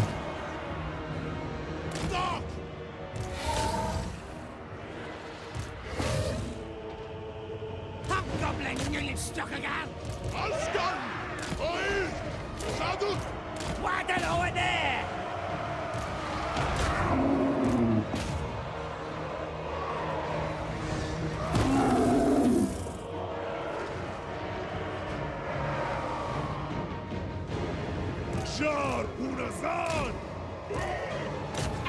Now down! Rush Castle!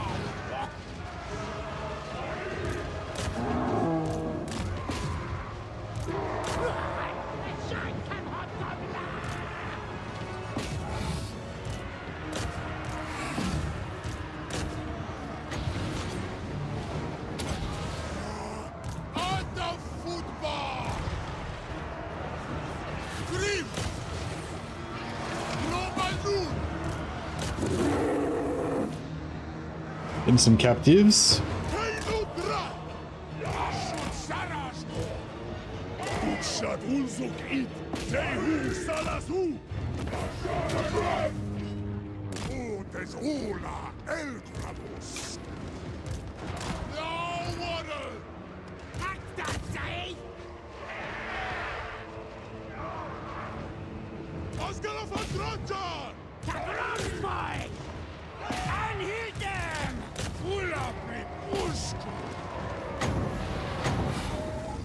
Free captives. El Gramus.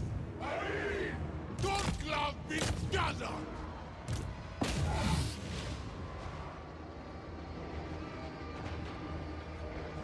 Wow! I've got the battle!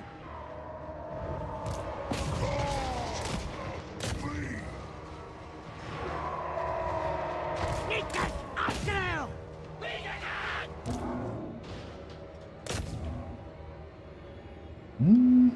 Drafjar.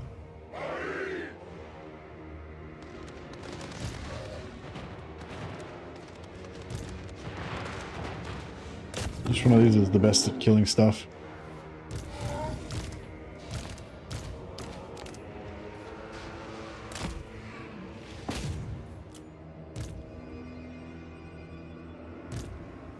Alright, I think we got as much as we could.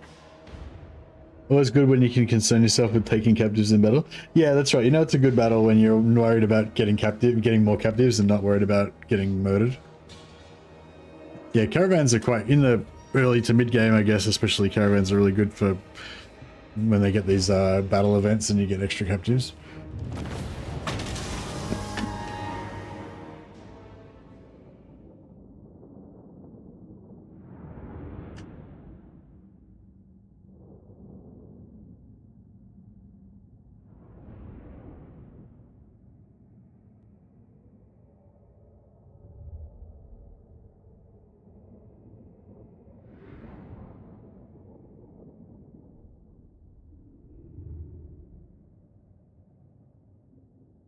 Tell me how much loot I got. How many labor loot have I got? 414. Oh, that's alright. 207 captives. Pretty good. Every little bit helps. Helps like keep us topped up.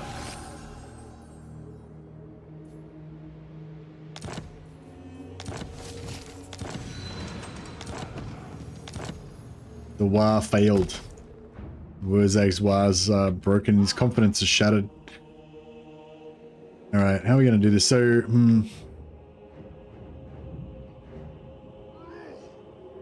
I will not disgrace my What's this guy? ancestors.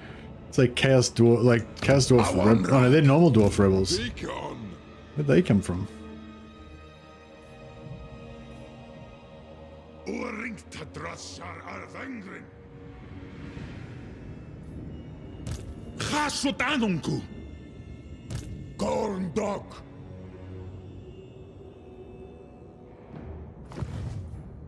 Dum thaumancy. Subjugatas.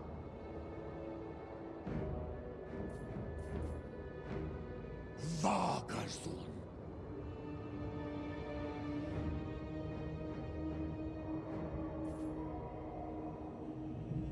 Dumleth. Dakdrath. Dot. Sabarartun. Utdag.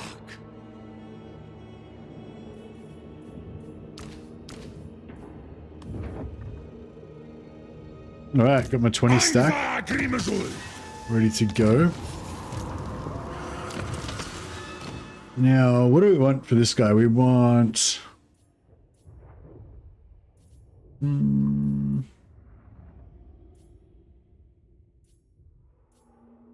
Is there some sort of rating? Oh, it's just this one. Yeah, upkeep 10% reduction in upkeep, yeah.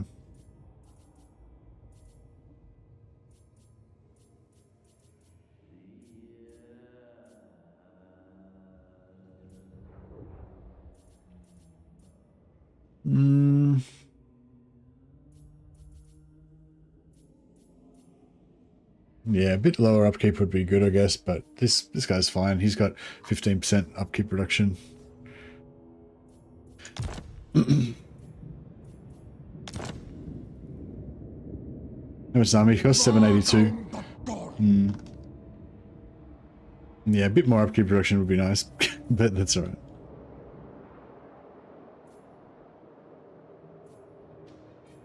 Drazoth da Erpetwen. Drazoth. Gals Matagulong. Oh, how much movement? Takazak. I ain't doing that! Anil dos dem.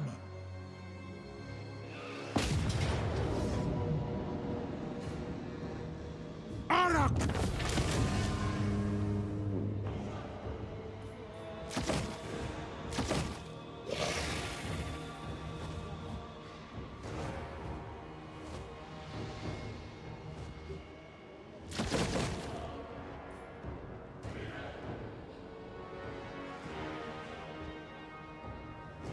Cubellum Mingol!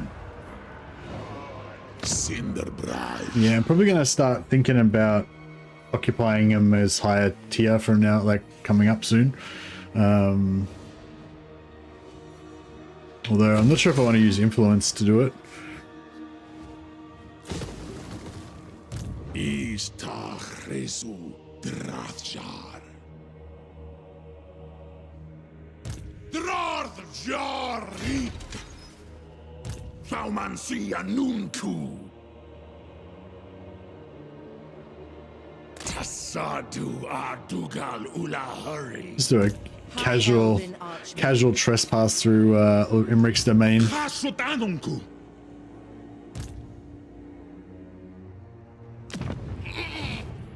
Akso Ardugal. Tasta Urat Achachut. Now why? Groma Drazul. Bulastas Naitiwas. Rikazen.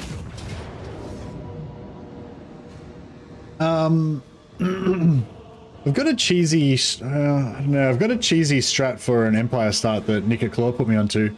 But it's like 3-turn Confederation for Marienburg. But I mean, I don't really, like normally when I play, I don't like to Confederate. I guess we could make an exception for Marienburg because, you know, they're like rebellious. We need to reconquer them for the glory of the Empire and stuff. But I just thought, yeah, it'd be a good little sort of themed stream to do just to show off the quick start kind of thing.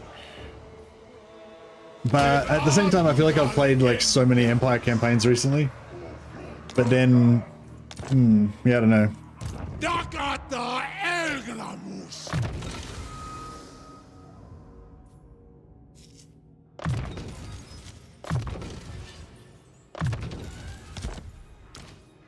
Abdarnu Tabarag.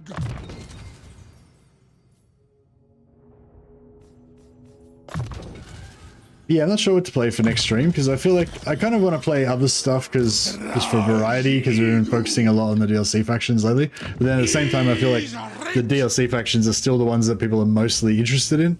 So it's still, even though it's like been a few weeks now, it's sort of still kind of what most people want to watch.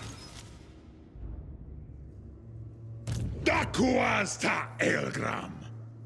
Poll between what? Do you ever play Tomb Kings? Nah, not really. I go, not really. Sometimes, like occasionally, like when I'm just desperate for something different, or you know, when the mood strikes me. But yeah, they're one of my like lower tiers of, you know, preference, I guess. I play everything, but you know, but I probably like. Out of the hundreds and hundreds of campaigns that I've played, you know, I probably only played Tomb Kings like 6 times, you know. Whereas I probably played over 100 Karl Franz campaigns, you know. But yeah, as I play everything, it's just a matter of degrees, you know.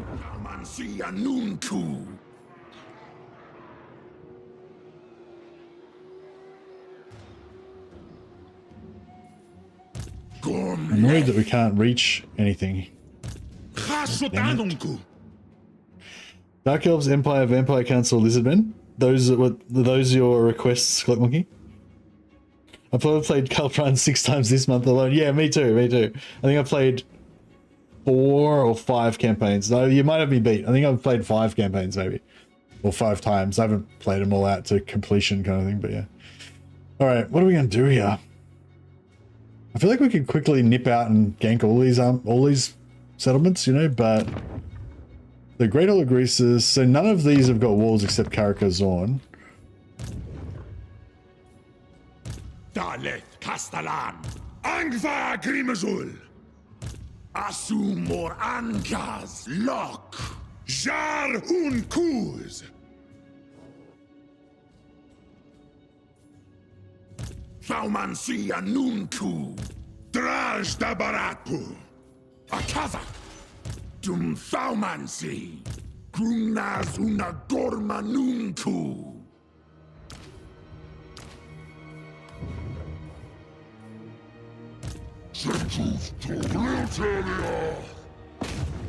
Halan Kazakfleg Anfa Agrimazul Rikazenum Undring Sepu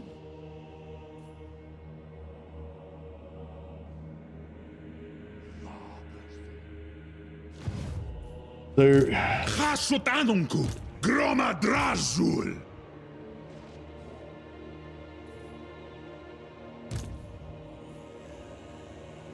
Hungra Aumbak Dumleth Dum alright, Thaumansi let's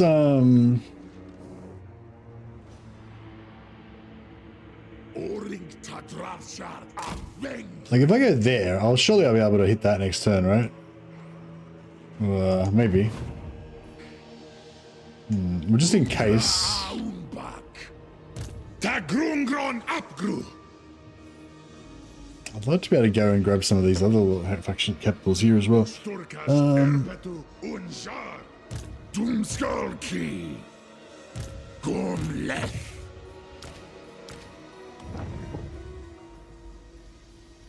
Oring Tadravshar Avengri Darth Got Gristas Wanas Makazia Thaumansi Angva Grimazul Dumleth Asumor Angas Lock Up Dantalaz Hasut Udial Manu Araf Abdanuan Yeah, I think we need to keep pouring more resources into this. Let's just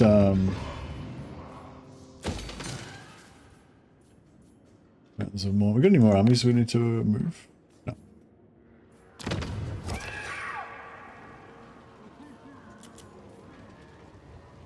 Where's the mountains of Morn? There we go.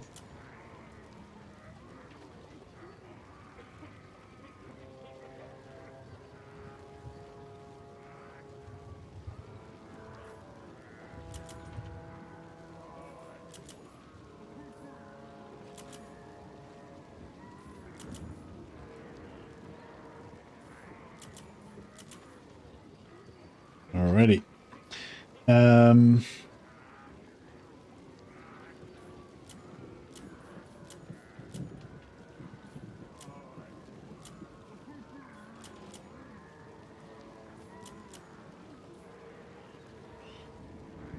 An extra 139.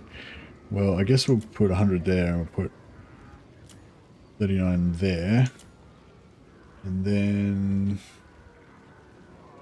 the other 100 we can stick, I don't know, wherever, I guess.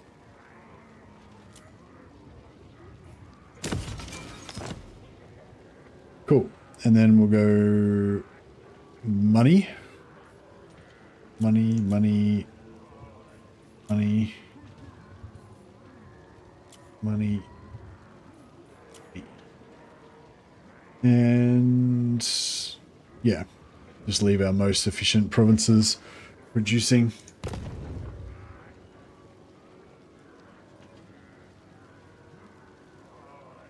I don't mind, I like Kislev, but if no one else is playing, it's fine. So you don't mind watching Kislev, you just don't like playing. You don't like playing Kislev.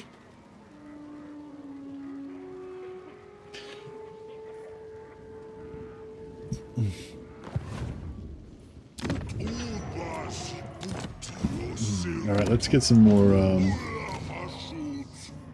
we got Bilius. Bilius is always good. The coast conceded. Let's get Wolfrak. Wolfrak's Death Pauldron. In here. Takarak!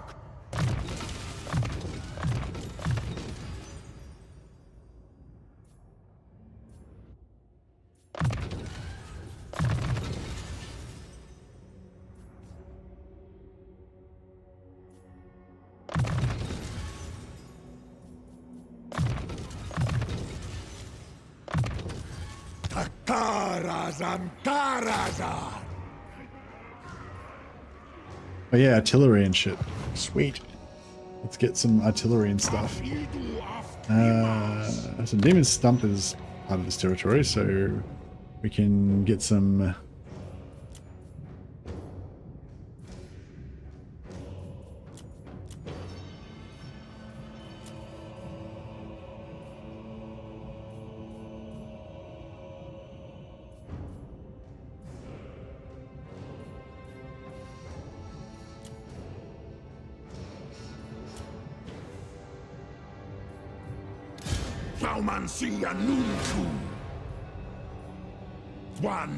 Right, what do we want for artillery? Probably just magma cannons, yeah. Iron demons, I don't know. Yeah, I don't really like iron demons that much. I guess they're good because they don't get, I guess they're pretty, iron demons are pretty cool, aren't they? You can drive around, they do kind of, the way that they do lots of damage is, like, it's a bit, they can do lots of damage, but they're a bit, like, you gotta get the right angle and stuff like that. Yeah, no, I think just straight up magma cannons. Where it's at. The cool factor of the Iron Demon. Yeah, also is 3 magma cannons too many? Maybe we should just get 2 and get 1 Iron Demon. Or we could get 3 magma cannons and put 1 in a different army.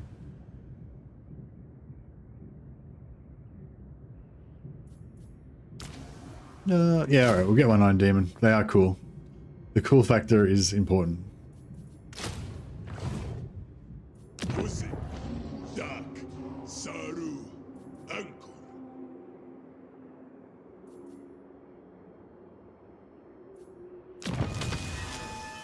What am I trying to in the wrong thing?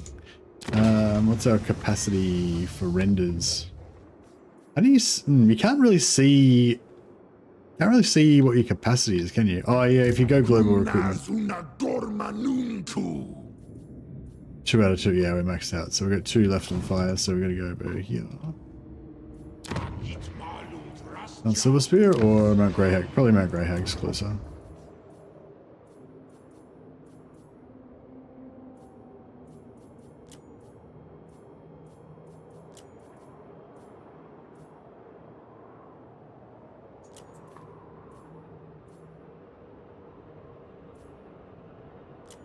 Hateful? Sure.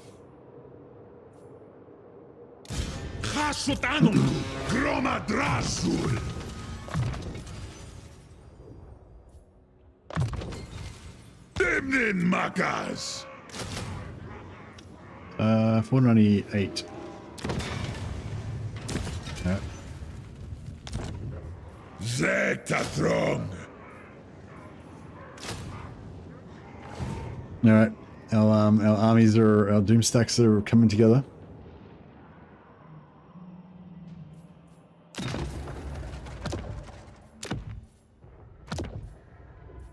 And where are we going to send this guy to? I don't think I've gone to Crystal Spires yet. Oh, actually, I think we've gone to Troll Fjord left. Let's do that. Oh, we can't do it. Oh, yeah, I don't think we've gone to Karankar yet. Let's do that one.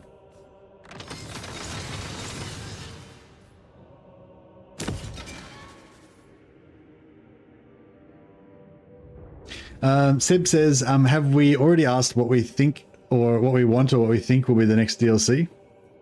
Clickmonkey says, I'm hoping the next is Dogs of War, but I haven't a clue what it'll actually be. Seb says, also thinks Dogs of War versus Thankful. Hoping for Dark Elves, High Elves, and Slanesh. Yeah, well, I think that the roadmap, the previous roadmap said that, like, the next DLC was going to be Slanesh.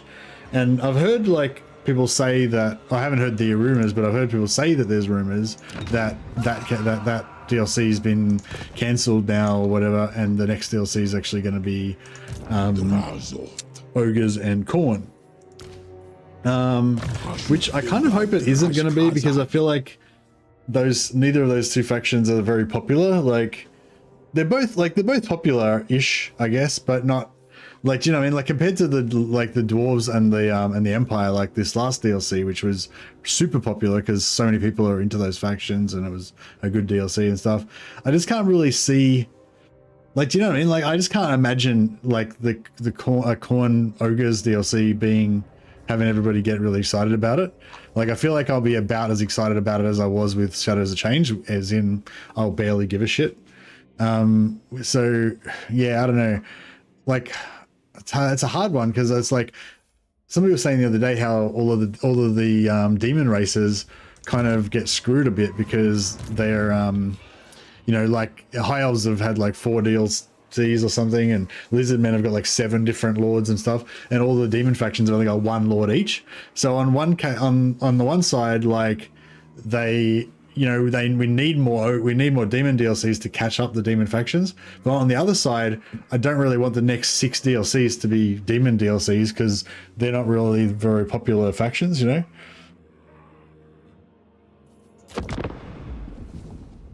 I hope I moved all my stuff. I feel like the ogres has unrealized potential.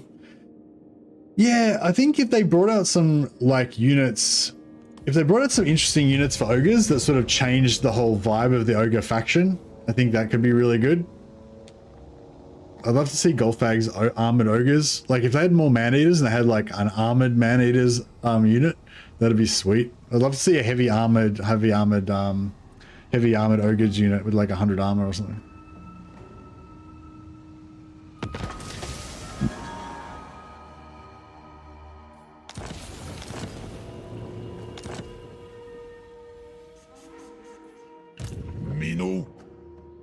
But yeah, I think ogres could definitely be good. They definitely could use a rework.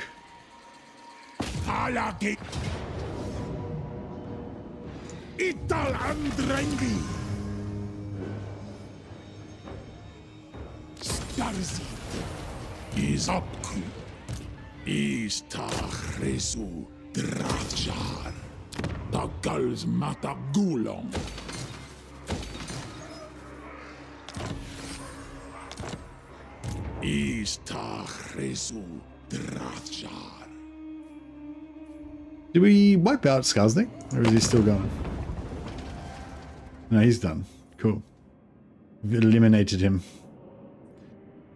Oh, we nearly eliminated Bloody Hands as well. They only got 1 settlement left. Maybe we should set up a Saxony. A port's good for... Ports aren't particularly good, are they? They give you... Well, ports give you, like, a public order if you make it an outpost, or they give you extra production if it's a factory or something like that. Yeah, this settlement's not particularly good for a factory. So we could set up a Saxony here if we wanted to. It could be worthwhile. Ports are good for factories, yeah.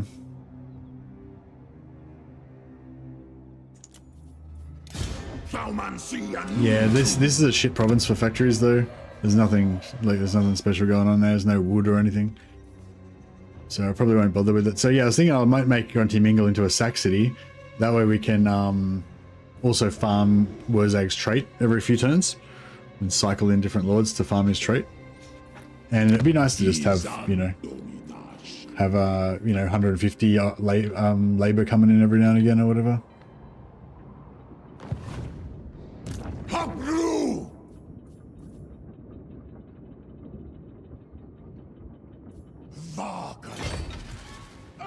Na wadel!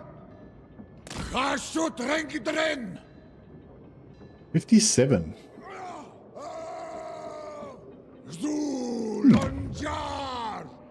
Oh, we're in the wrong area.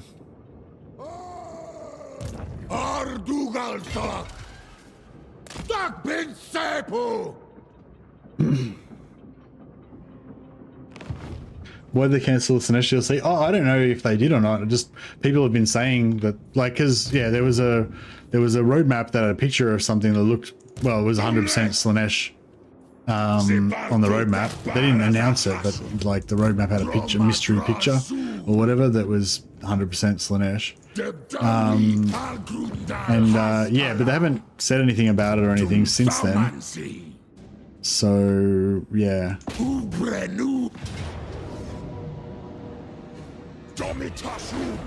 Like I can't. Yeah, I kind of feel like. Well, I don't know.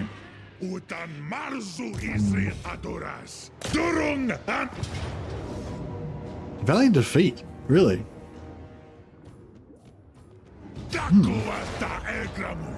So we've got a level 10 caster. Was he death? Oh, a death caster. Dry strong.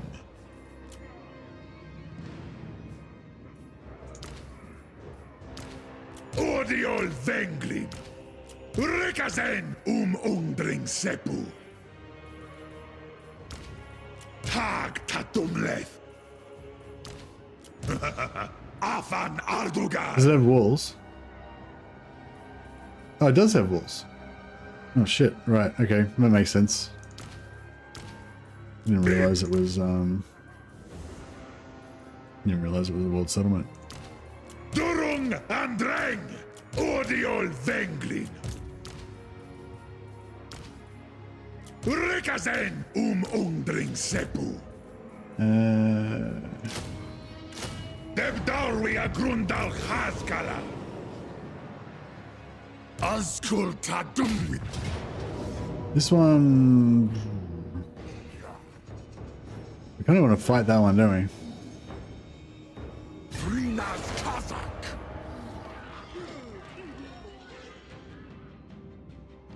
Domitasum. What? Gumleth. Ata Dockstock. Yeah, that stuff like what Vasily's talking about, how ports are better for factories and all that kind of stuff. That's like, yeah, if you were at the stage where you gave a shit about that, then that would be like, you know, interesting. But I think a lot of people get like tricked into thinking, oh, I've got a settlement with lots of ports, I should build heaps of factories there and blah blah. And like, yeah, that's depending on what's going on in your campaign, you may not want a lot of factories. Like I've got one factory and I kind of regret having that one factory. Like if I had no factories, I'd probably be slightly better off than I am now with that one factory, you know? So yeah, so it's like, yeah, just because, like Vasily's saying, like, you know, the ports give you a bonus to production for factories. I think if you have an outpost, they give you bonus to public order, so you can kind of store more slaves in the region, but that's not really of any interest either. But yeah, but like just because it gives you a bonus to factories doesn't necessarily mean that you want to use it to build factories there, I guess is what I'm saying.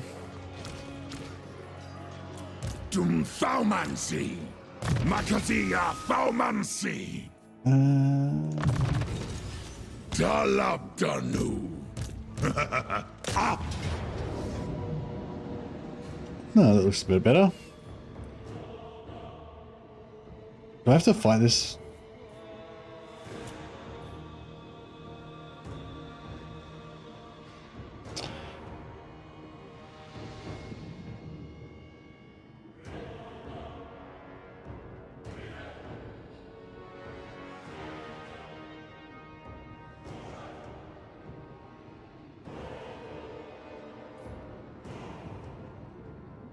What are you talking about, Vasily? You're saying what? I don't really get what you're saying. The long and the short of it didn't clear it up for me. I feel like I don't know what you're saying at all. But what I'm saying is that for most of the game, your primary issue is, like all factions, is just having lots of armies so you can smash everyone, and having lots of gold so you can pay for those armies. And that's like way more important than any other efficiency, like thoughts or anything.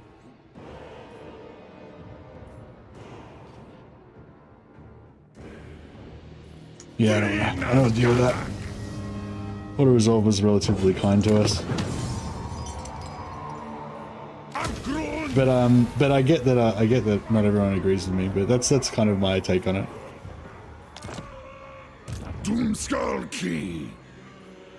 If I understand correctly, I think you're saying the opposite of that, Vasily, is that right? But yeah, so as I said, you know, not everyone agrees on this topic, which is what makes Chaos Dwarfs so interesting, I think. Everyone's got their own like opinions about how it works and stuff.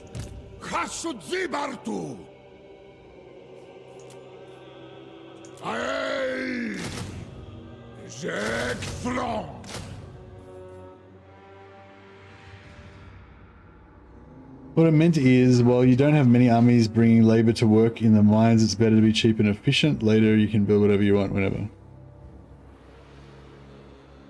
Cheap and efficient with your with the type of armies that you recruit, you mean?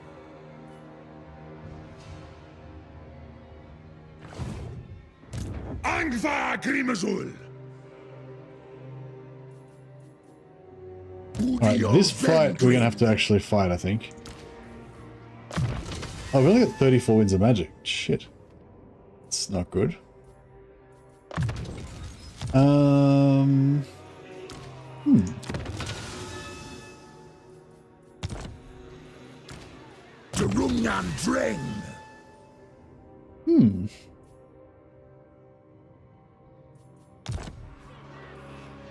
Afan Ardugal.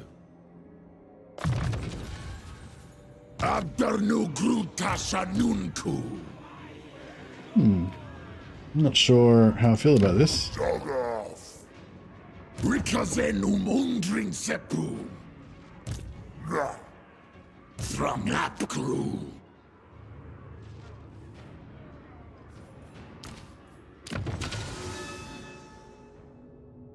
Yeah, see, I think I'm saying the opposite, because I'm saying in order to get those increased efficiencies, you'd have to build a tier 3 settlement with tier 3 factory buildings, because the tier 1 ones are really inefficient. So the crappy amount of extra efficiency that you get from the port is worth fuck all if you've got only a tier 1 settlement there. And so you got to build a tier 3 settlement. And the amount of resources it would cost to build a tier 3 settlement is like not remotely worth it. Like any time in the early game, I wouldn't have thought. So, you know what I mean? That's why I feel like the whole efficiency thing is really just irrelevant. Like, it just really doesn't mean anything. Like conquering settlements with iron and with conquering settlements with iron, wood, and you know, fucking useful resources is pretty important, and obviously security and winning in battles and everything is pretty important. But I feel like all the efficiency stuff never really matters, because in the early game you can't afford to do it anyway, and like you've got other considerations. And in the late game, yeah, I mean, the late game you can screw around with all your provinces and set everything up all perfectly and everything, but it doesn't really matter at that stage anyway, because you're already steamrolling. So it's like, so I feel like there's just never a point when it really matters about efficiency. That's just my perception of it. But yeah, it depends on, like, I mean, if you like efficiency for its own sake, you know, if you just enjoy calculating stuff and having things, you know, like feeling like you got an extra few % out of something or whatever, like that can be its own reward, you know, like you don't need to have like a practical advantage from it necessarily. Like you might just enjoy knowing that it's more efficient, you know what I mean, without it having any making any material difference to your game.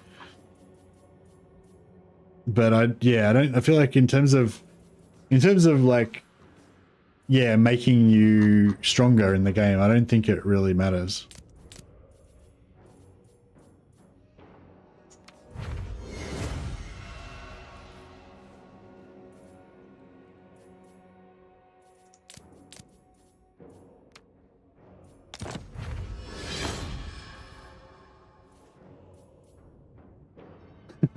Yeah, I think we must be just like ideologically opposed or something, Vasily. Maybe it's like my politics and religion. We just need to accept that we're different, have different opinions, and leave it at that.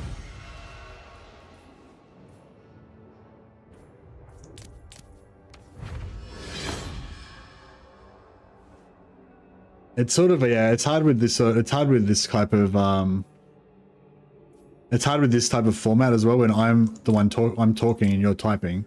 and I don't understand your viewpoint, so I can't represent it properly, and you can't, and it's difficult for you to represent it clearly because you're typing, you're not talking. So we're kind of like, you know, it's probably not the best form, not the best place to discuss it, I suppose. Because yeah, whenever I have these type of conversations where it's in this sort of situation where I don't really understand the other side and I can't really represent the other side properly, you get this weird situation where, you know, I'm sort of arguing about something, but I'll probably misrepresent your side of the argument because I don't understand it. So it's probably not very productive. And meanwhile, I need to get out this guy. All right, let's give him all the good stuff. This guy can be our little tank hero. Give him regeneration and mirror shield.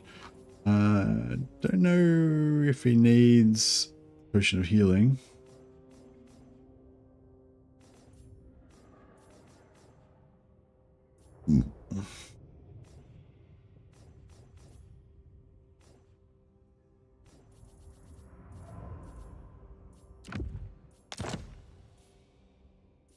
May as well give him one anyway.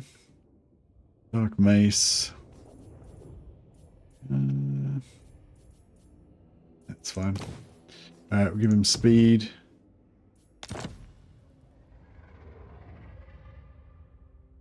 What I guess what I would want is like just any example of any situation, like either early game or late game, when you would actually care about whether it's a port city and whether you're going to build a factory in it. Because like that's the thing, that's the thing, I just can't think of any time anywhere where I would give a shit. Like, you know, it's just like, yeah, the only time I could think of is if I was just kind of painting the map after, and it's like turn 100 or something, and I'm just kind of like destroying all my settlements and rebuilding them just to make them all perfect so that I can end the campaign on turn 300 with this like perfect, you know, perfect artwork of a factory setup. But I can't think of any time during the actual action part of the campaign where it would actually matter or I would care.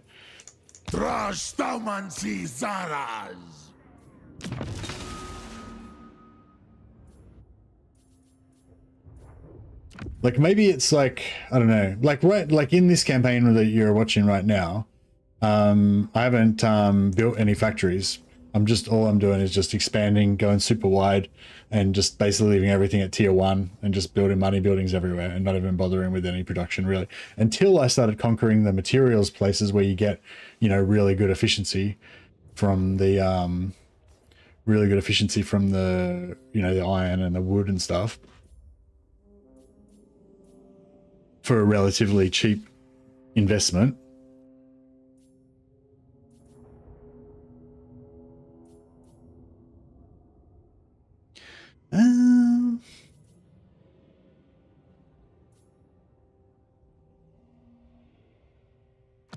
Get some miscast chance on those and on those enemy casters.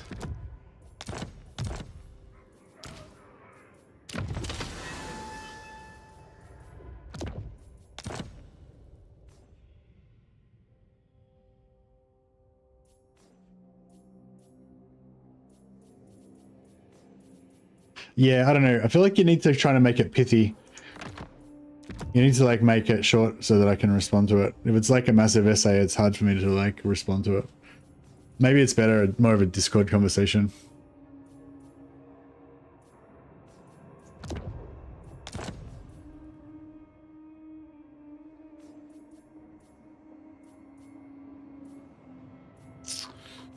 Maybe we'll give him a helmet Discord.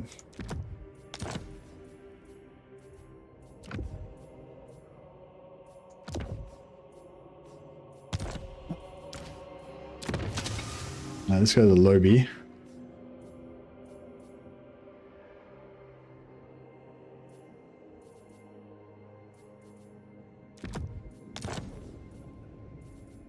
I don't know if I'm going to win this battle. It seems like it's going to be rough.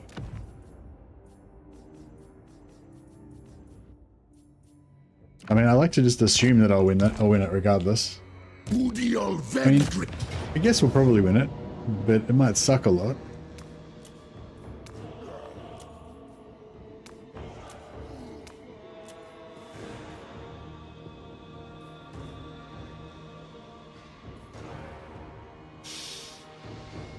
could just take it on auto resolve, but let's do it. So when I loot a settlement, the first thing I consider is, for a properly functioning mine, you need all 3 slots. Actual mine, gold and public order building. If a settlement has anything.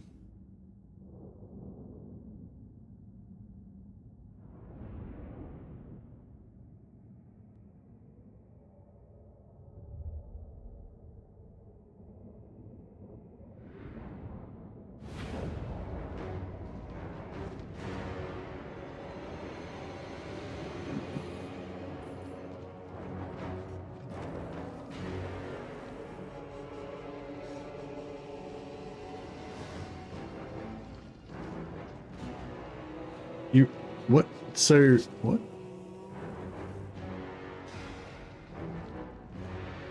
I'm confused. I'm confused already, Vasily. I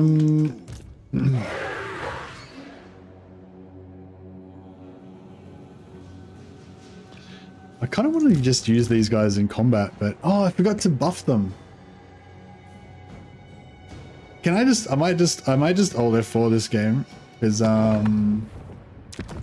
I just want to see what these I want to see what these guys are like with their buffs on.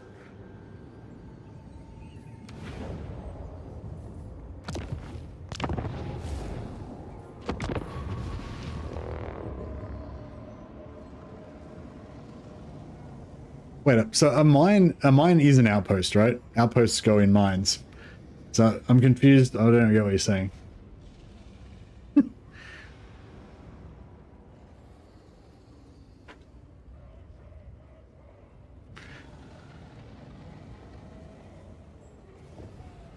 I feel like, I know, if I read that wrong, it feels like I said you were considering whether you should build a mine, i.e. an outpost, and then if not, you would build an outpost. So I don't know, I feel like I missed something in that explanation.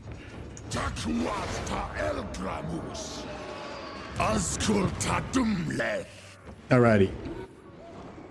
So let's go and forge up our bros. Get our hell-forged demons, all hell-forgy. So we get barrier points on them. And what else do they want? Probably unbreakable, missile resistance. Yeah, that's probably it.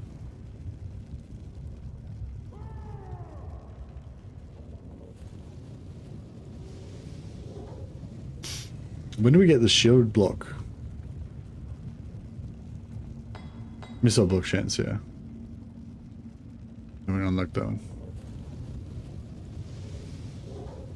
Oh, if a settlement has a good landmark resource that you want to build, it will not be an outpost.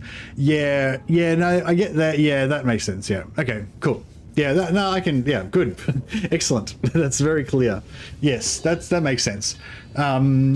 Like, because I was sort of not intending to build basically any factories anywhere, so I just build outposts everywhere, even if they had a landmark resource that I wanted to build on. But yeah, it would be more efficient.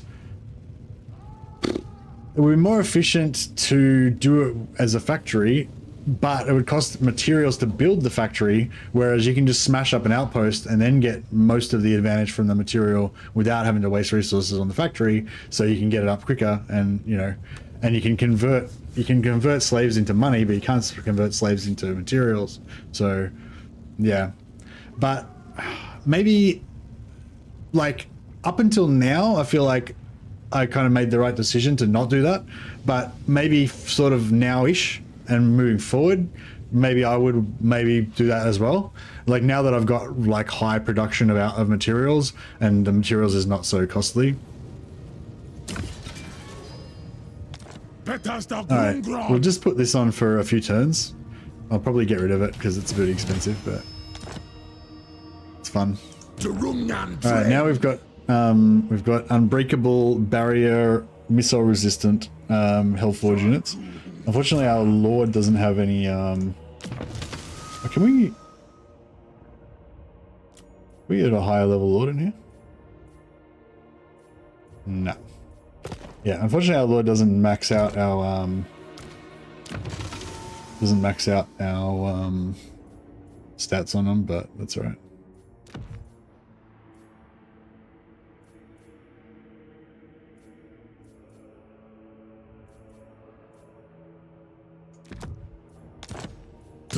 Strom.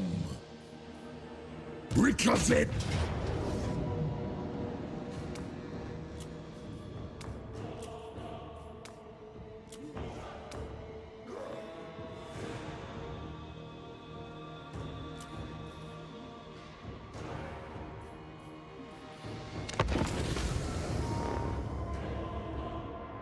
Yeah, no, that makes sense, Vasily. That makes sense.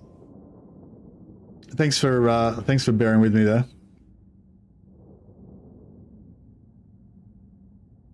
Yeah, so basically, like, if you've got a really good, so the resources, the special resources are really important for the Chaos Dwarfs, which is another really good design decision, I think, by Creative Assembly, because it makes the terrain and the different regions around your starting position actually important. Like, if you see some iron over there or some wood over there, like, that makes that area a strategically important location that you want to take, and also you want to defend.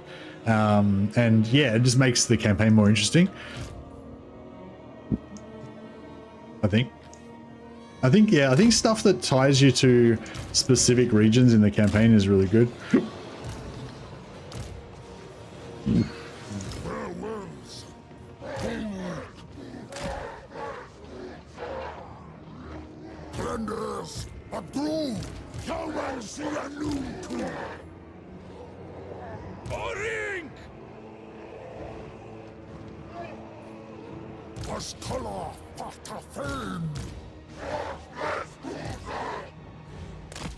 There's a lot of stuff here, but none of it's very good. I mean, it's all okay, but it's not like.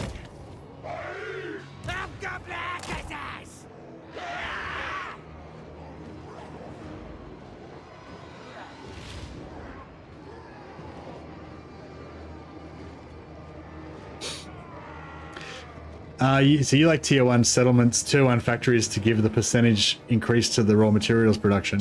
I prefer to just build outposts to get another 150 gold per turn. But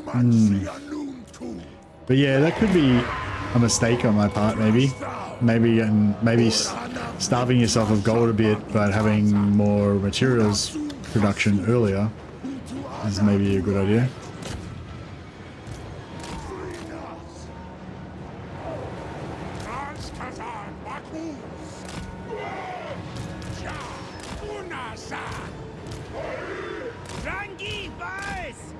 I don't know if this is going to work out too well, but I guess we'll find out soon. I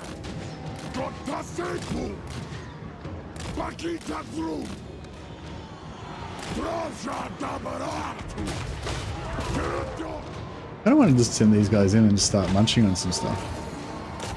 Something we can kill with them. Archers.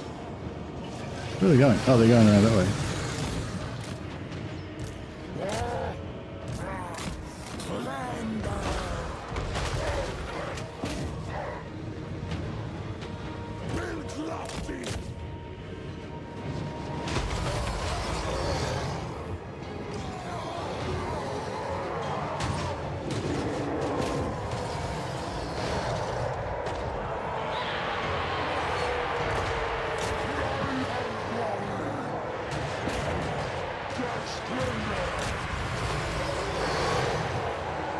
Their shields are down. Pull out.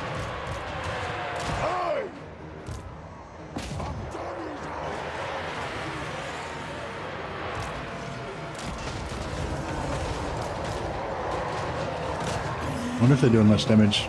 Can't really tell what's going on.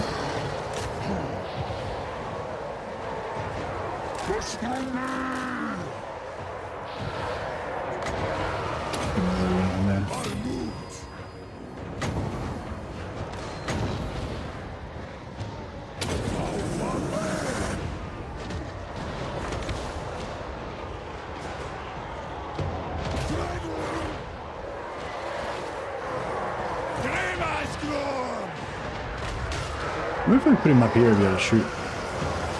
Maybe.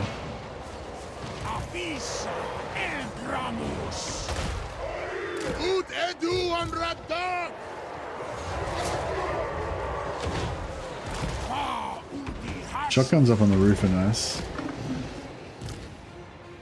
Those guys need to have a rest.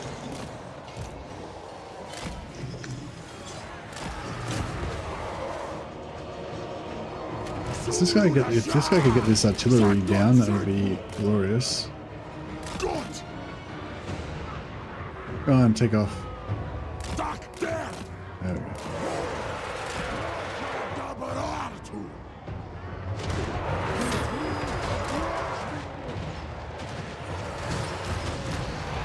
Alright, all our fire guys are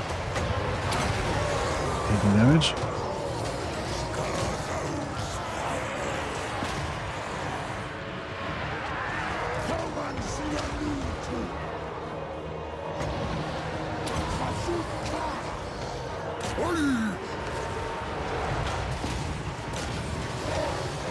Glorious. Alright, there's a man.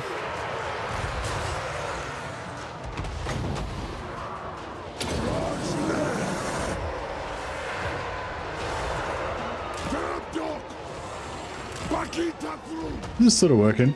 Get some heavy melee infantry mixed in with the monstrous infantry. Get some archers.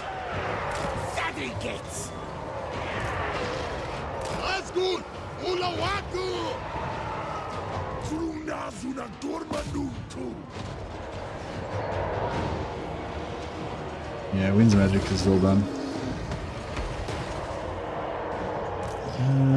I think these guys should all pull out and regenerate their shields again. I don't know how much.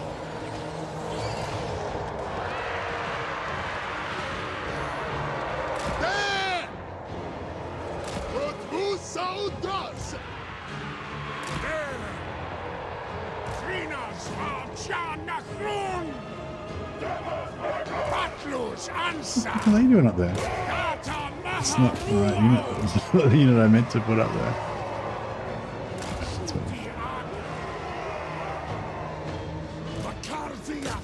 If we could get him to actually dismount these artillery, stop them shooting at us, that would be awesome.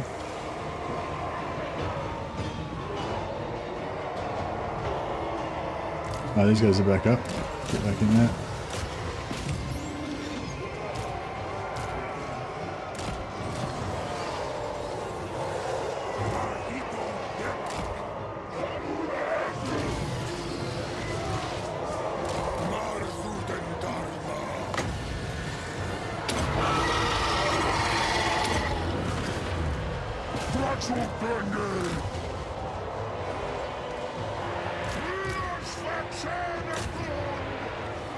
Going on, we got this. Right, nearly got them dismounted. This is working pretty well actually. Better than I thought it was going to work.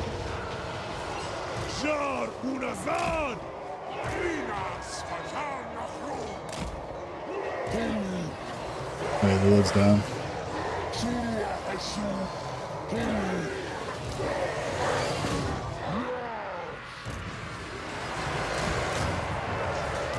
These guys need to have a rest.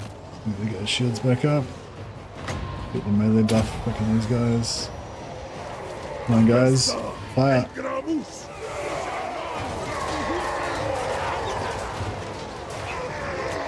Nope, we're gonna fight, alright.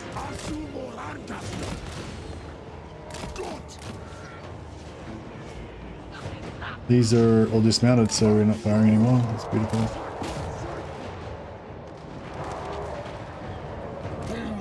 Alright, our big melee blob is just rolling through here, which is good.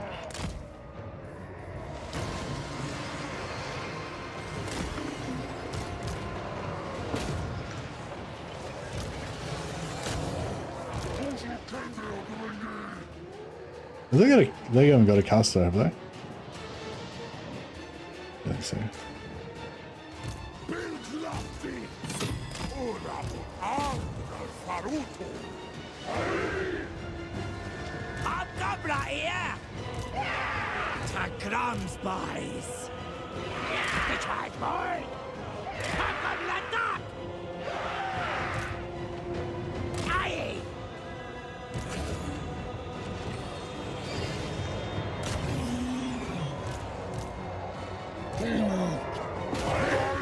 Where's my lord again? Let me drop a, come over here and drop a bomb. Would be handy.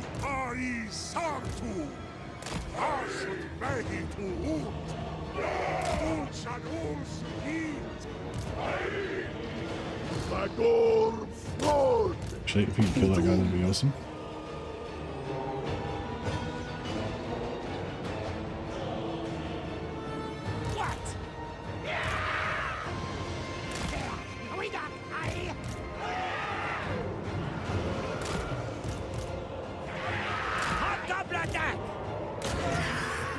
This is a melee blob with the Kadai Fireball mixed in with some infantry. It was nice. This shielded Infernal Guard are taking like no damage at all. And the Kadai are doing kind of okay.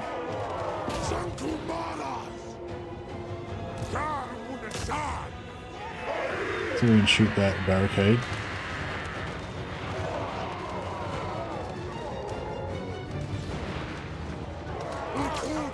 Are they shooting?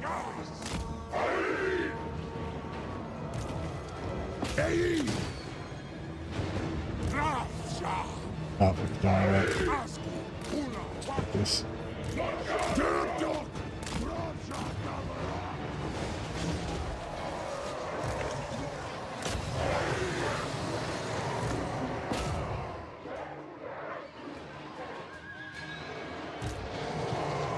This is a fun. This is a pretty fun army. I'm really liking this army. This is cool. Probably get rid of the Lamassu and put something else in there, maybe. Yeah, I'm looking forward to getting some Kadai Fireborn and the top level Infernal Guard, the Ironbreaker ones. See how that works. They're all routed. Everything's routed. Cool. Alright, that's pretty good.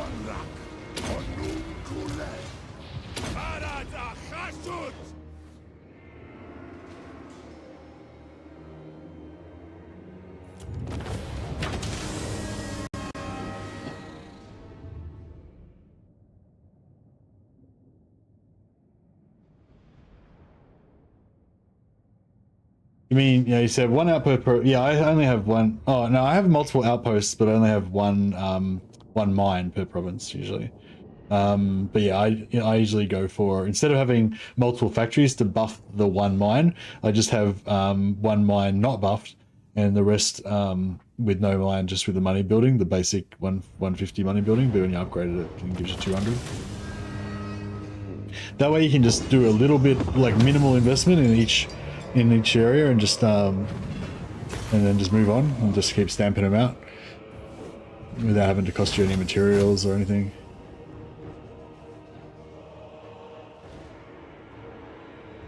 In the early game, labor is somewhat unreliable. I think it's better to get more for investing less. Yeah, but I feel like you're investing more because you're building a mine. Oh, but you're so you're saying you get a level 1 factory for nothing because you occupy it. But then doesn't building the building in it cost you materials? Like you're spending materials to make materials, you know what I mean? So I'm just like not bothering to spend the materials and just accepting that I get less materials. And I get more money.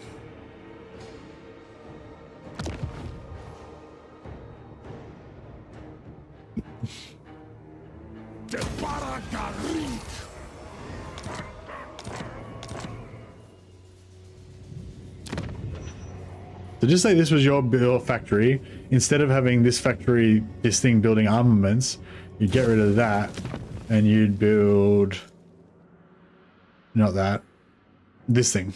250 materials to get 10% extra materials. So that's, but once you've made 2,500 materials, basically that's paid for itself. Yeah, so that'll pay for itself in like 5 turns. Well, how much materials do you get out of a mine? 200. So 10, 12 and a half. So that'll pay for itself in 12 and a half turns. And after that, you'll be getting 10% more materials, you know, but for the first 12 and a half turns after you build it, you're not getting any advantage out of it at all. Whereas I just get a level 1 outpost and just build this in it. And how much do they cost? Can't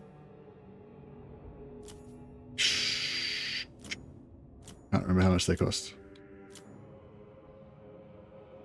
Love how you put the iron breakers up on the walls to siege. It was an accident, all right. Jeez, there was a lot of stuff going on at the time. 713. Yeah, so this pays for itself in like 6 turns, and then after that you get 150 gold per turn from it, and you're also getting you're also getting an extra 200 gold from it once you get the technology. But I don't know. I mean, it depends. I guess if you're going more for Hobgoblin army like I am in the game, then the gold is more valuable than the materials. But I guess you get out of the Hobgoblin phase by having more materials. Yeah, no worries, guys. Yeah, I didn't notice it. Yeah. But I guess with the factory thing as well, it stacks because it's province-wide, right? Where is it? I lost my factory. Here it is. Yeah, this thing's province-wide. Yeah, province-wide. Yeah. So, oh yeah, but you're only going to have 1 mine anyway. So, yeah, I don't know. Maybe. Nah, I don't know. Because I just feel like if I build a factory, then that means I'm not going to build this because I don't want to waste materials on money. Whereas, so yeah, I don't know. Yeah, okay, I get that, but I just, yeah, I'm not. Yeah, it's so. Yeah, I don't know.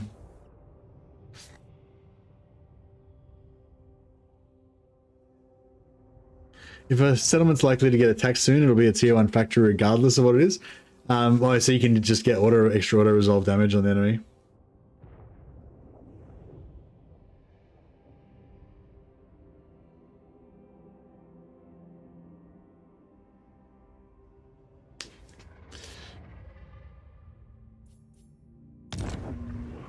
No, that all makes sense. That all makes sense, Vasily.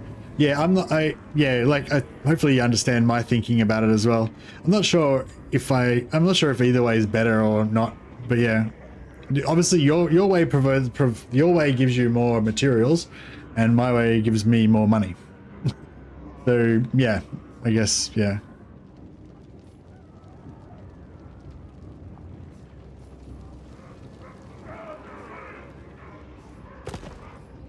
But I would like to get rid of this thing and actually, yeah, I'd rather just fucking change this into a fucking...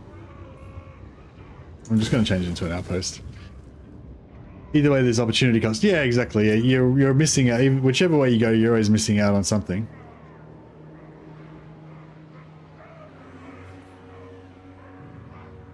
Yeah, so this one, because it's got such high materials, I'd almost like to build a factory there to buff the materials output on this one, because we've got, what is that, 500,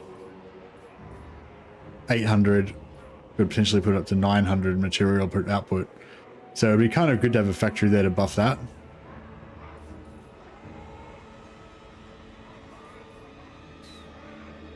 And yeah, do you reckon that'd be worth changing this to a factory to buff this? Because this is one of my core, this is like my core region that I actually, most of the time I don't even bother stocking most of my my outposts with slaves. But if I am going to stock one, this one's my number one, my top priority, because it's got the most efficient materials production. And so most turns this one's running, whereas the other ones aren't necessarily running. But I'll lose 200 gold per turn if I did convert it. I don't know. It's not really, it doesn't really matter at this point in time, but yeah. Could be, it's like, that's the thing, it's sort of fun to make it more efficient, even if it doesn't really matter. It's still like kind of fun to do it and think about it and stuff.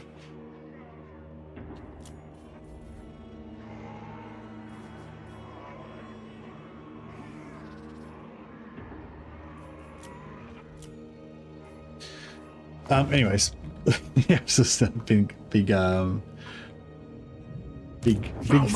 discuss. All right. If they bring a lot of extra stuff, it might be rough, but I think we're pretty fine as we are right now.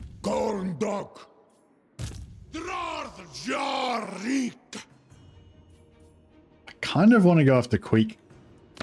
How strong do you reckon Queek is?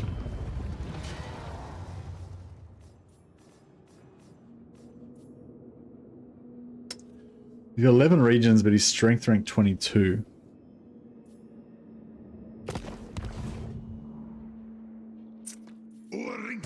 These aren't really good quick hunting armies, I guess.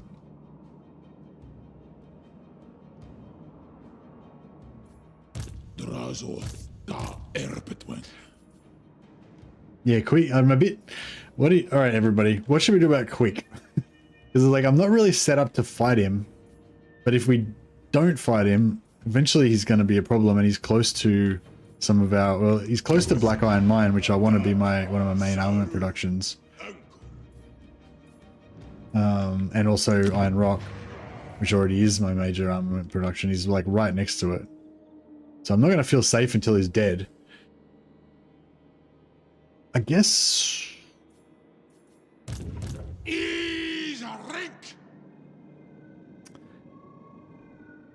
I mean, I guess there's only really one right answer. Diplomacy is an option. Diplomacy of the gun.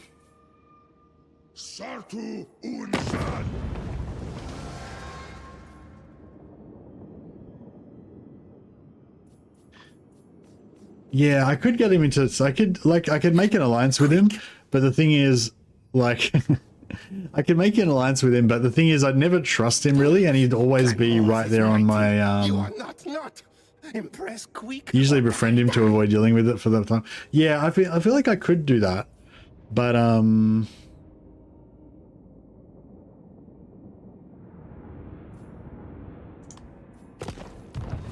think I'm just going to start a really messy war. We're probably going to lose some armies to ambush attacks and stuff.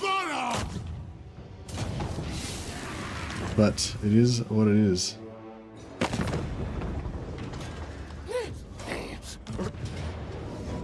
Rats make great allies, yes, yes. Indeed they do.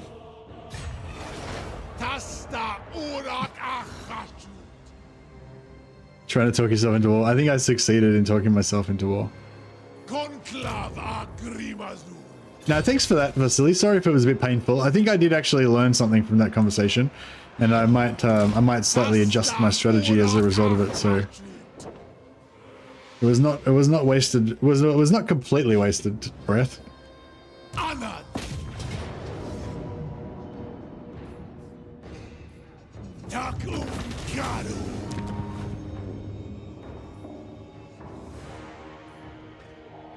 Yeah, so here I could make a factory. What's wood? Is wood armaments or materials?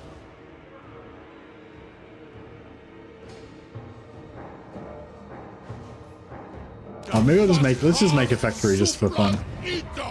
So now that we've got heaps of materials, it's not like how I was saying before, like there's no real reason not to build factories. You can build either, it doesn't really matter. So it builds armaments, and then... So this doesn't really help us for that.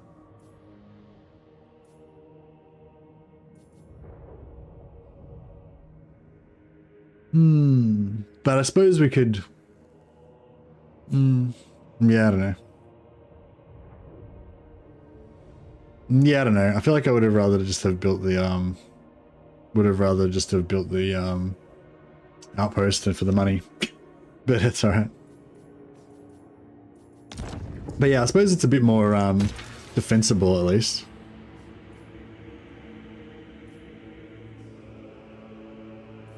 Leave that up for a turn.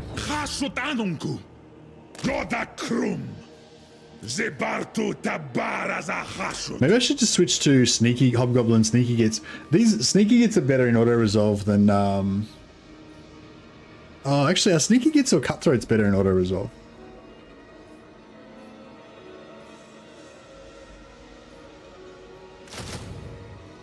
So maybe if I wanted to go auto resolve armies against Quick, then maybe just having full stacks of sneaky gits could be fun. So when he ambushes me, he doesn't know where he is, where they are. That'd be pretty cool.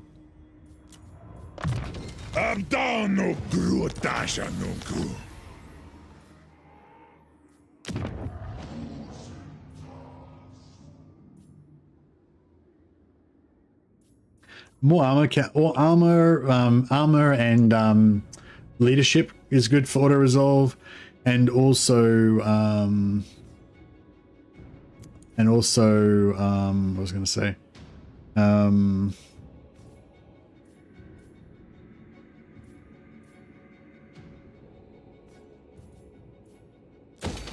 Also having a ranged attack. The sneaky kids have a ranged attack. They shoot a couple of daggers or whatever. So I was thinking that might actually be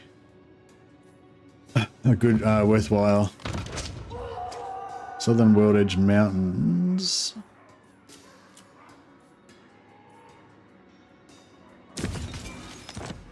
Yeah, we'll just rush a quick elbow building there.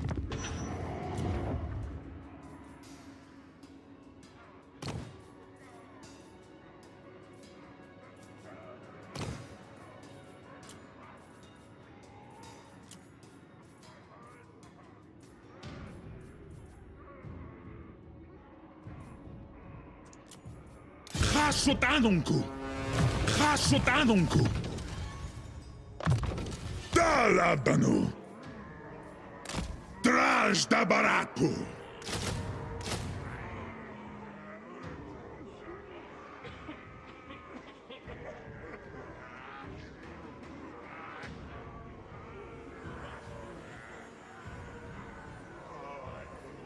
Ogre Brain friendly recut. If it's a resource landmark, then you build a factory because no sacrifice money building as you need public order building. Why do we need a public order building?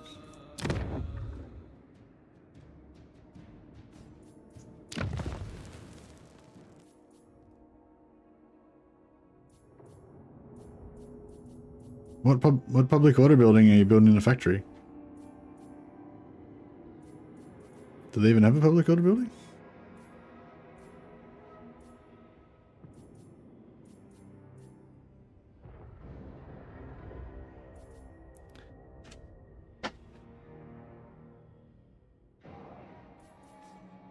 Confused. Confused. Outpost doesn't need 3 slots. It only needs 1 slot for gold. Subjugitash! Davararthun!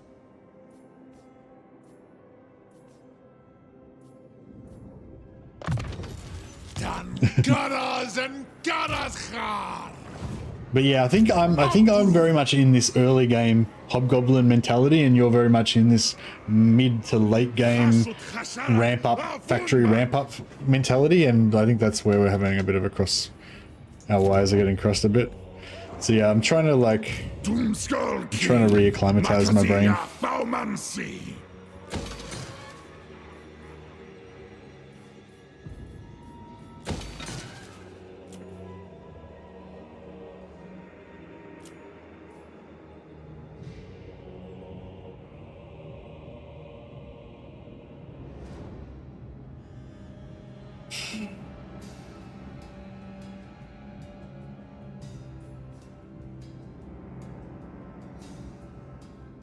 Oh, I forgot to build the income building there.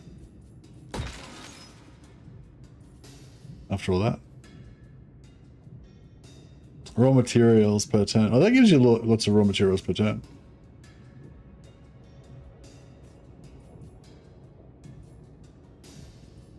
Fuck it. All right, I'm doing it.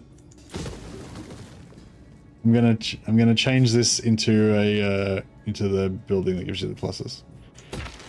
Just for you. I'm gonna rename this land Vasily Land.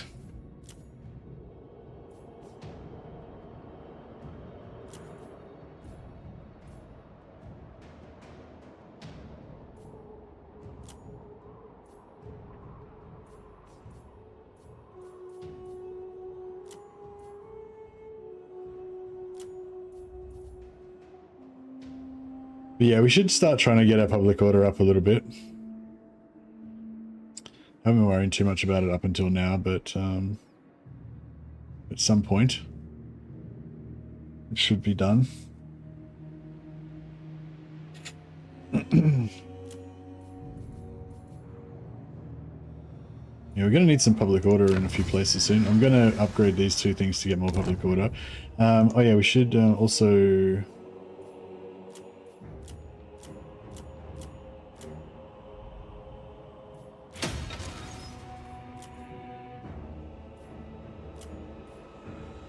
We're still recruiting here.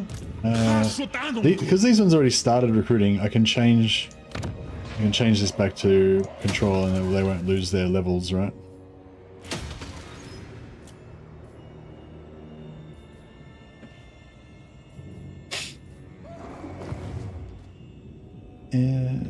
Can I cancel my bonuses early?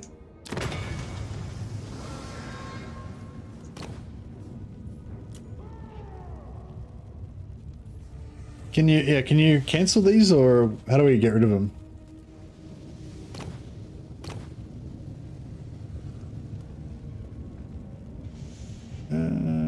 Do you have to just wait for 3 turns and then like unapply them, take them all off and then apply? Go wait for 3 turns? Okay.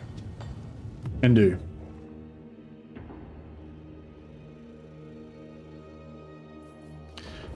That is no problem. We will enjoy, we'll continue to enjoy them for now.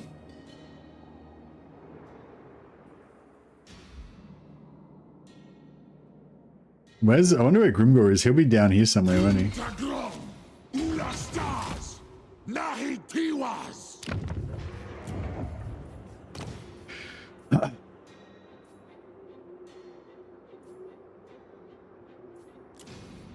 Gorndok Rik Izan Kazak Munde Ula Krukma.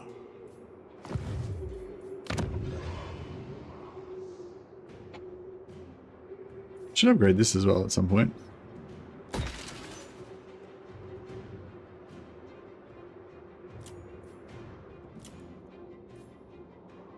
And this one.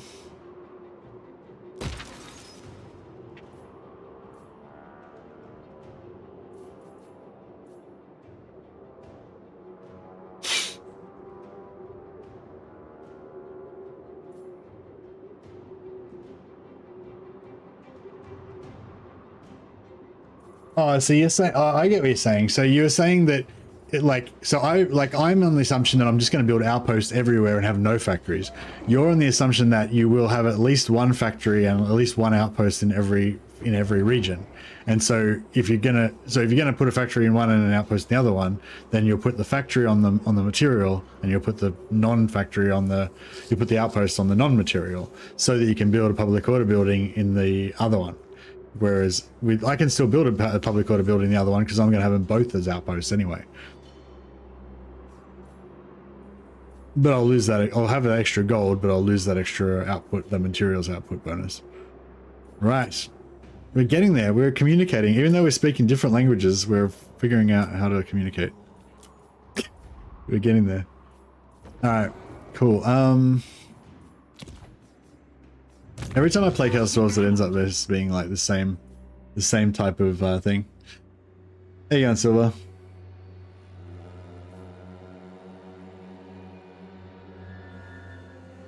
Yeah, it's Vasily. B-A-C Cyrillic letters. That's Vasily, the mod that I'm talking to. Hey Raven, actually, practically speaking, which is better? Which is better out of what?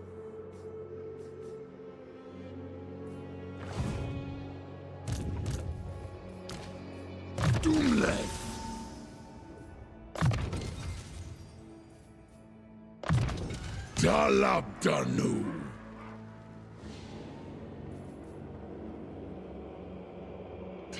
Oh yeah, we should do this before we finish up.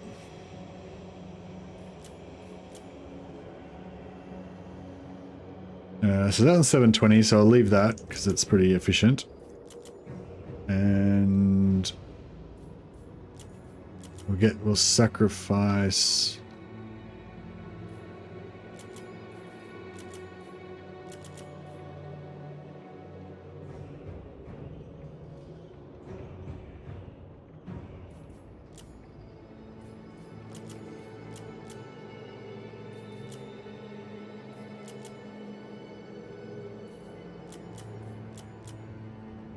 So yeah, so these are my most efficient provinces, are these high level ones, the ones that are pumping out heaps of materials. So those three I want to make sure they are functioning, so I've got them pretty much full up.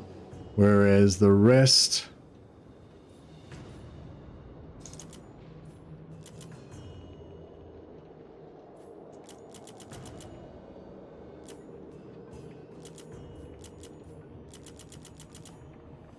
The rest will sacrifice for monies.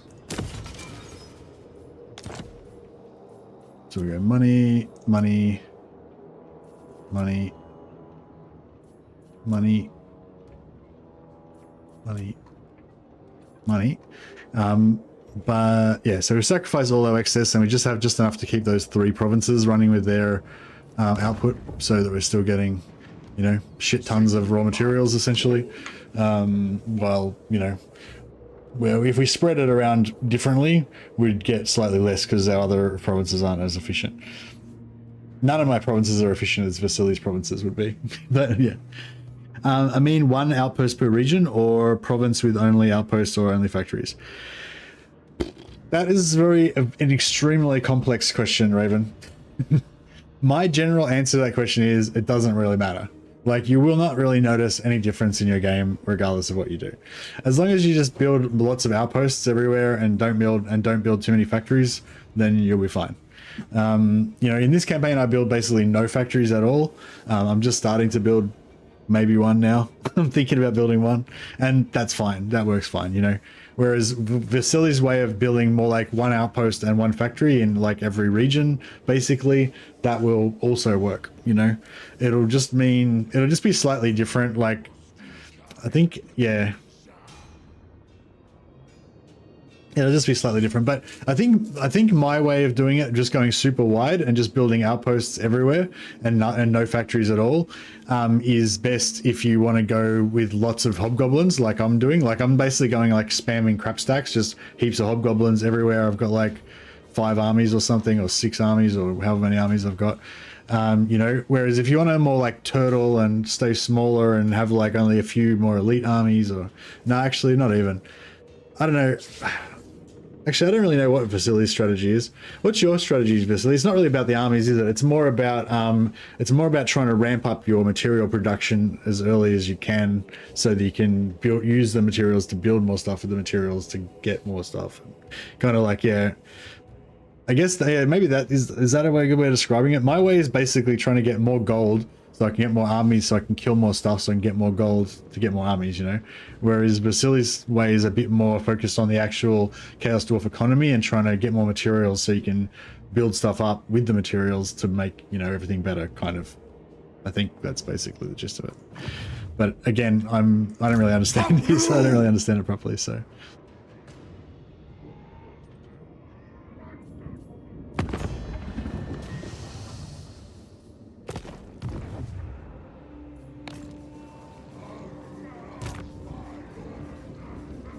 What's that guy doing? Oh, right, he was just sort of scouting.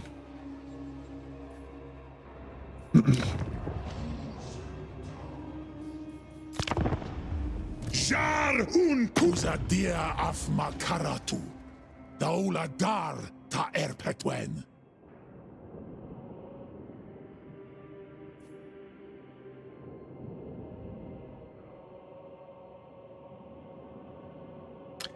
Carnivore said he's turned 61. He's got 4,705 raw materials, 1,507 armaments, and 128 conclave influence every turn. That sounds like a healthy economy, kind of Carnivore. Corn. I think I do want to be. Hey, I think we found a friend. We could be friends with Scarbrand. I feel like corn and Chaos Dwarfs goes well together. I think Chaos Dwarfs can sell corn cannons. Corn can try not to kill everybody, so there's some slaves left to sell to the Chaos Dwarfs.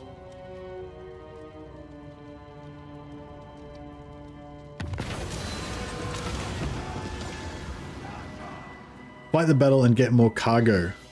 I don't really care about the cargo, but I wouldn't mind getting more slaves. I mean, laborers.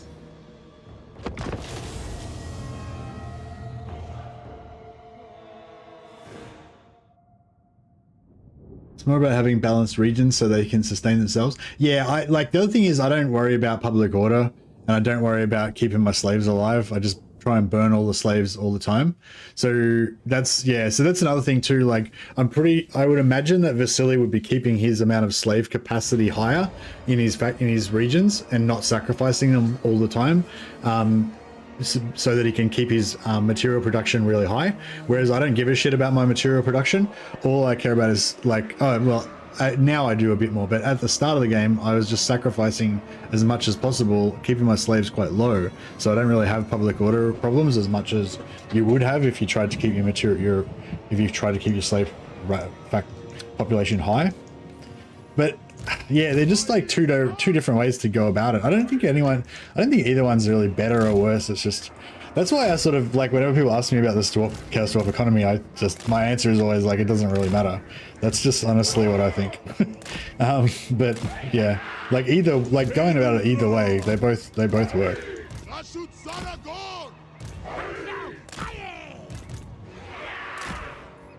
Like there's at least 2 ways to do it. There's probably a lot more than that.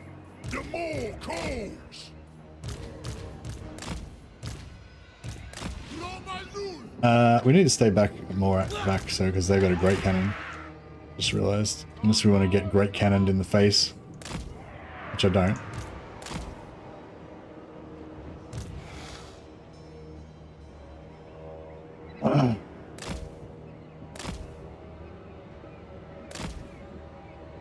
Not seen the perfect way, so I don't think it's been 100% min-maxed. Well, that's the thing. I don't think it can be min-maxed. That's the thing that I think people get, like, that's the main fallacy that I think people have. Like, people think that it can be mathematically done. It's like, but it's interwoven with the strategy map, so there's never going to be like a way that's perfect, because it depends on the map and what the enemies do and all that kind of stuff, you know.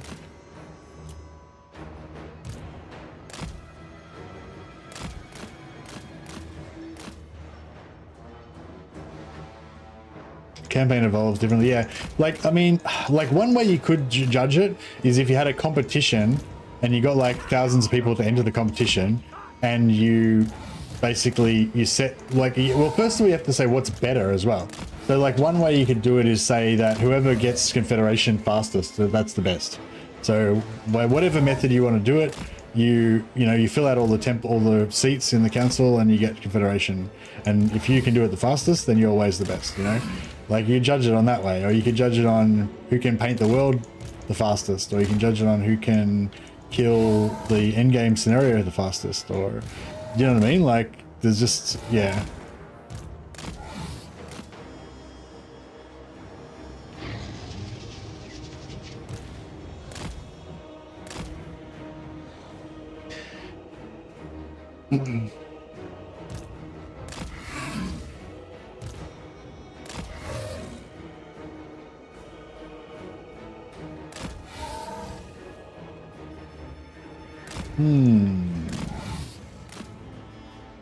Maybe I should just drop this on them and fucking have at it.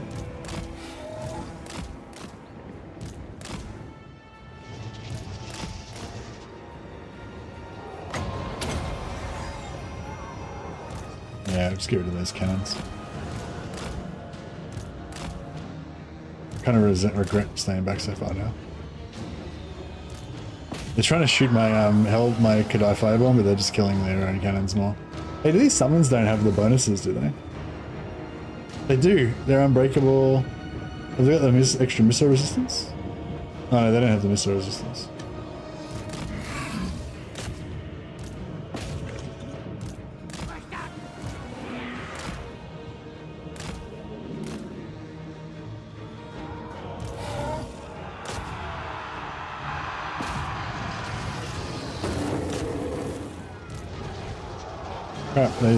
I was hoping they were going to hit the edge there and not quite hit the halberds, but they just landed right in the middle of the halberds. That sucked.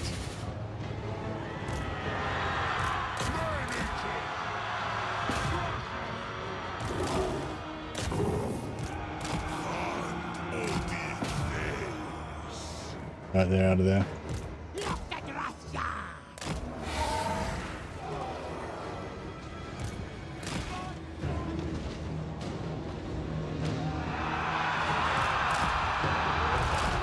But yeah, I mean, I guess like overall, like what I said is, but it doesn't matter. What I mean by that is your primary concern, I feel like, should be what's happening on the campaign map.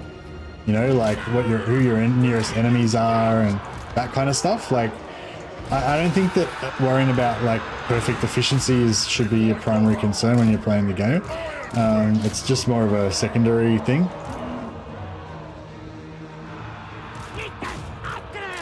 Oh fuck, gross. Get in there.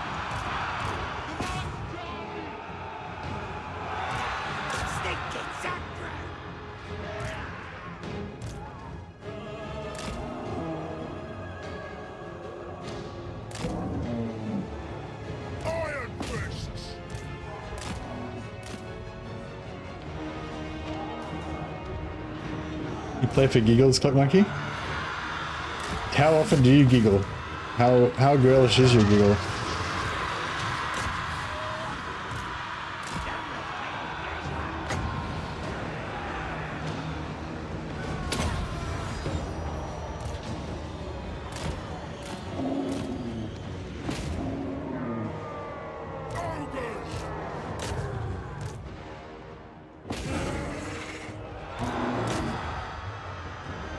No, these guys are getting fucked up.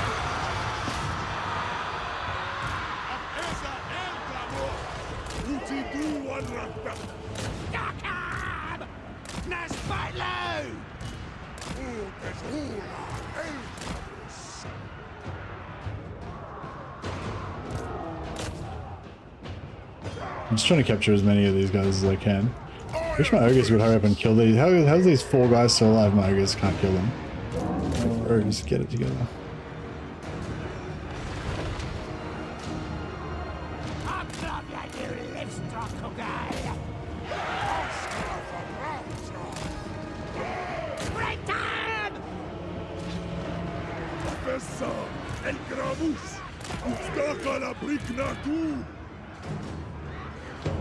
Druggy boys! Alright,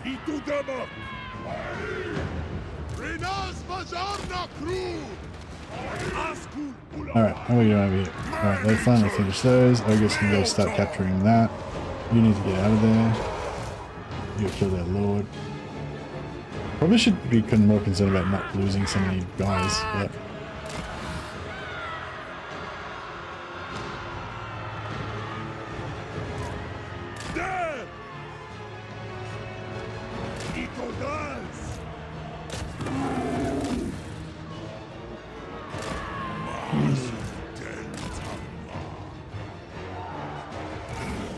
No, you guys do that. You guys come over here. Kill this lord. I don't know if we can even kill this lord. He seems pretty intent on not dying. I usually want to optimize in the start, be as aggressive as possible, then go for the fun armies. Yeah, that's kind of how I like to go as well. That's why I get really bummed out if like I start off badly.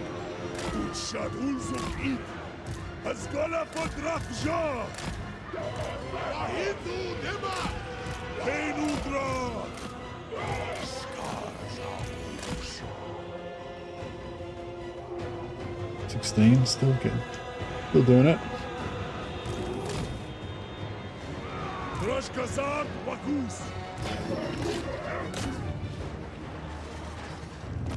Beautiful. Okay. You get away. Don't. Alright, that's enough out of you. Alright, get our guys killed.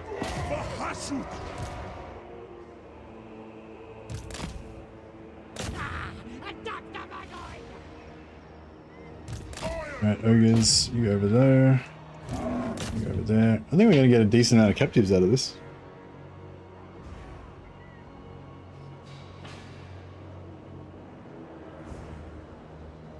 You'd giggle just then?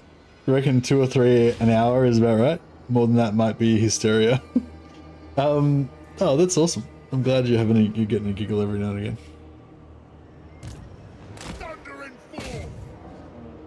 Which legendary lord would be the most likable? Thinking of allies, trades, and all. Like, admit what? Which chaos? You mean which chaos dwarf legendary lord would be the most likable, or which legendary lord in the whole game would be the most likable? In the whole game, I'd say it'd be Alariel.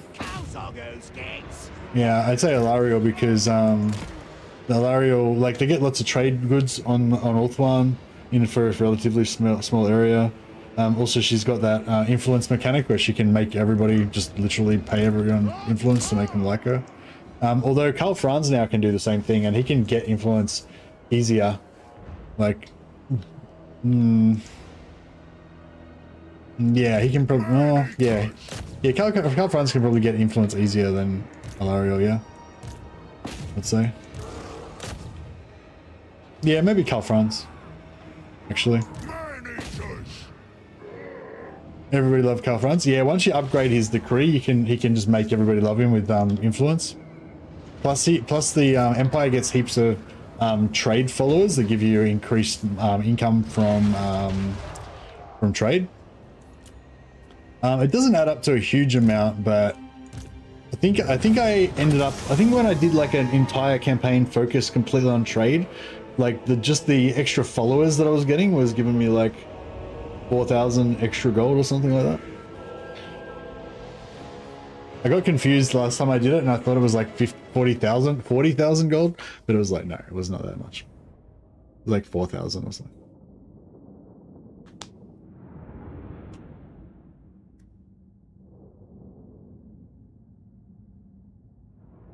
Oh yeah, Tomb Kings and Castors can stack 5 relations on all faction trait. Yeah, true, but that's kind of RNG though. Yeah, you can be like unlucky and not get the trait. Especially if you can't afford to keep cycling lords continuously.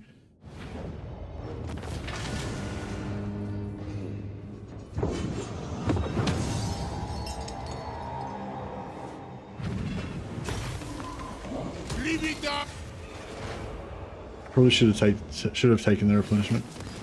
Save characters. Oh yeah, save characters is like save characters is cool and everything, but it's not really like if you're discussing like any discussion about how the game works or whatever, then my assumption is that you're not using save characters.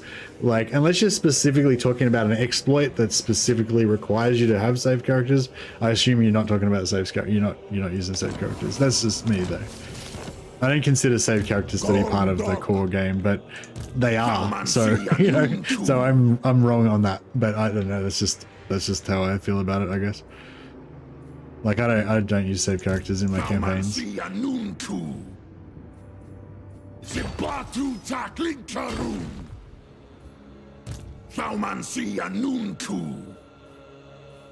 I'm gonna try and ambush my way up here.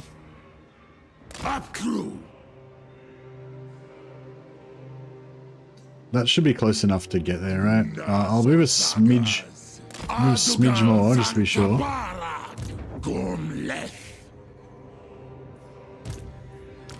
Feel exploity.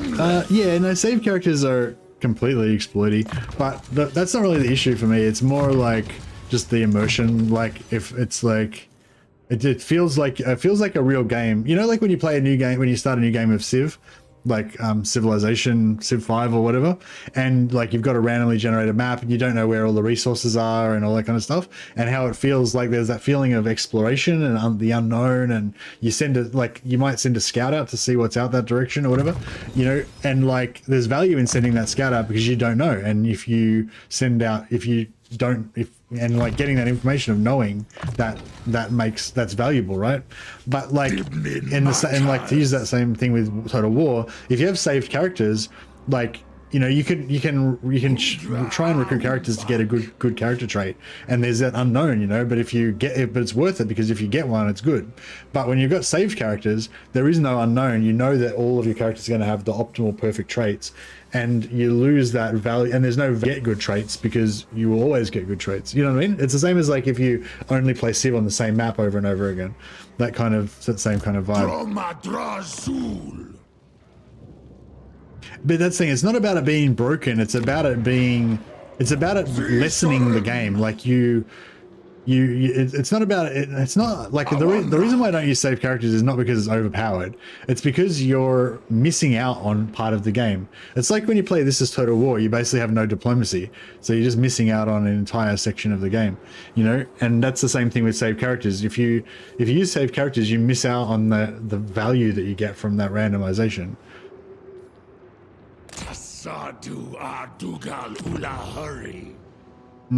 Is he at war with He's not at war with them. Okay. Ardugaltok! Asumor Angas Lock!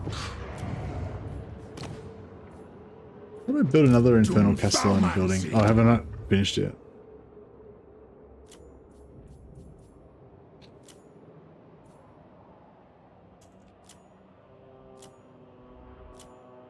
I can't remember where I put it. Did I have one? Oh, Zufbar's tier 3. Quit. Sweet. Build iron. And bucket. Let's get some more Infernal Castellans as well while we're at it.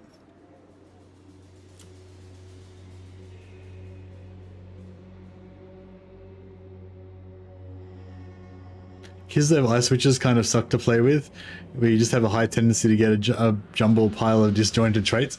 Yeah, that's the thing though. When you don't use saved characters and you get those jumbled pile of disjointed traits, that's normal. That's like what a normal person is. A normal person has a few different skills, and you know, not all of them are useful in all situations. But every now and again, you get one that's got like 3 traits that all work together. Like he's got one that's like gives you cavalry bonuses, another one that gives you melee bonuses, and another one that gives you like upkeep reduction on cavalry or something. And you get this like perfect cavalry hero or whatever, you know. And that hero is awesome. But the reason they're awesome is because mostly you get shit ones. As soon as you use saved characters and all of them are good, you never get that feeling of having an awesome one.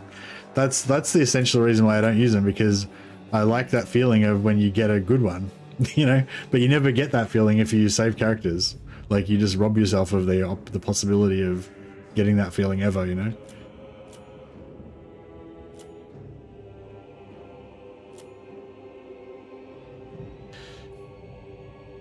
What am I doing here? Oh yeah, we're upgrading that. And we're building this. No. Why was I building that again?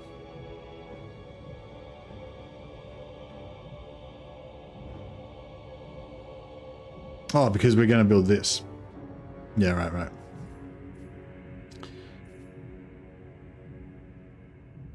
What's this one? Yeah, I don't really care about that. Oh, actually, that is pretty good.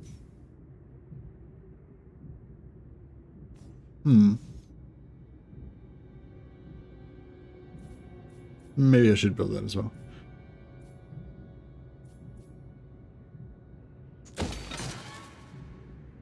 Yeah, Vasily's like, oh my god, what are you doing? This province is all fucked up, isn't it, Vasily?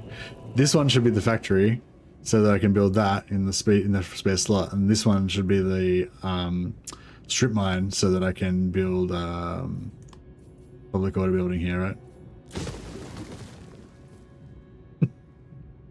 I've got it backwards, haven't I? Alright, I'm gonna do it this one because the Wolflands is called Vasily Land. So I'm gonna waste some resources, but it's alright. We'll switch it around, we'll fix it up. So now we're getting to the phase of the game where you just get all your provinces all perfect.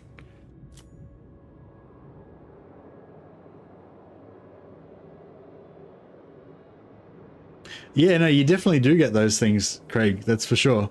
But that's normal. Like, you know, like, if you get, like, even one good trait on your, are we close to winning yet? Oh, yeah, I think we already won. I think we won when we started the campaign playing Chaos Dwarfs, Generin.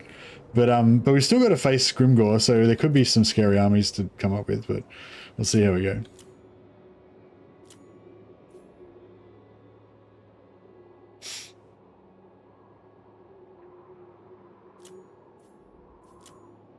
There's nothing you can do to buff gold production, is there? Not really. Now you're getting the spotlight with that province. Remember medieval Total War where most of your talents are crap? Yeah, for sure.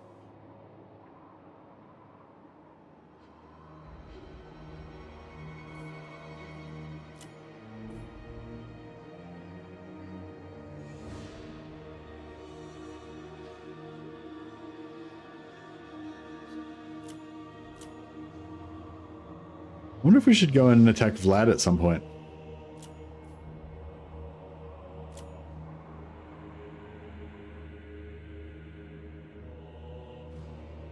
Check out this one. It's got like it's got three things.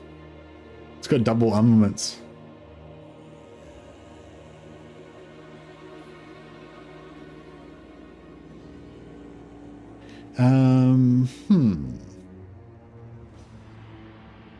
Character one's sort of more protected, I guess. So yeah, I probably want to blow this up and put oh, but it's sort of already built though. I don't know. At some point, I'll probably blow that up and build a public order building there, and this one I'll upgrade. But at the moment, we're starting to get to the point where we need money more than we need anything else. Yeah, we've got those materials. Maybe we should just upgrade all these.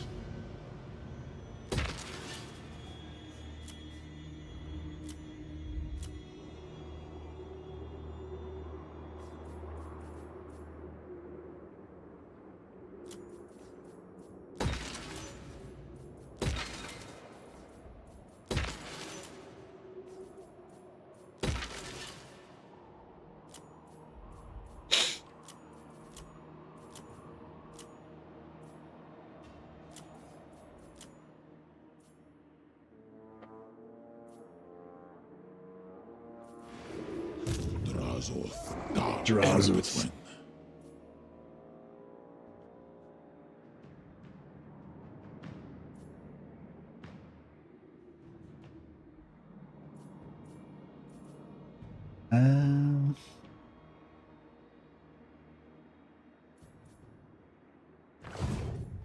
Drazo. Drum.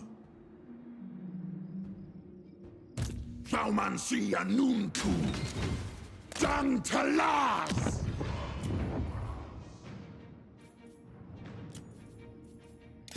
Thaumansi Anunku. Doomle. Okay, so with Saxides, you want for the main lord, you want extra post-battle loot and labor gained and all that. For all the other lords, you just want replenishment and then iron willed, so you get more replenishment.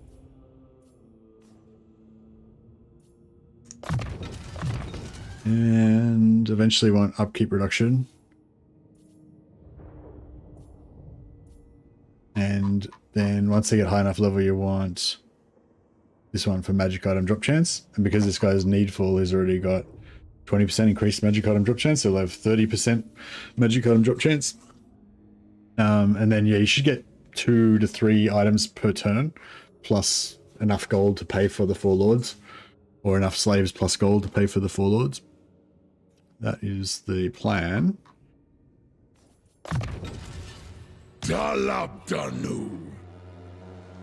Grunazuna Dormanunku. Guys needful as well.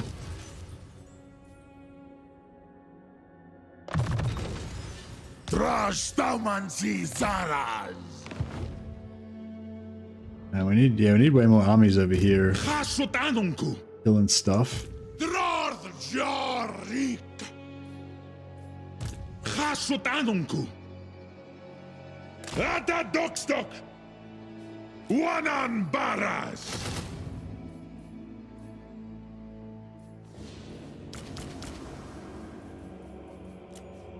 Debdarwi Agrundal Hazkala.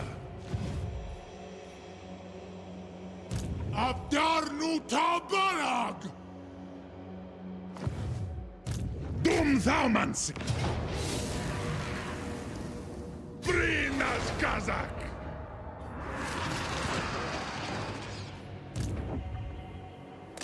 Grimas Dabarag.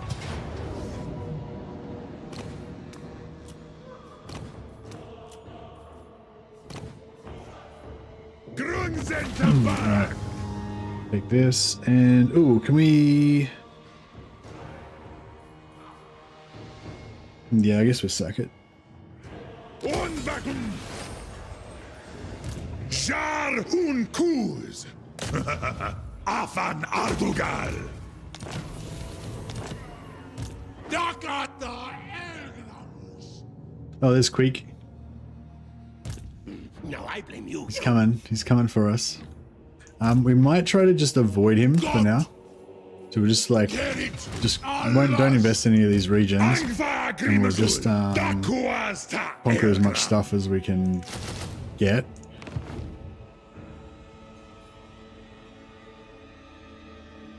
Death Pass is an amazing all-factory province due to the amount of modifiers.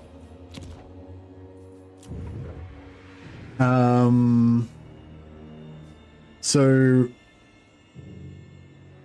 iron and wood both create armaments. Does a factory give you bonuses to armaments?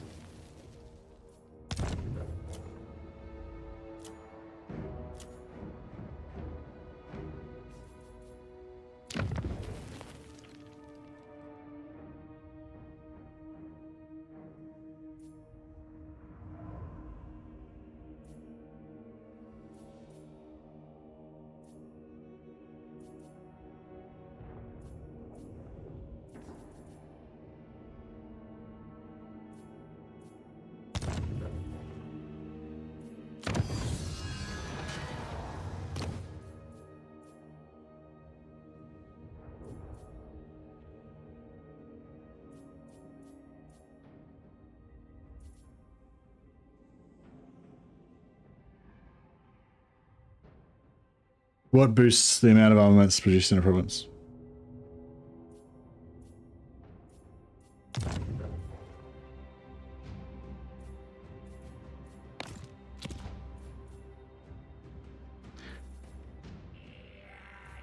No, they don't boost the production of armaments. They produce armaments. They boost production of armaments, right? As well as creating armaments, they also boost production of armaments. Right now, I get what you're saying. Where am I? I lost it. Too many regions. Death Pass. Okay. So wood gives you 15% extra armaments per turn, and iron gives you 15%. Yeah, so they both give you 30% extra armaments per turn. So yeah, so if I made these all factories, then they would make, yeah, they would also be boosting the armaments from the factories that would be producing. Got so many things. Where did I build that factory again? Where's Vasily town? Oh, there it is. That's not the one.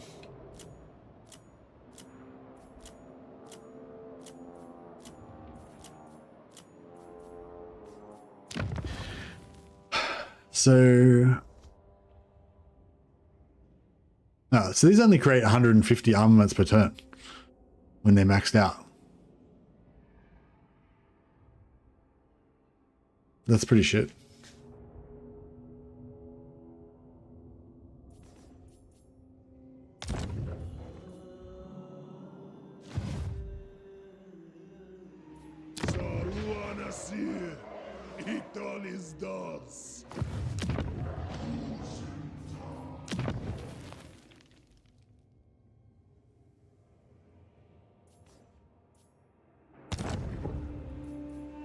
So yeah, so if I Death Pass is going to create 30% more armaments. So that provides 150 armaments. That provides 150 armaments. Oh yeah, so yeah, so it'd be, yeah, so 300 plus 30%, so it'd be another 90 extra armaments basically created per turn. It's pretty good.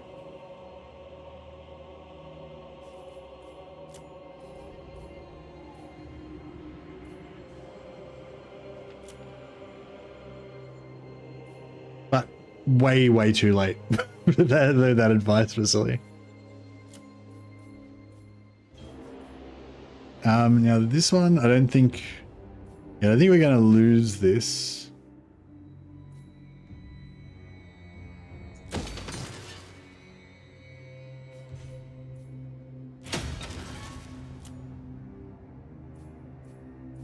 Yeah, well, like I said, a bit late, unfortunately. I'll have to keep that in mind for next time I play against Dwarfs.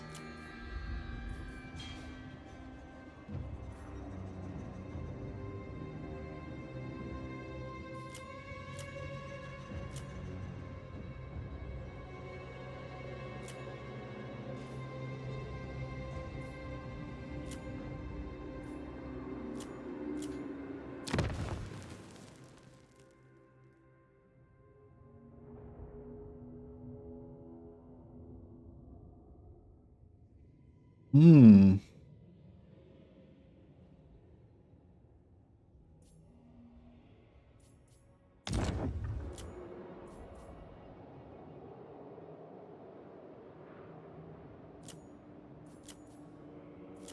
Oh, and it's good advice, but it just, yeah, if I had have known it an hour ago or 2 hours ago, it would have been better.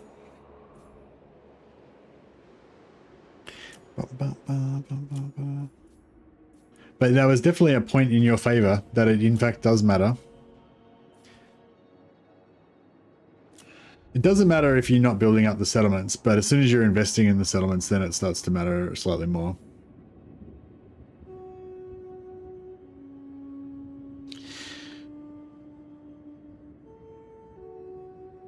Yeah, and I guess also if you're going to occupy a tier 2 settlement, then it matters a bit more as well. Because this settlement, you know, it's essentially just going to sit here like this with an empty slot, because I don't really care about more materials at this point until I've got more slave production. So it's like, yeah, there's no point in me building materials there. So in this case, so it was sort of, actually, yeah, no, it doesn't really matter. It's fine. Anyways.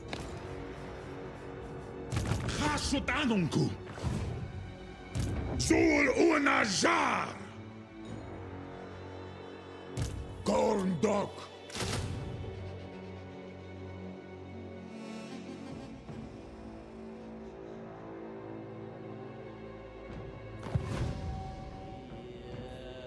Dumleth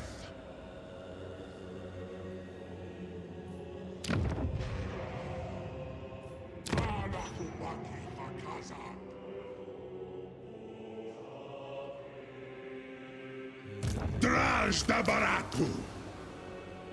Dude, I don't live in there. Groma Drazul Anos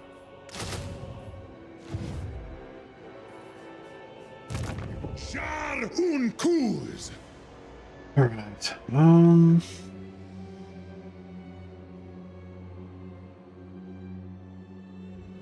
I wonder when Grimgor's going to turn up. Like surely he'll turn up eventually. Got Gristas Wanas Darf Dangtalaj A Kazakh Faumansia Nunku Gata Krum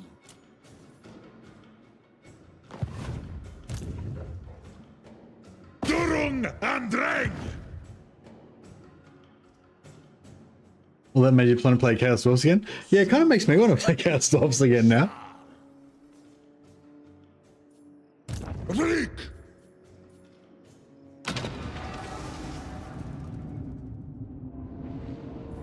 Yeah, you've kind of convinced me in a way. Like, I still feel like my way of going about it in the early campaign is better. But I mean, is good. But I think that, yeah, it would be better if I did think about it a bit more. With the need for laborers, do you always need to be on the warpath like Dark Elves? I mean, yeah, the more on the warpath that you are, the better that it will be. But if you're not, like, it doesn't like matter, you know. Highly recommend Astrogoth, second province, going full factory with 4 settlements in province. Which is your second province? I usually go east through the Ogre's lands through here and then kill Grimgor.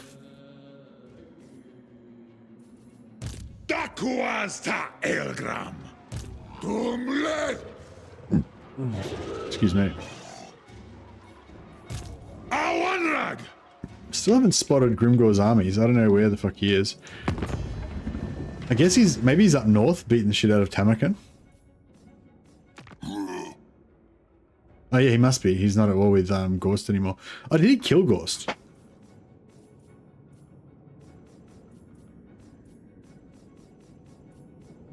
Oh yeah, he wiped out Gorst.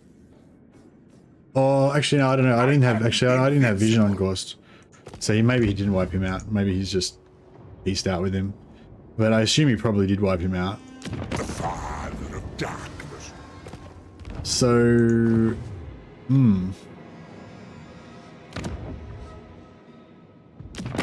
Let's have you then. I'll hear what you say, so I can shove the words right back down your throat. what? Grimgor's just a chat. He's like, he's gone two fronts. He's wiped out Gorse to the south, simultaneously gone to war with Hammercan in the north, and he's kicked the crap out of both of them at the same time. And we've gone into the middle, and I'm pretty sure he's gonna have stacks on both sides of where we are.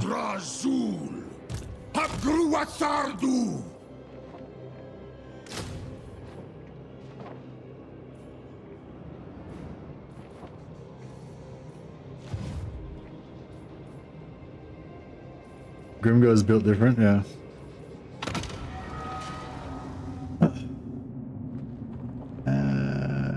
Oh, we've unlocked the top here. Nice.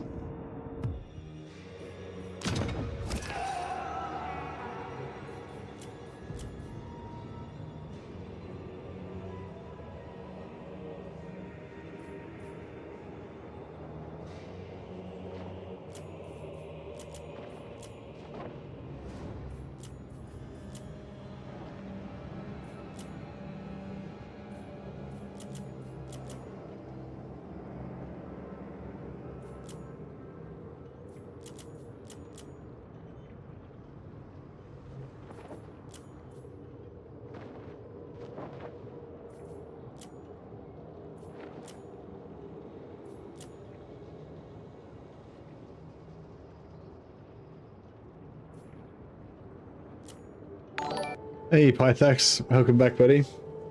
And yeah, thanks for becoming a member of the team, a member of the channel. Much appreciated.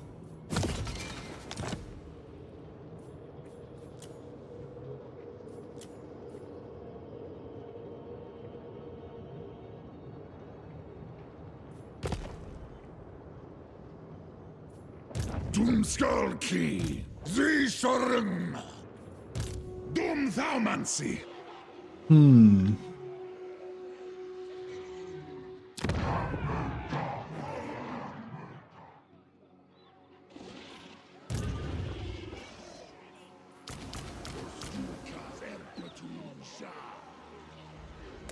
Subjugatas! Tagrungron Apgru! Aksuardugal! Makazia Thaumancy! Pythax is a pretty good cast dwarf name, actually.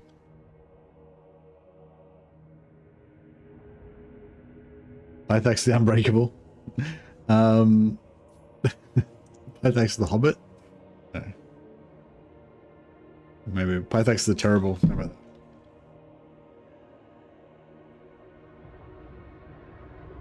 that? Pythax the Hobbit. You can't be a Hobbit. You're a cast dwarf.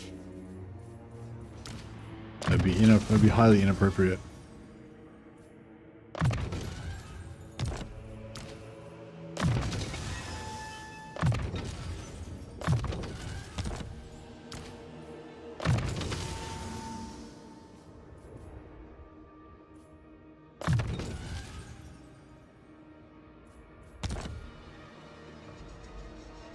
You're a cast dwarf that lives in a hole in the ground with a very large pantry. That is just dandy. Belly of horns. Yep. Huzzah. Oh, Kadai Fireborn are ready. Ready for action. Should we send them over against Grimgor, or should we give them to our boy over here?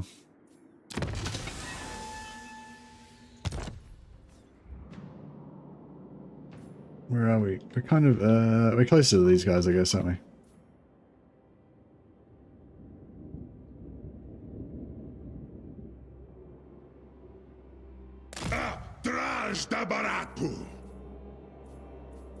Afsepuzan Suminu.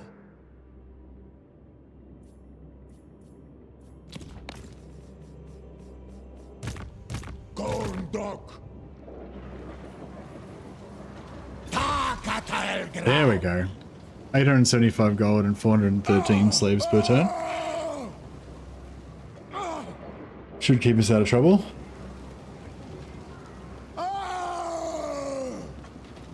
Waddle!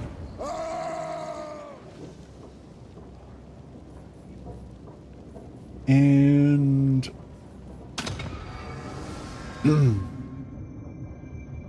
yeah, we'll wait till next turn and we'll get one of those big 300 ones. Seems pretty cool.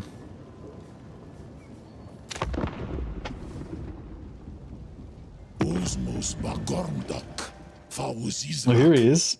What do you want? You big fat Nurgle dickhead, you.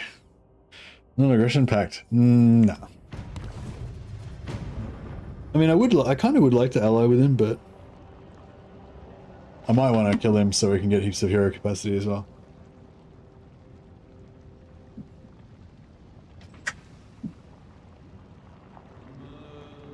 Yeah, I really want to play a high elf, a Lariel high elf trading campaign now.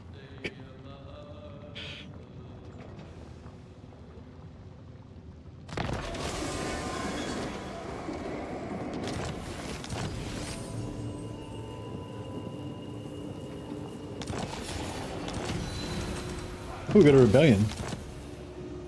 Where's our rebellion happening? You're probably just in the most inconvenient spot.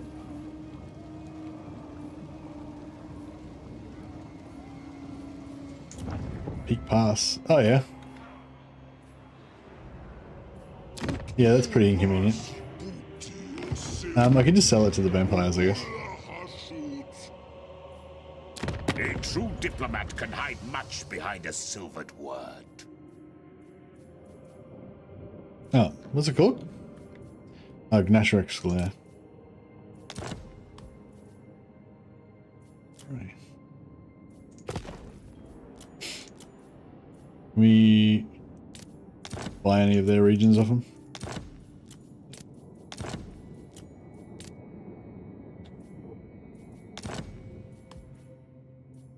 And should we get for, I don't know, non-aggression pact? Trade? Sure. Very well. Alright, see, we've got allies, we've got friends.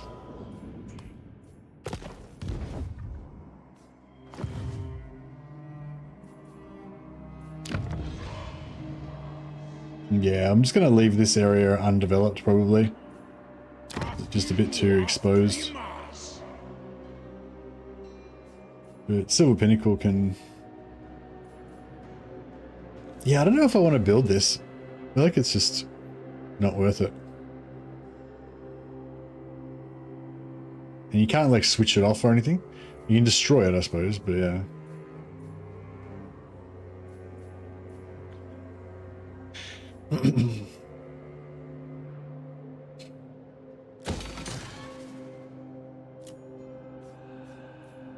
Oh yeah, let's build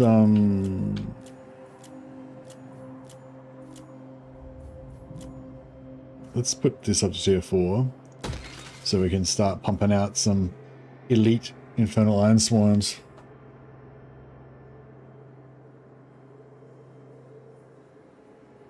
Yeah, but you want to like clearing chaos from Elf 1 is kind of step 1 of your Warhammer, of your High Elf campaign, regardless. Anyway, yeah.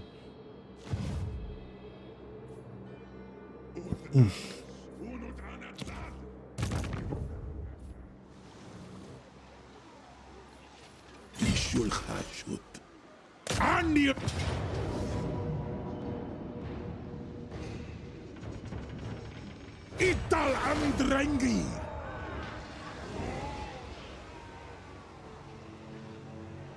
Gumleth! Abdanuan! Anfa Agrimazul!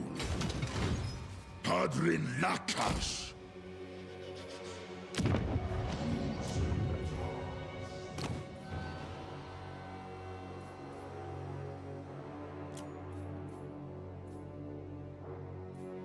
Gorndok! Hopru! Yeah, income from post-battle loot is what we want. Don't care about that. We want that.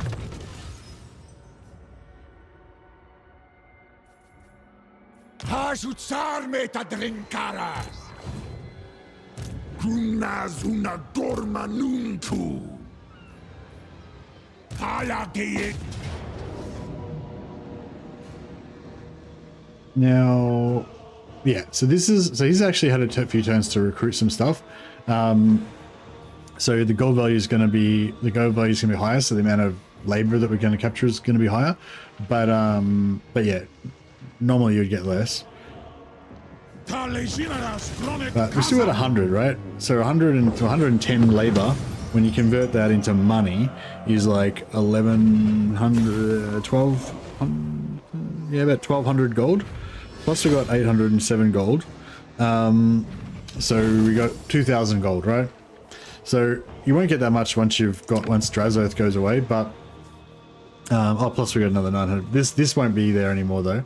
After this first turn, but just that first part. So yeah, you should get like about 1,000 to 1,500 to 1,000 gold worth of slaves and gold, and then eventually you get up to like 2,000-ish slaves and gold. But as on top of that, you're getting like 2 or 3 magic items every turn as well. Ideally, I don't think we got any that time. Was that just them? Oh, maybe we did. Whatever. Anyway, but yeah, so just leave these guys here.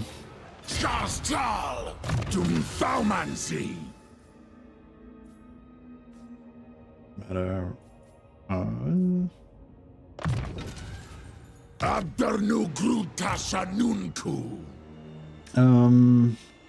Maybe I can stay for one more turn just to help me get set up.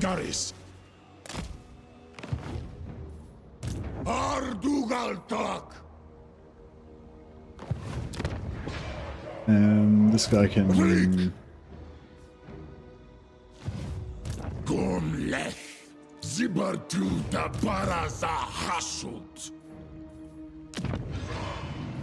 Maybe we should give him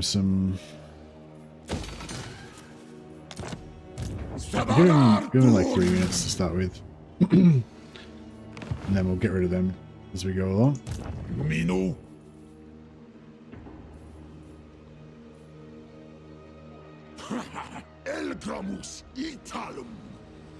Treasure. Greg. Langstroll. Nutida. Yeah. Is that dwarf, like hectic dwarf army gonna come and kill me? Probably. See how we go. All right, so we're getting our Sac City set up. We've got our raiding party set up in Zarnagrund. We could probably set up another one in. We could set up another one down here, couldn't we? In what's it called? This joint.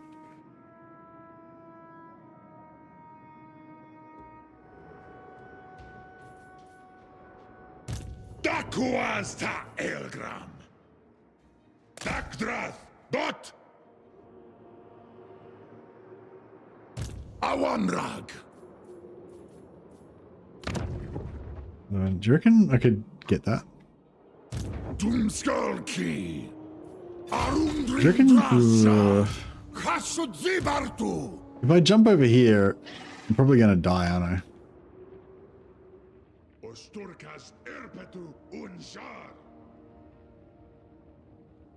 Yuanbo in Dragonform has 3,502 mass. That's pretty good. Seems like a lot of mass.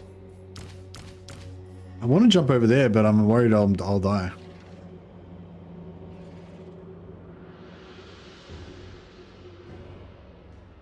Fuck it. You only live once. And this guy maybe won't even live that long.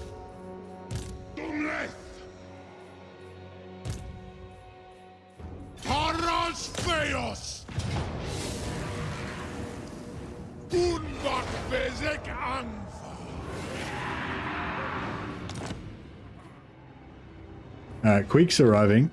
So we're not going to try and hold... I'm not going to try and hold any of this stuff, particularly. Jar un kuz, angva grimazur.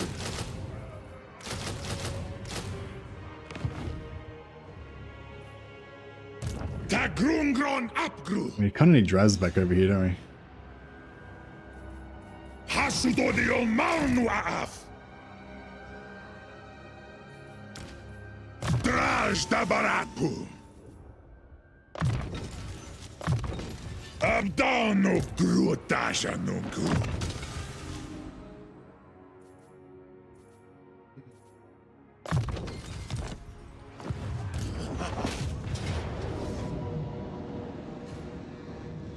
Oh yeah, so let's practice our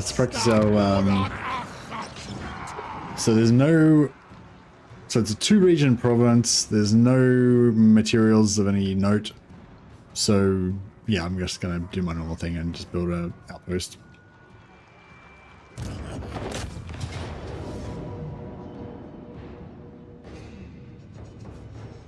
Takum Karu!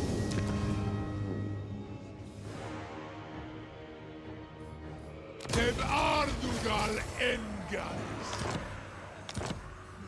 Subjugitash! Dakuasta Elgram!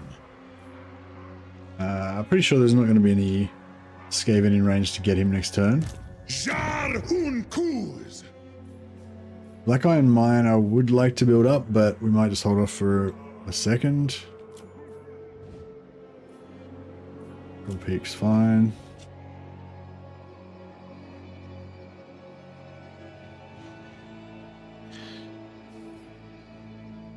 Yeah, this one I kind of want to get rid of one of these mine shafts, but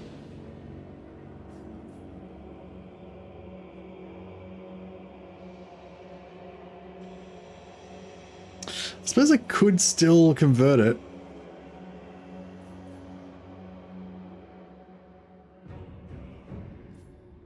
All right, we'll name this place Vasily Town as well. All right, we're doing it, Vasily. This is all for you. I could sell these. Is it worth selling these? How much should we get for them? 1800, 900, 450. Nah, I'm bothered.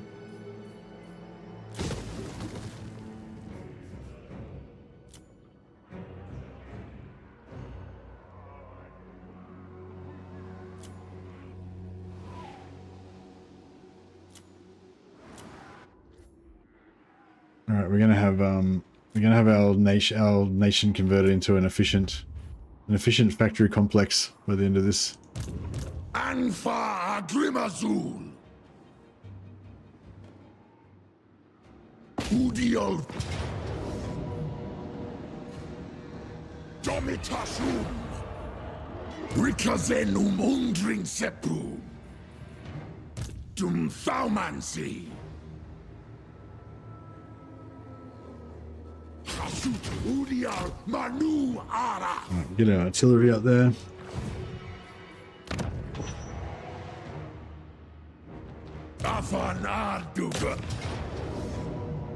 Decisive victory low. Yeah, I gotta just take that, I think.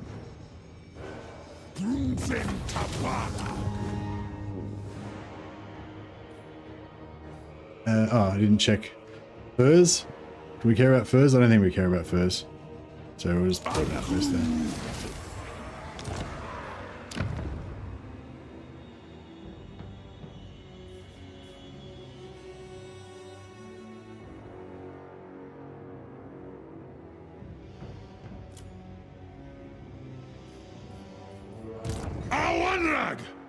All right.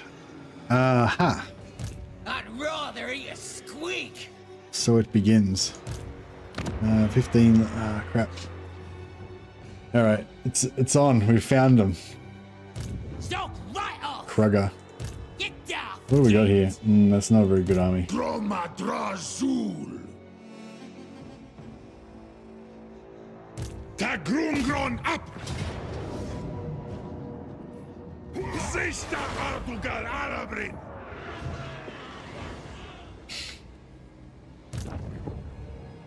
Grumnaz una dorma nunku. All right, we'll take this guy up here. We'll take this. Dakuata Elgramus.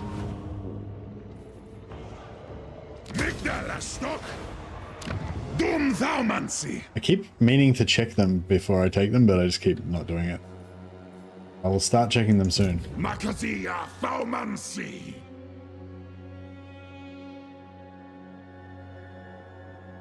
Taida Aklak.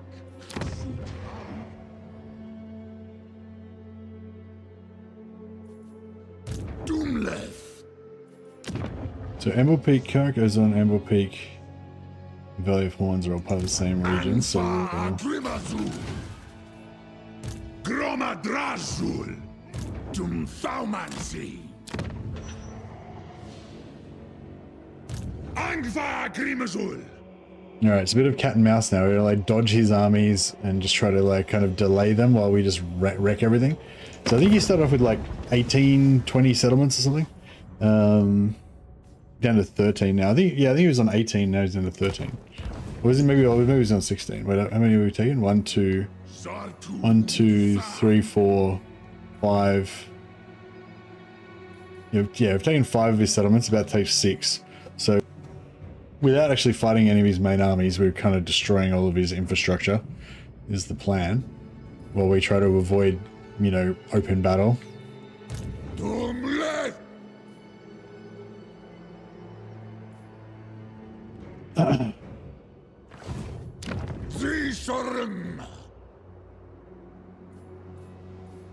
Oh yeah, I keep not using my obedient mutant as well. I've got to get into doing that. Where's my obedient mutant? There he is. Alright, now we can build this in 6 turns instead of 7.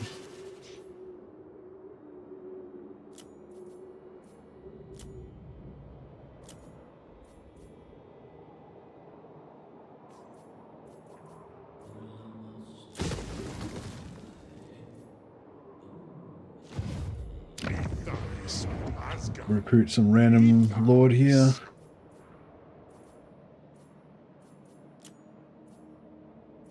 Oh, needful.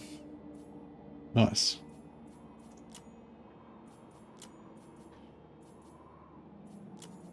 Give this guy the obedient mutant.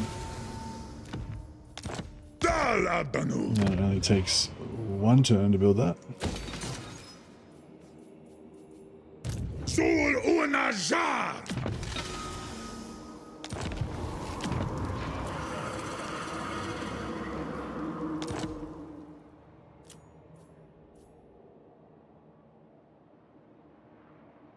You play way differently than me, huh? I only had 1 Hobgoblin army and I think 3 proper Chaos Dwarf stacks by this turn, although less territory probably.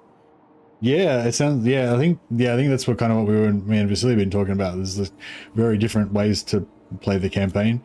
I think that like, I sort of consciously was making that decision to go for a heavy Hobgoblin spam style campaign.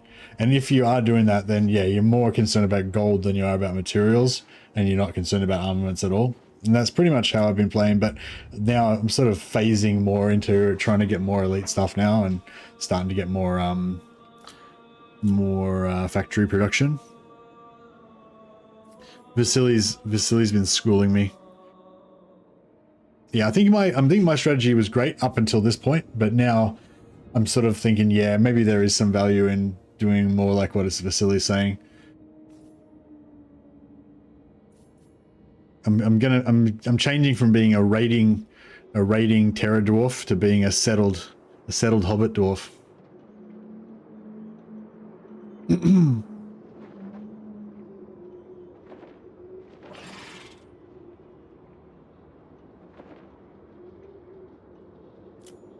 Hey, Willspell, how you going? What are we doing here? Demon Stump. Oh yeah, we were doing I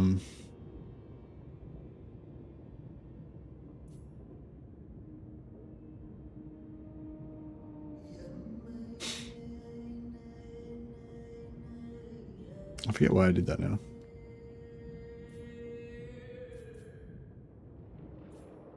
So we've upgraded Black Fortress Tier 4, where we are. Yeah, I guess we've got extra materials to burn, so we may as well upgrade that. We need to recruit a lord here first. corn dog. Give him the obedient mutant.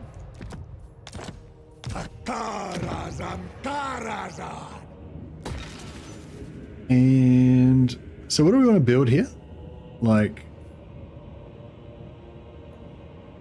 what's this one?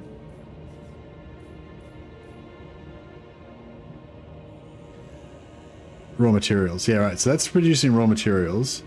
So because of the raw material production, we want to build this.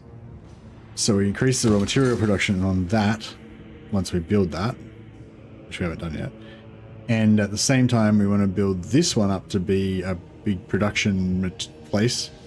But I'm not going to bother doing that yet, but eventually we will. And all will be well.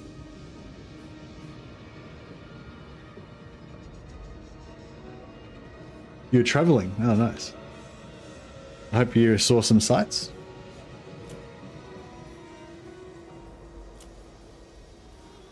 Do you prefer overseers or demon smiths? You seem to mix it up a little bit.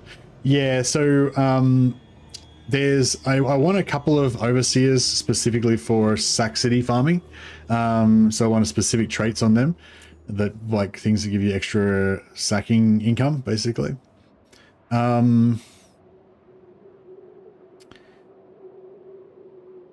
But I want every army to have magic. So if there's two armies together and one of them is a demon smith, so I've got magic. So one of them's a fire or a metal demon smith, and I've got magic. Then I might make the other lord an overseer, because the overseers are like tankier and they're kind of tougher. But the demon smiths are kind of tough as well once they get their flame mount and everything. And they've got some really good items that only they can use and stuff as well. So it's much of a muchness, but yeah. Also the overseers can make your armies like cheaper. They're good for like cheap goblin crap stacks, make your armies really cheap.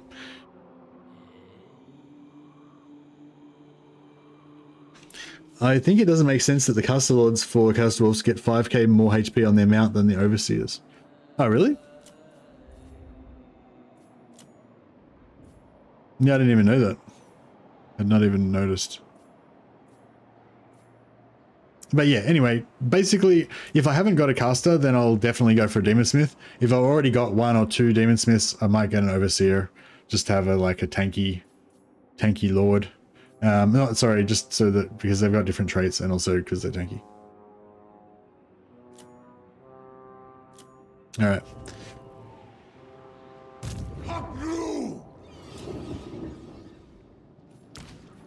Corn dog. Corn duck.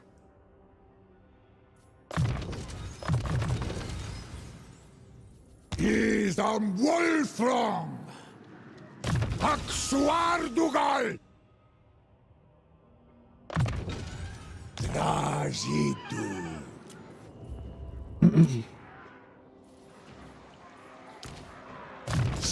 Yeah, so this trait gives you extra campaign movement range, extra income from post-battle loot, and extra labor gained, so extra slaves basically. So you combine that with this to have extra slaves. So these guys are basically good to be your initiate, like the main lord in a group. Like if you have 4 lords, you want your overseer to be the main lord because he gets extra bonuses for post-battle loot and labor gained from the lord. Plus he's got extra movement range, so he's able to be better striker. Like you can get that little bit further, you know. But if you got your main lords and overseer and you got no wizards, then that sucks.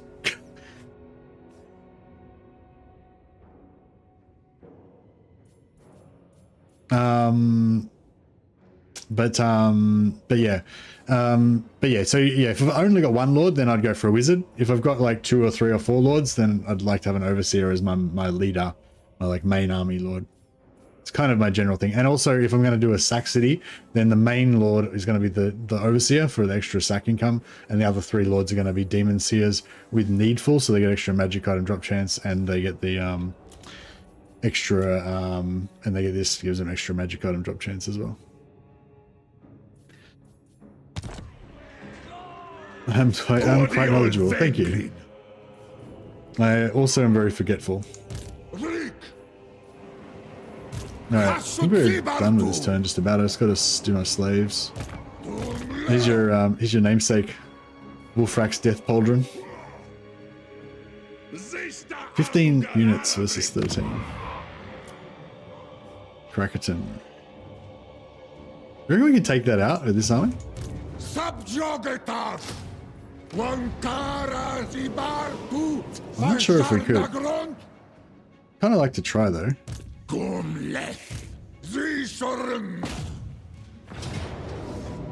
Valiant defeat.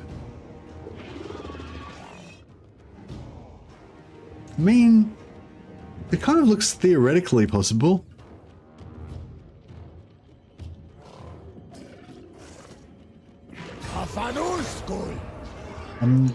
I could theoretically get my ass completely caned though. But it would be good if we could get a little bit of a rush on Lamassu. So Lamassu's got 5.5k.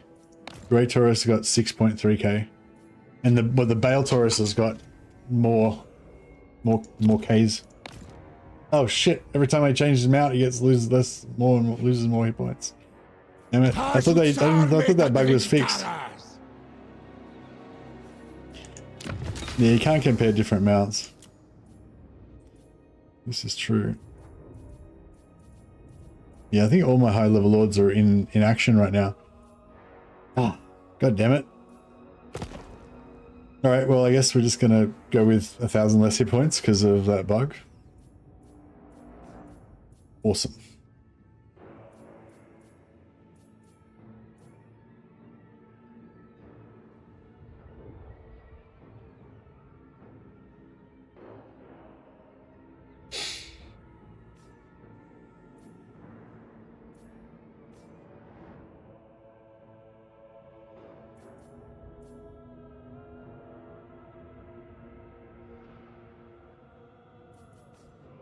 Oh yeah, if you got heroes, it's different again for sure.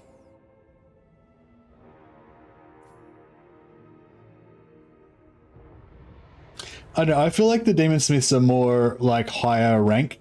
They're like more prestigious or whatever, whereas the Overseers are more like your cheaper layperson kind of lords, you know?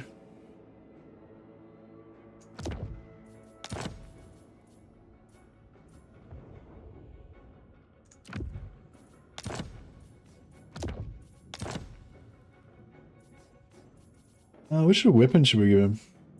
Executioner's Axe.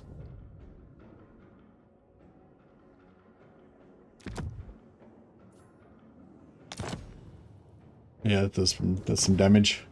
All right, and let's give him.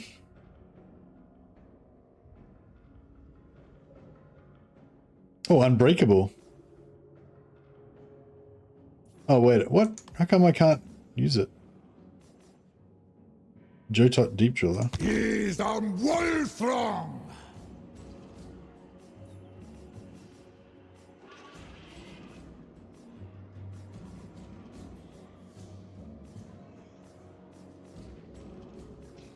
Asumor Angas Lock.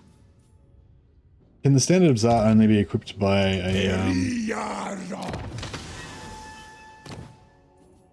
oh no, he can get it. There we go. Cool. And what else do we want? Banner and I don't know.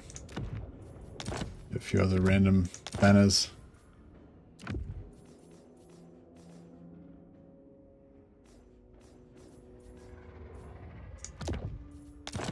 Dragon Bezeki. All right. So we'll make him unbreakable so that if everyone else routs, at least he can swoop attack and kill the rest of everything. Actually, we'll give the speed to these guys. Oh, actually, no, we should give these guys the Razor Standard.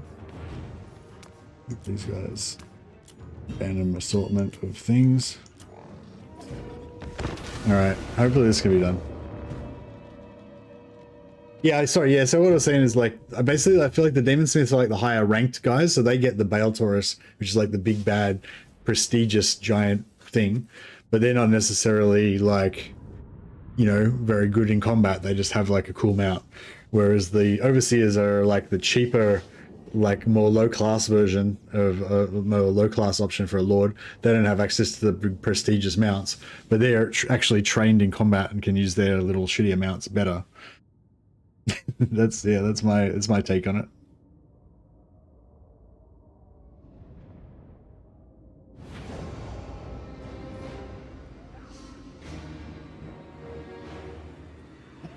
I think I might have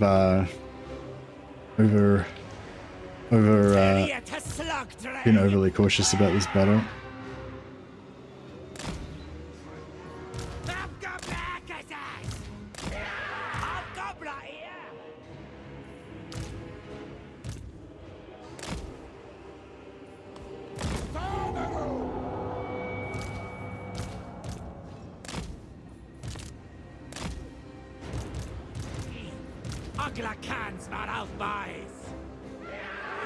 Alright, so we get these guys into like here. That should be pretty good.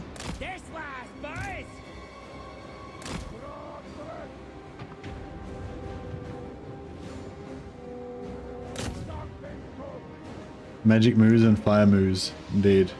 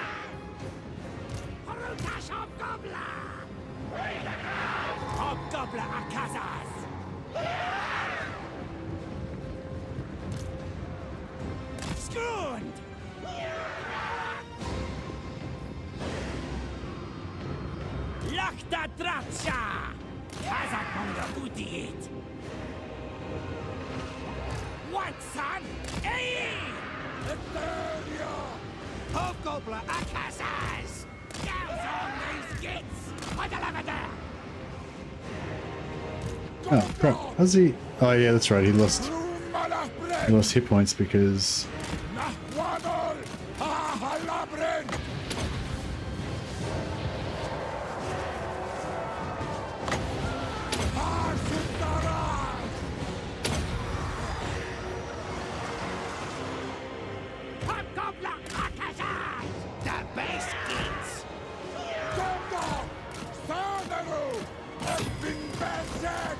get him out of there. Oh, you guys go off and cause more disruption.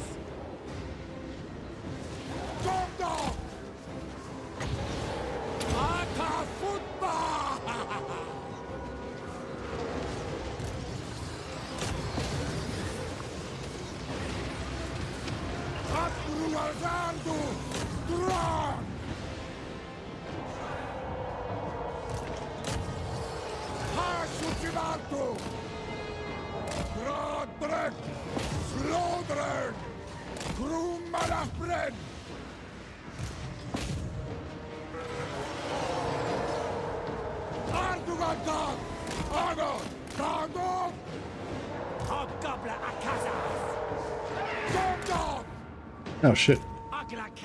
Alright, get around. Get out of there.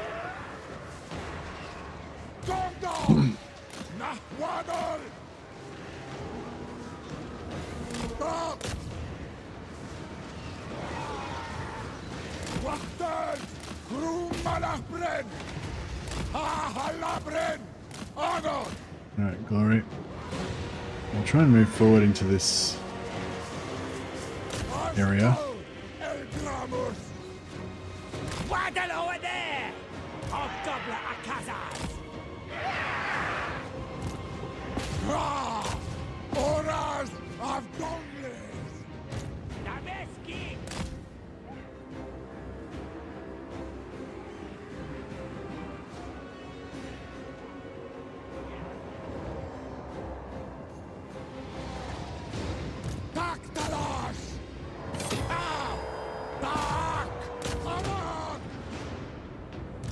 Hobgoblin Akazas!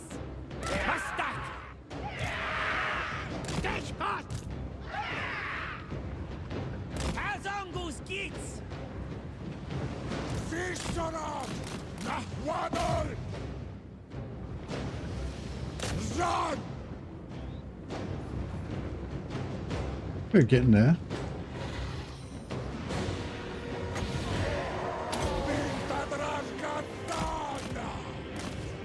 Alright. Hobgoblin Akazas! Just turn everybody on the spot so they don't have to move and they can just Hobgoblin here! By that friend! The Grumps boys! drill these guys. Abdulazardu! God! Sanaru! Grodbret! Agon! Ahalabret! Dagon! God!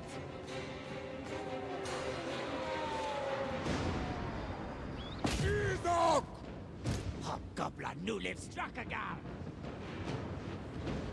Yeah, I think we got this under control. Dog! Pretty much sorted. Bentok! Alright, these guys can rotate back to front. We serve! We duck, aye! Get shot! Hobgoblin Akazas! Firas, we duck thee! Drang! Oh shit. Brutus, Hobgoblin! Nearly took it.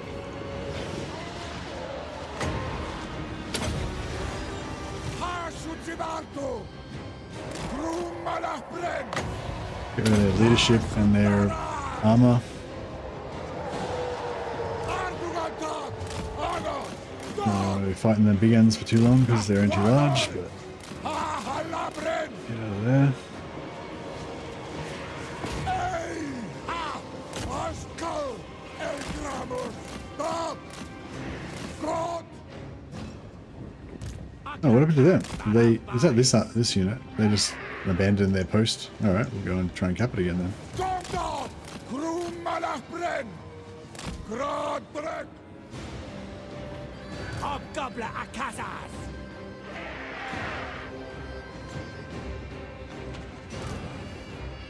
Wachten! Vice Akru! Dumle Drink! Sadokits! Brutus Hobgoblin! Druggy Oh shit. Dog! Mustak! Oh crap. This is bad. White boy! I need to stop these cavalry from just obliterating us. Akazas! Oh, we're back again. That Bratsha! Dumle Drink! Oh man, they did so much damage to us. What, son? Arak!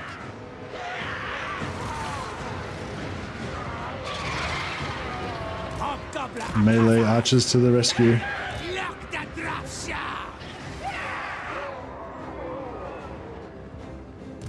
Dabeskits! Taktalas! Hobgoblin There we go. Akazas! Alright, cool. So yeah, as long as we can take his settlements faster than he can take ours, then we'll kind of win. We'll still have to kill his armies, but yeah. And as long as we're keeping the fight in his territory, because we're just trashing all of his settlements, then he's not attacking my settlements. That's pretty much the goal here. Just keep him busy.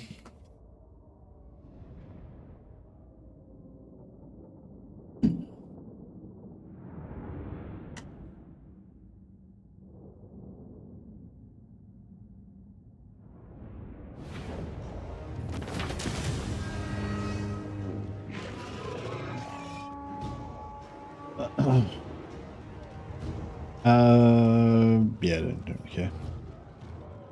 Post. Ardugalengaris! Oh, we got another one of these black gems of Nah. I like having those in my Gorndok! my castellans.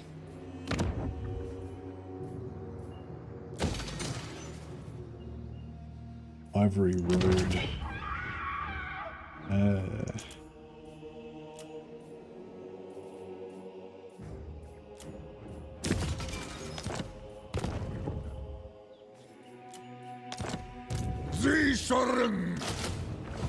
Some more troops.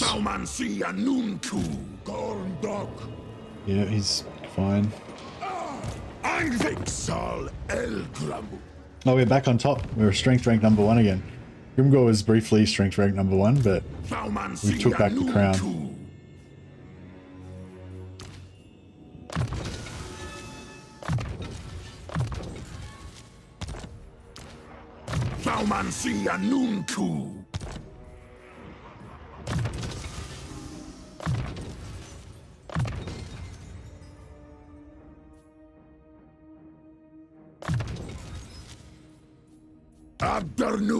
We do Cathay sometime. I just finished my first run on very hard, and you're stuck on her now. Hey, Gratty. As in, like, you just finished Cathay campaign and you want to play another Cathay campaign?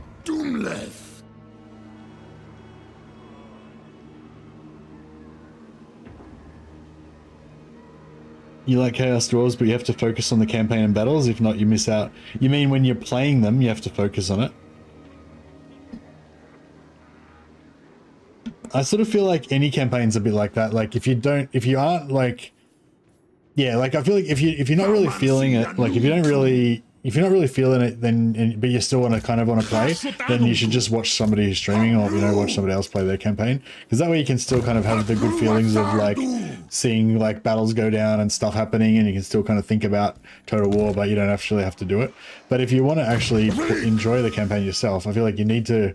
It's not like reading a book or watching TV. Like you have to actually have to enjoy the campaign to like you have to be involved in it. I guess Chaos Warriors don't need manual battles. Yeah, but I would argue that Chaos Warriors are like way less fun to play. Like, yeah, like if you don't care, then it isn't fun. Like it's like, yeah, it's just. I feel like, yeah, with strategy games, you kind of need to have that investment of wanting to do it good. Otherwise, it's like just not worth bothering with.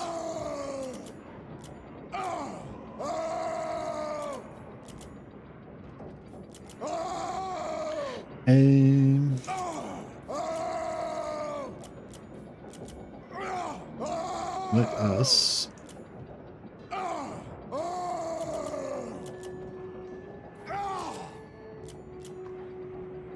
get a few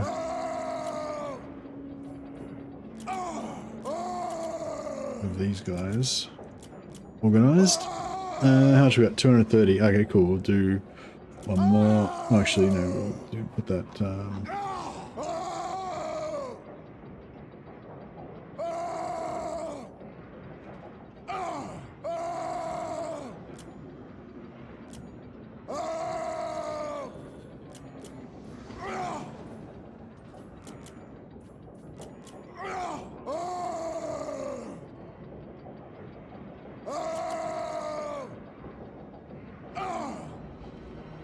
With 30 left. What am I going to do with another 30? I guess I'll put it.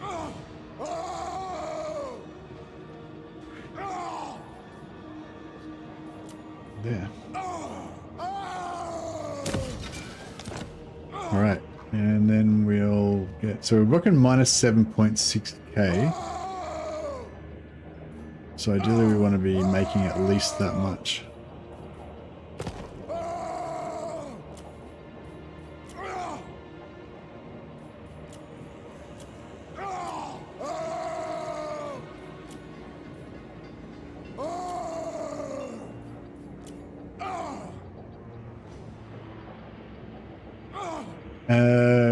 Yeah, so we made like 18,000 from selling slaves. Yeah, we could be making way more materials per turn, but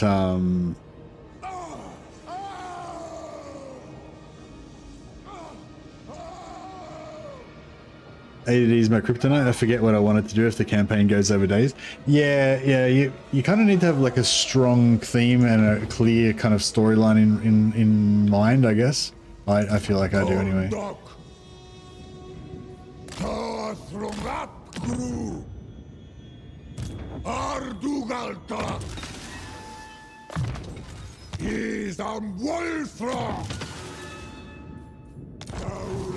Excuse me. Oh yeah, what 300? Which one? What should you? What? I need advice. What should I go for my first 300 point seat? Should I go for raw materials?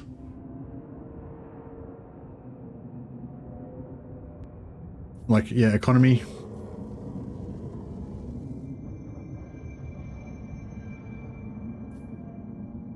Upkeep.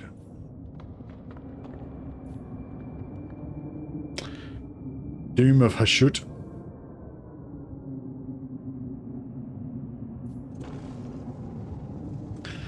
Reserve capacity.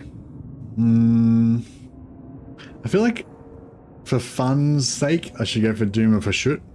But I feel like for responsibility's sake, I should go for High Commissioner. I feel like Vasily will not disapprove of me if I don't take Commissioner. That the will to blow shit up with Doom of Hashut is also quite strong.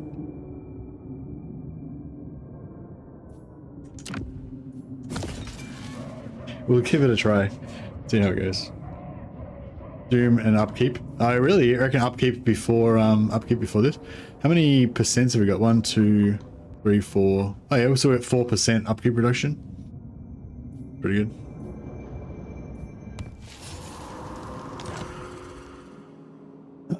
All right.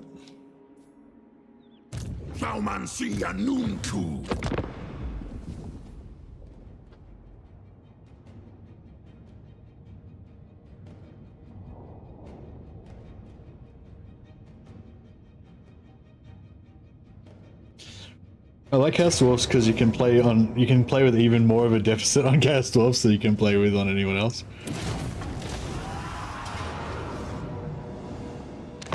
Oh, what the fuck? I hit auto resolve.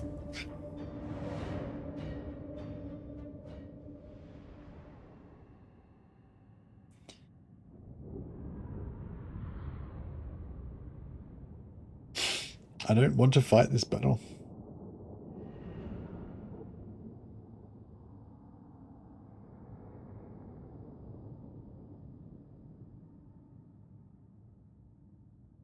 Actually, I could just, yeah, I'll just reload it from before the battle and then auto-resolve it.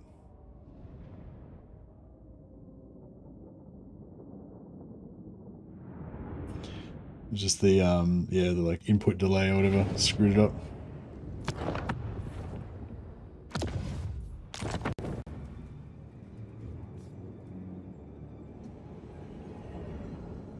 Yes. I've been really enjoying this Chaos Dwarf campaign, I've got to say. It would be, I think I've totally changed, I've come around to like, oh, I don't know. Subconsciously wanted to fight it, yeah, that's right. Yeah, I don't know, like, much as I was saying Astrogoth, I really liked Astrogoth as my favorite, what do you call it, Astrogoth's sort of my favorite Chaos Dwarf faction, but I've actually really enjoyed this map position this time, like, because I think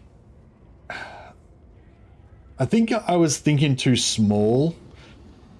Like the way that I play, like I've sort of explained this heaps of times before, but the way that I think about it, like I don't build walls and I don't try to defend with armies. I just try to build a dead zone around my area, around my territory, and so. Like, I think I was thinking about it too small, whereas in this campaign I went quite big, really wide. You know, I've got a lot of territory, and so it feels. Hey, Wolfspaw gifted 10 Mercy of the Man memberships. Thanks, Wolfspaw, you're a legend. Yeah, so this time I went really wide, and because that's kind of how I play, I guess. So it worked better.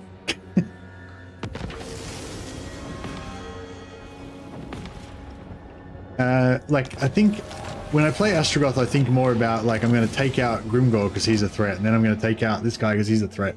Whereas with this campaign, I just went, I'm just going to go really wide and take over heaps of territory, and then it'll be all good. And it kind of did. Is.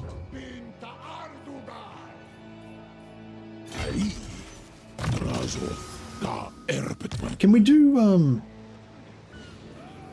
Can we do Draz's quest battle? What's his quest battle? Is it going to be hard?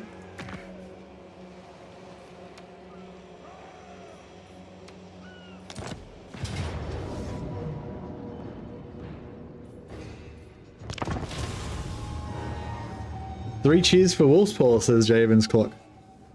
Indeed. Cheers, Wolfspaw.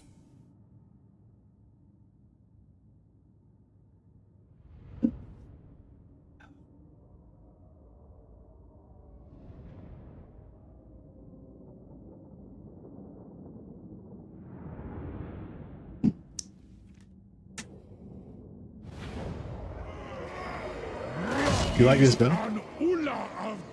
I will not have these foul undead defile my domain and disrupt production. I'm gonna be like the AI translator.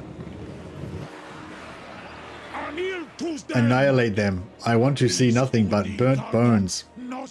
I'm gonna intentionally read it in the wrong cadence.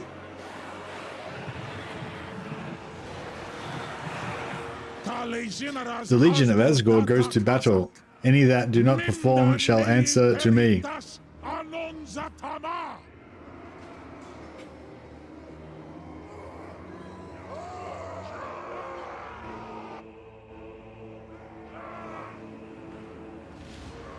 Man, look at Astragoth's army. I mean, Drazot's army's like kind of outdated now.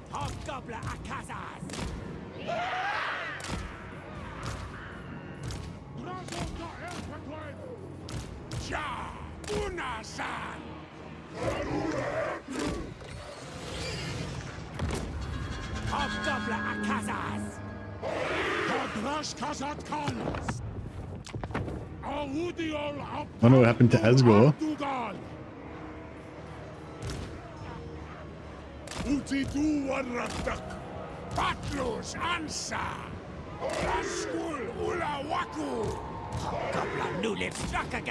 Oh, what the? I didn't realize that I had those guys over there. That's crazy.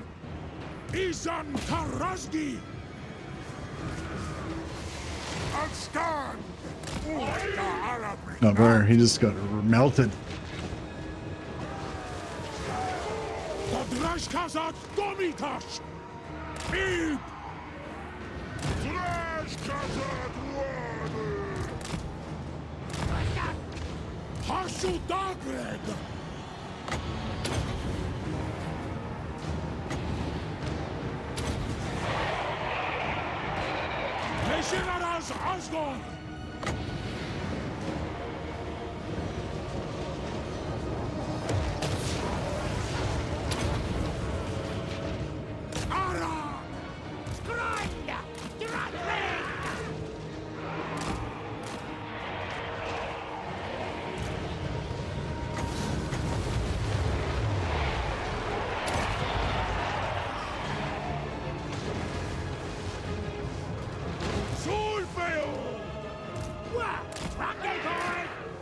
Yeah, this battle's cool because you got this nice little choke point here that you can just kind of wreck everything with.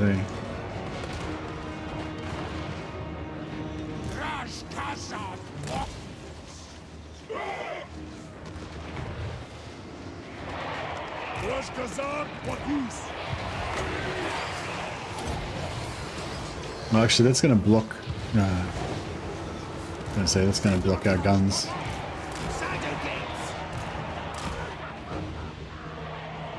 Dusty Horde of Bones? Oh, right, it's way over there.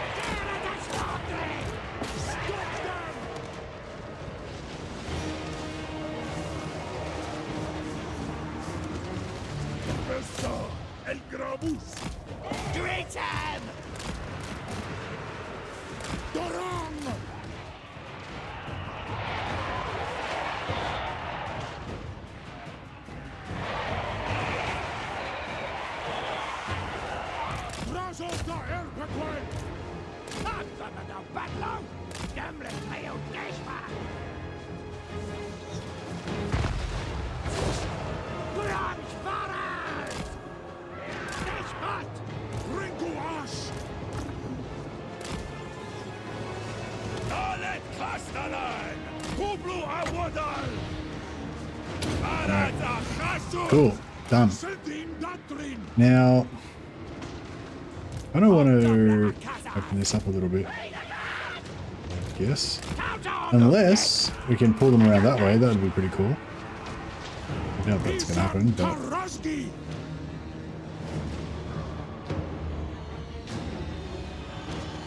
Fire's good against undead, yeah, against the regenerating things, it stops them from regenerating. Which is pretty cool.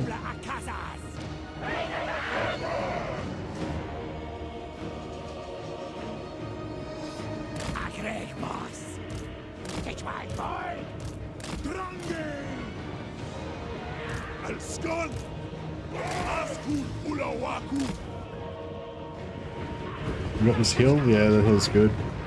The hill is good.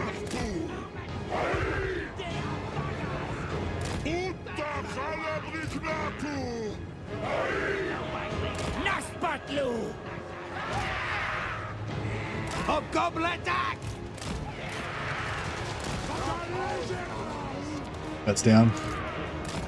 Bats are down.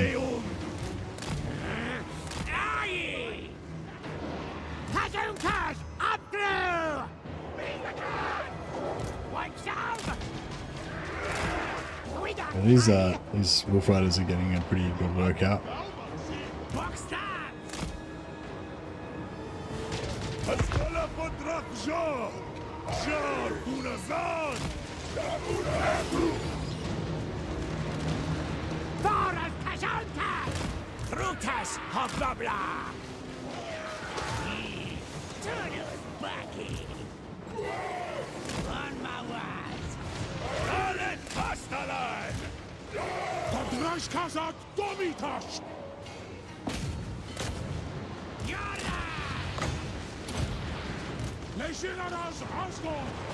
Oh yeah, these guys are getting effed up. Shouldn't have done that.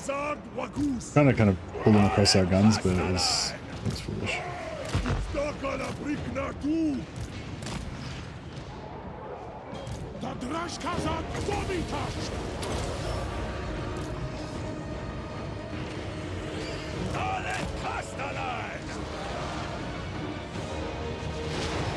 Jozo's so strong, I think you'd even solo armies like this. Yeah, probably.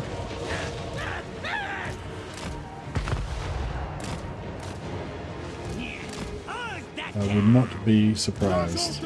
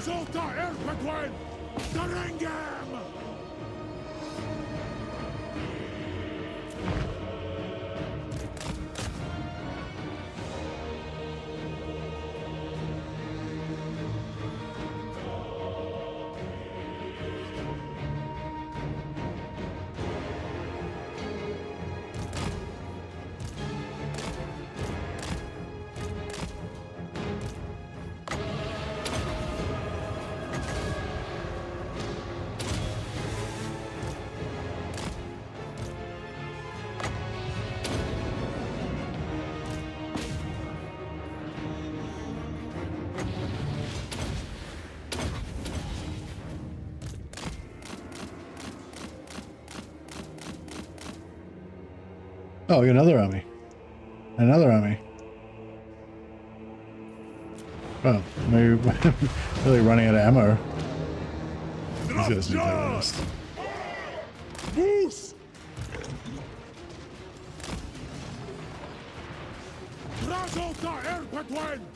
No, he's not soloing this Necro Sphinx, this War Sphinx too well.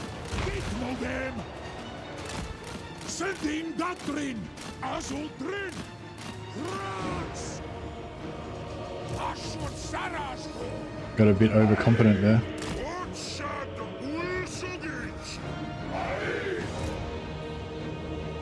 Vestrangi! Elmansi! What? By that ground! What a life there! I am like that! Rasolta Elfequin! Verharsult! Ab! Dog!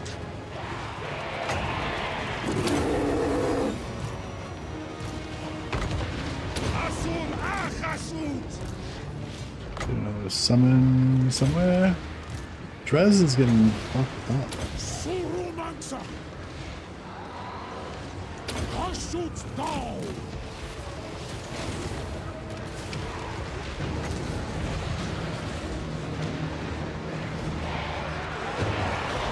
Elmansi! Doran! Hobgoblin!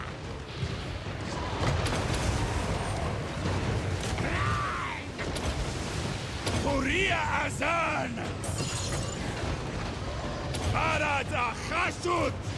Drange! Surumansa! Give me that!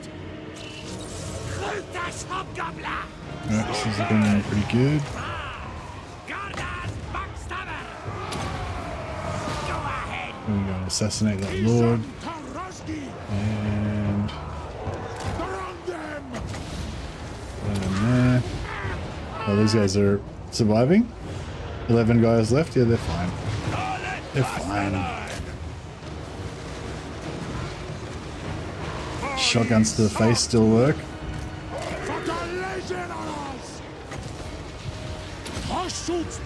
Alright, we made it.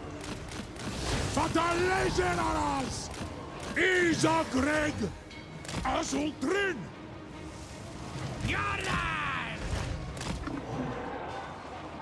Grimasgro! Asul Achasut! To stand as to Oskul!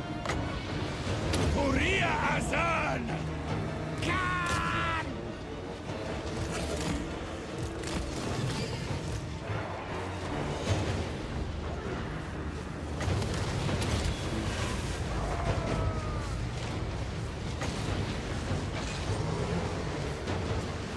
Surumansa! Alright. Drangi!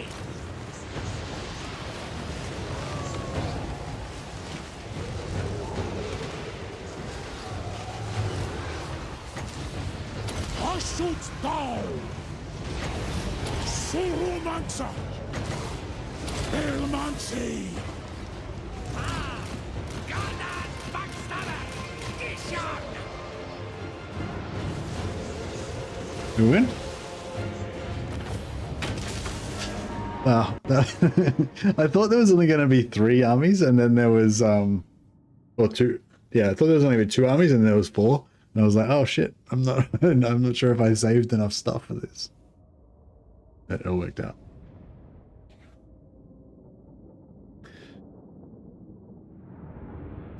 But yeah, the guns were good.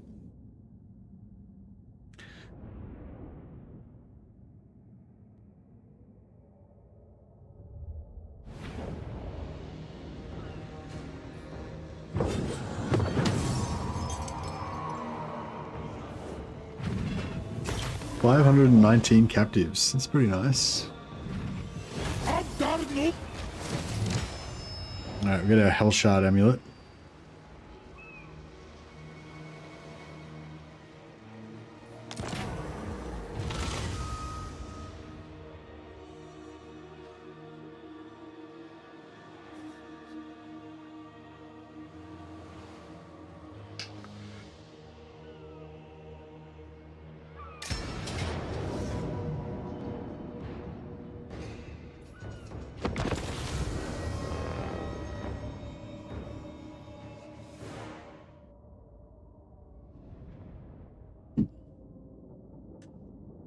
Yeah, I possibly could have soloed that with Wizdra's Oath, but I would have needed to be a lot more careful. Actually, I probably need more Winds of Magic as well.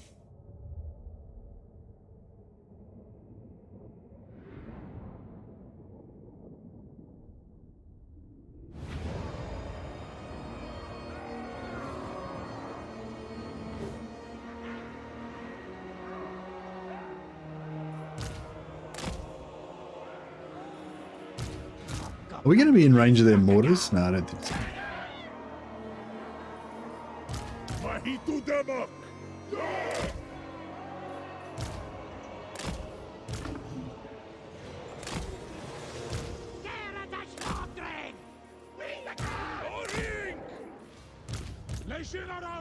Alright.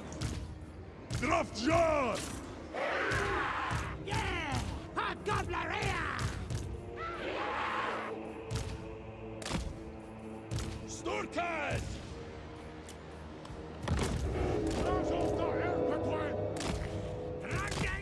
Oh, actually, we could probably just drop a... We could probably just drop,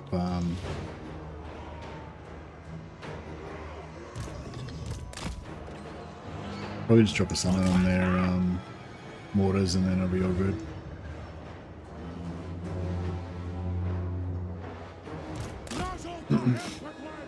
Might have to watch out for their guns though if we get too close. It'd be nasty.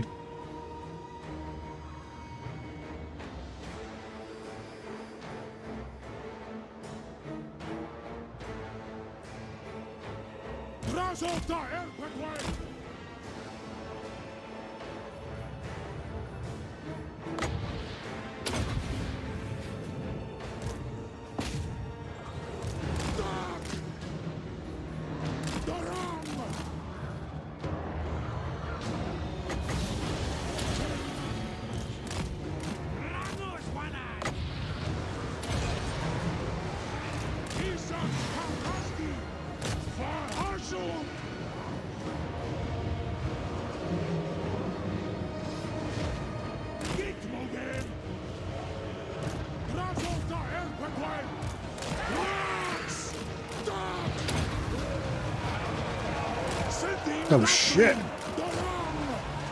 Shit! That's what I was trying to be careful about. Oh dear.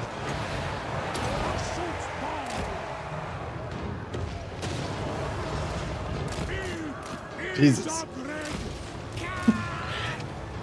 I was not careful. I was not careful.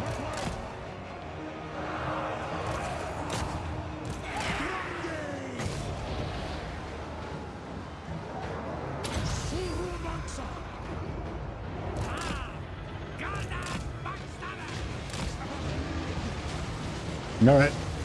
Well, Draz has done enough for this battle. He's just going to sit out for the rest of this battle. Divert 56% of power to the forward shields. Exactly. The shields are wavering!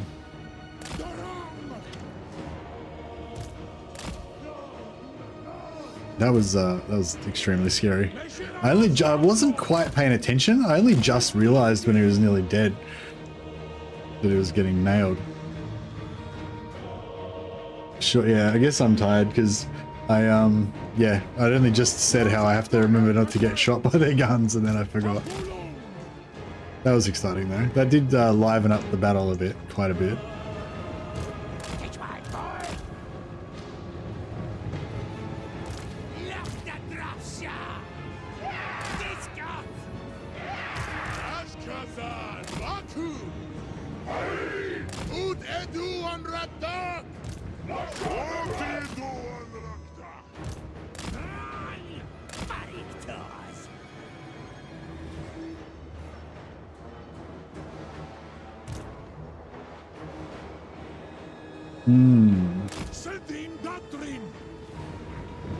Alright, we outranged them now, so that's cool.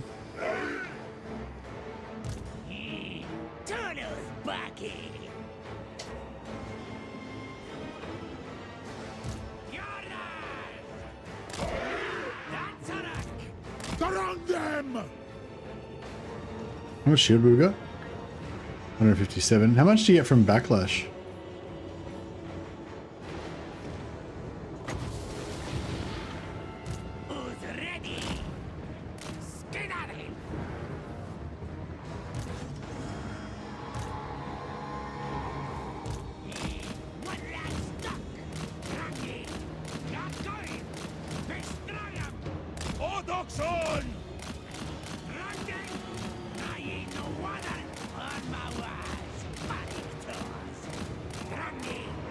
I'm trying, bro. Trying.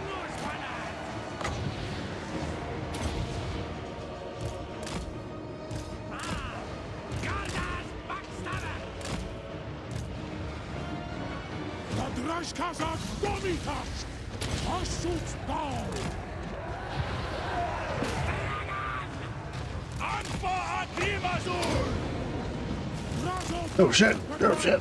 Get out of there, bro. Azul drin!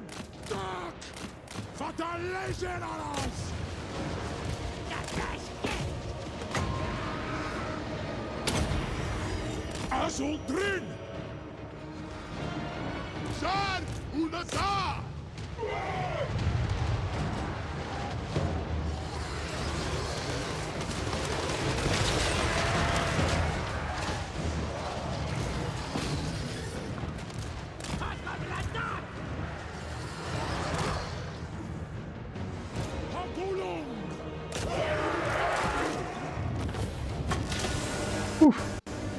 That was tense. Man, nearly suicided Draz twice. And two in the immediately one battle after another. Both nearly died in both.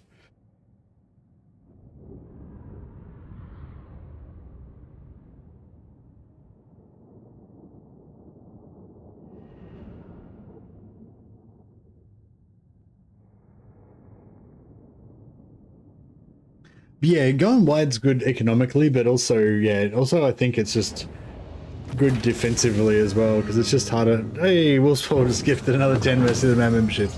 Thanks, Wolfspaw, you're a legend, buddy. Thank you. And welcome to all of our new members on YouTube. Thanks for all the support. More labor, so that's another 2,600 gold or something. Cheers. Cheers, Wolfspaw. Cheers, members. Wolfspaw is a beast. 6,000 gold and the Sword of Swift Slaying. Oh, how's this guy? Rank 10. That's pretty significant. We've got a grudge against him as well. Alright. We'll come ashore here and Wurzag. I don't want to give the trait to Draz though. So I'll break the siege. And we'll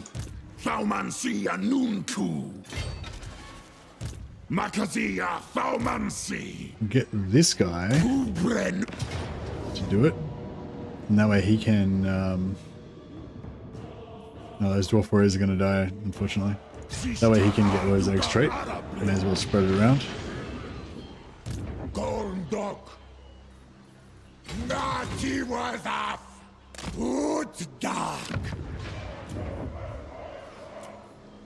And we need one more needful. Is it? Well, hey, indeed. You've been a member for over a year now, Clock Monkey. Crazy. Man, it's funny how time flies, isn't it? You've been on YouTube for about 3 years now, and yeah, well, we've got some members that have been members for 3 years as well. But yeah, I feel like you, Wolfspaw and Clock Monkey, I feel like you guys have been around forever.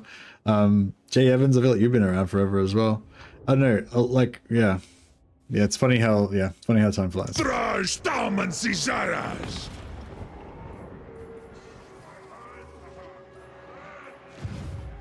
Jar un kuz, Habgrua sardu.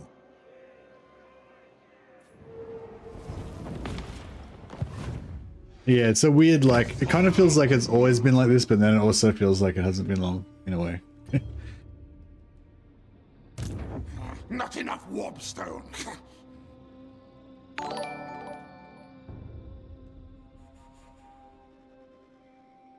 Yeah, Wolfspaw is really generous to all the Total War streamers.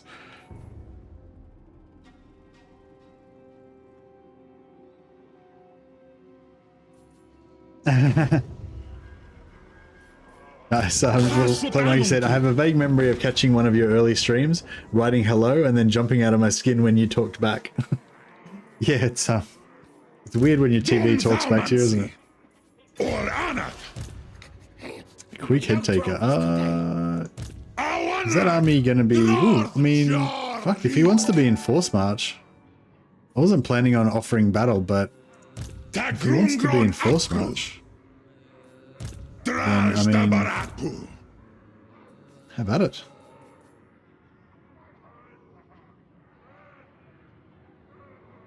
He's a Greg. Aku Barak.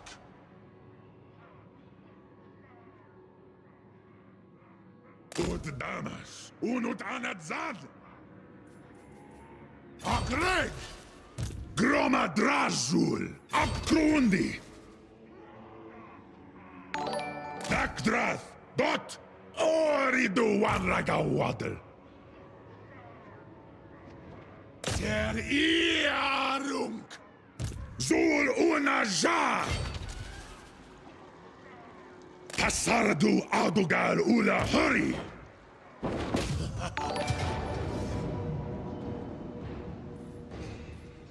Now, I can't really be bothered fighting this battle. However,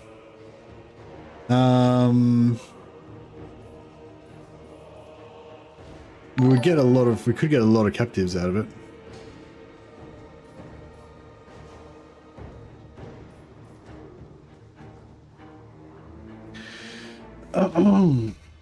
So, yeah, 2,400 captives or something potentially. If we were not too lazy and actually fought the battle. Oh. We got 8 uses of menace below.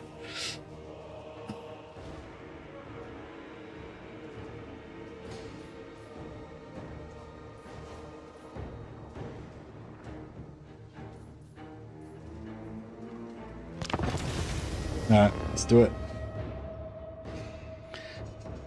Praise WP? Oh, Wolf's Paw, yes. Praise Wolf's Paw indeed.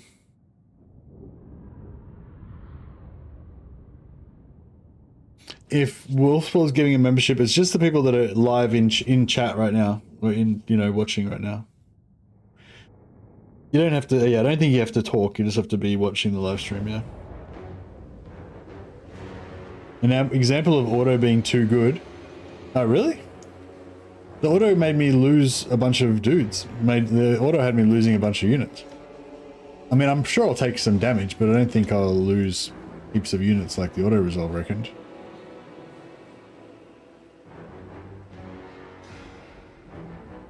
You reckon you got one when you're offline? I mean, maybe.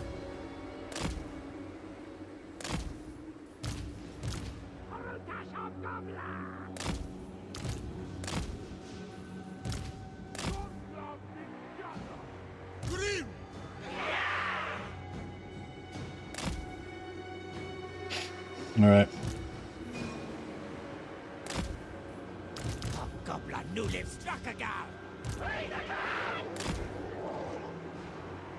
You have to be a subscriber. Oh, okay. Yeah. Makes sense. All right. Now we're gonna sit back here, and we're gonna try and get as many as possible of these 8 menace belows because we can capture them as well.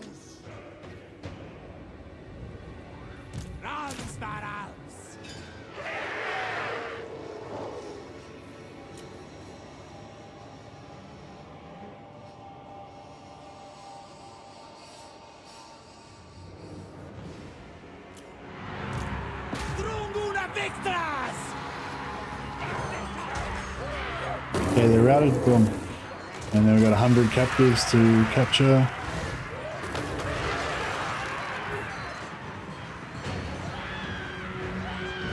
We've got 50 of them already.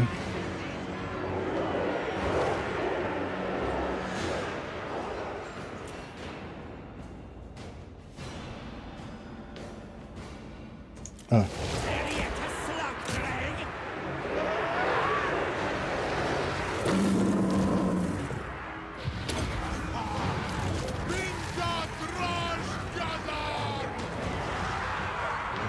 Yeah, they're routed. Now these are all captives now.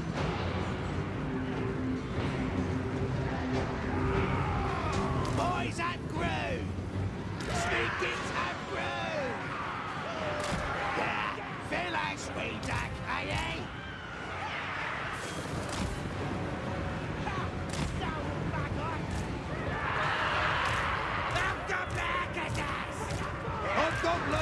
Struck to go! The best kids! Snake kids have grown! Kazunkas have grown! Snake kids have grown! Dragoon victories! Stock him! Funky boy! Well done. Fish hot! We're routed. What's up? Boy, dong it! They haven't moved yet. It's still good. What? Lazard stock! How many is that? 4? 3? That's 4. 3? 4. I think it's 4. Boys, at Grove! Vara Kazunkas!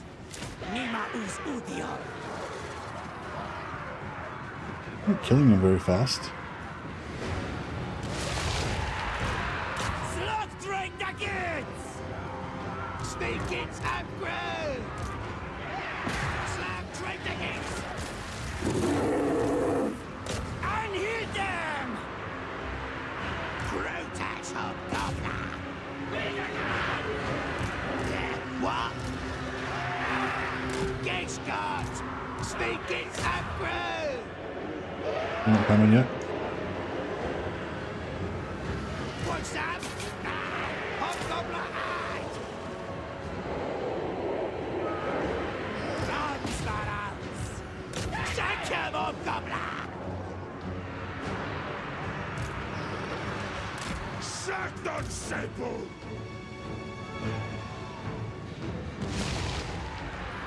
The base gates!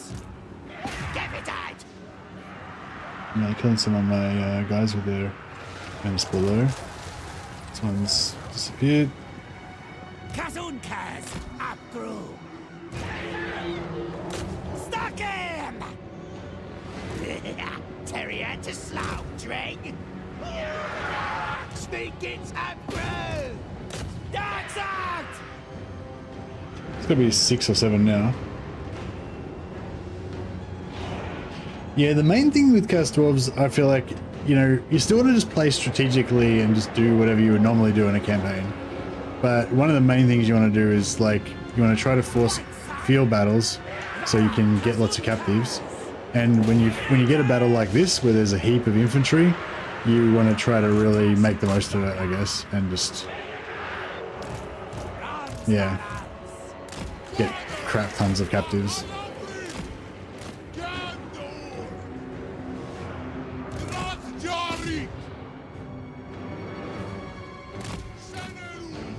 Right, we're gonna put summons on this and try and take out the take that out quick. I think that's all for the summons now. Hobgoblin! Don't let players these ways! Mustache!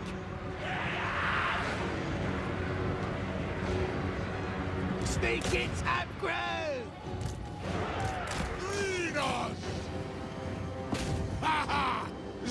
The tier is down.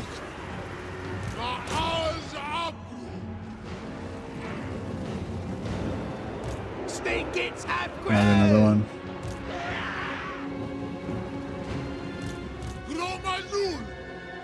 Alright, they're done.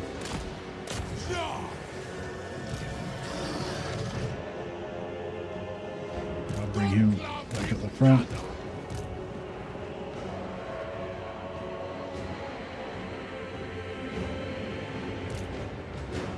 Hobgoblin attack! Doom's car key! Alright, we should have started on quick earlier probably, but that's alright. Boys at Grove! Was another one? Fuck. Oh shit. activate. Forgot to turn on the alright, well.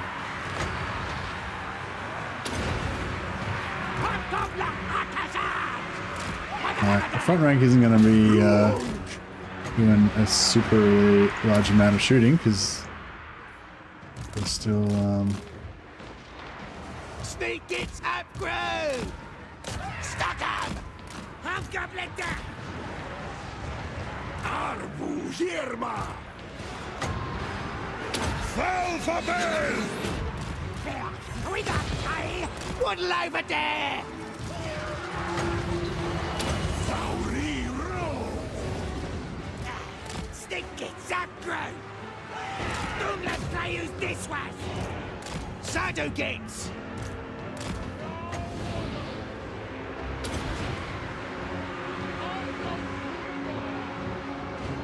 Lock the dropshot! Sneak them up through! Hobgoblin down! Drasha Dabarabu! Dumskalki! Fawa Hashut! Dumskalki! Zarazata Drasha!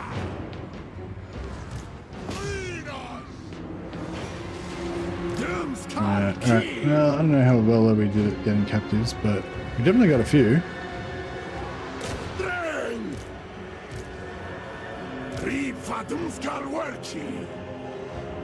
Boys up through!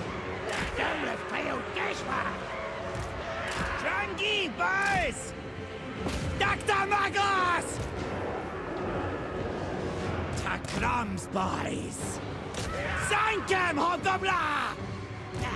Stick it, Zakran!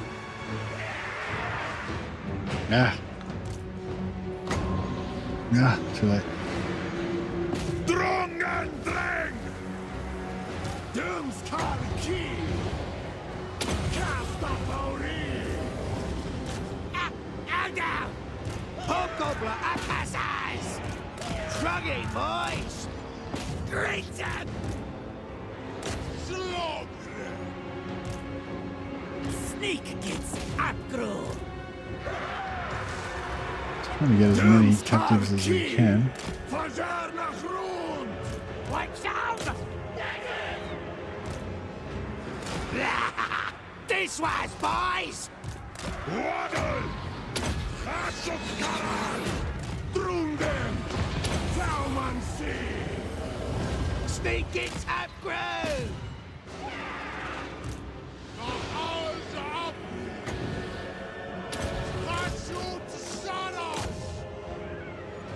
Did we get him yet? Fuck, he's still alive.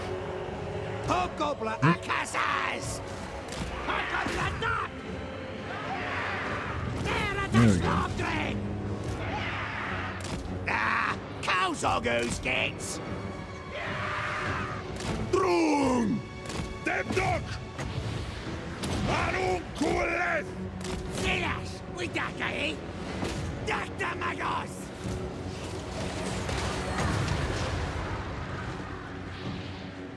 Drung! These captives getting away. Drafjari! Hobgoblin Akasas!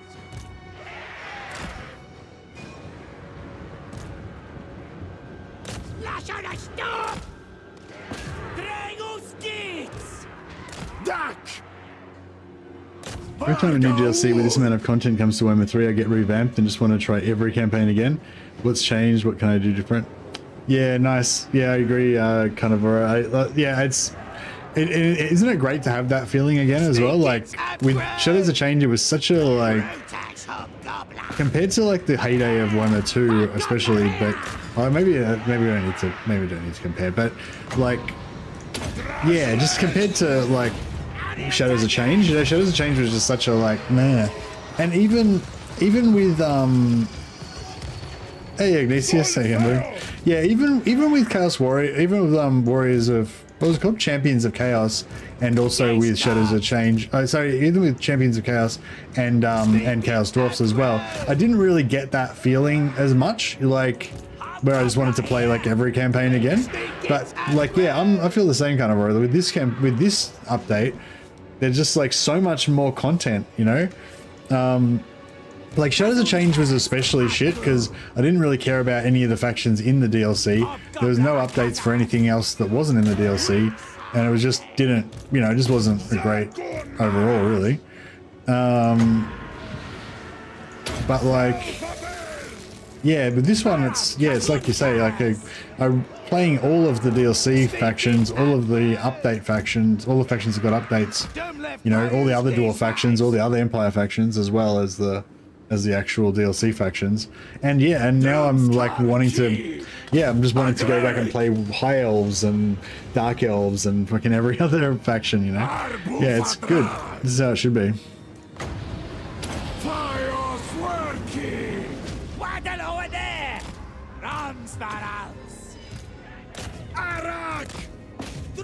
Alright, just getting as many captives as we can possibly get.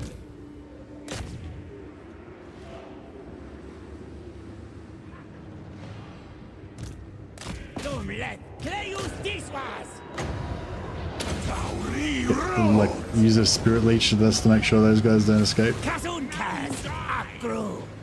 There is no escape.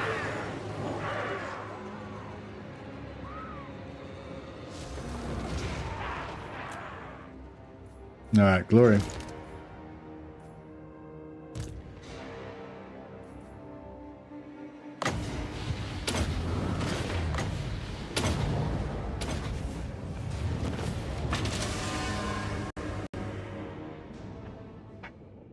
Stones of Decay has been awesome. Game still needs some later game tuning to keep things interesting.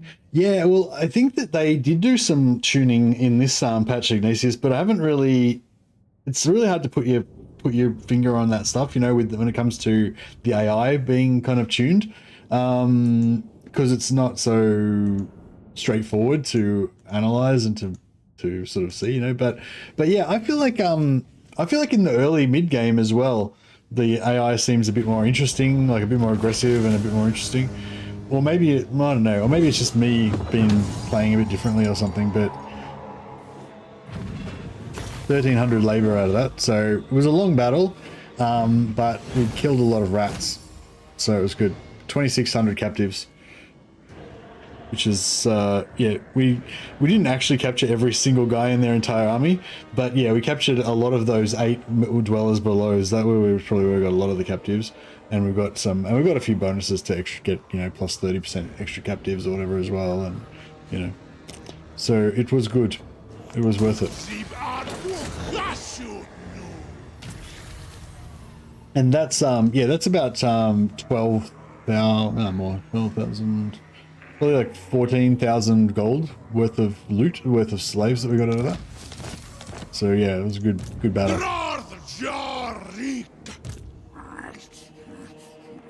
No, blame you.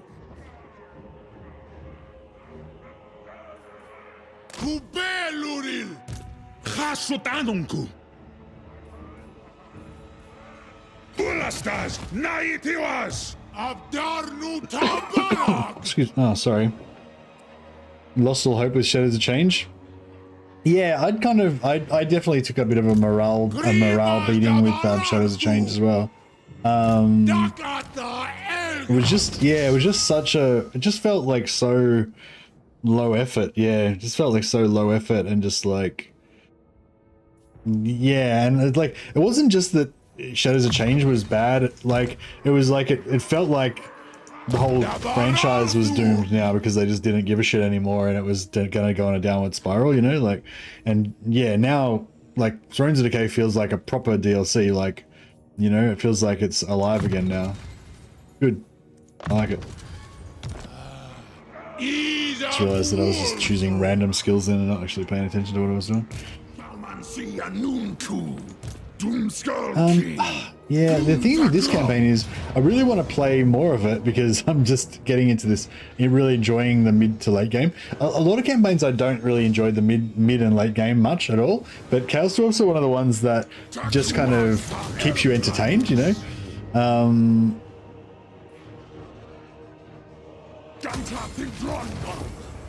There's always stuff to do, and the campaign with the Chaos Dwarfs morphs quite a lot. as you keep going, which is really cool as well. Like your armies change, the way that you go about your campaign, and like your empire building changes, and it's a really good campaign. Control faction, wow, that's pretty good. All right, we'll try and hold on to that.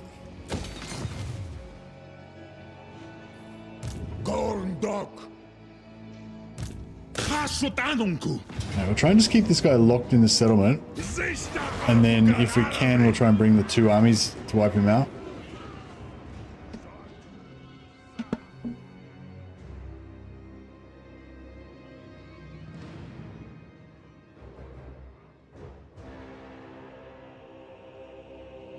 Unlike the AI just getting random skills, yeah. Not actually choosing consciously, no conscious choice made.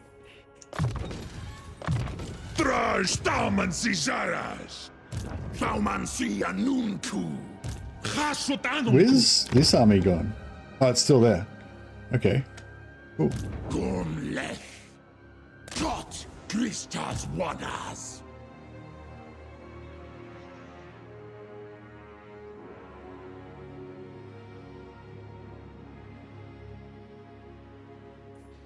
I reckon if I...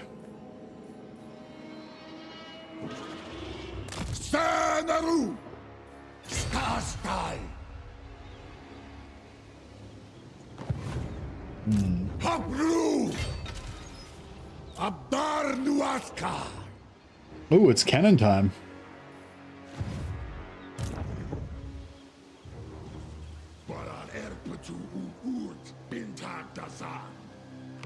How much money we got? Ah, yeah, fuck it. Let's burn some cash.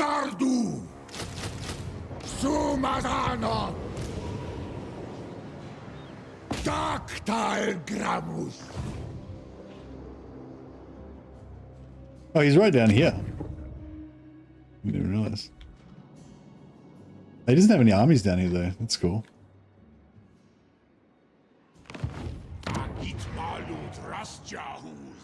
I hate it when you can't reach. It sucks.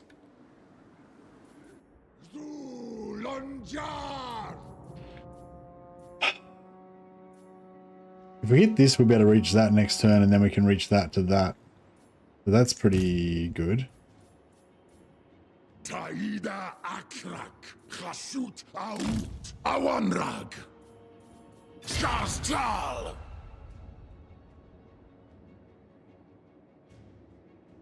Utamas Ut Anadzan, Gata Krum, Gromadrazul, Akazak. Ata Dokstock.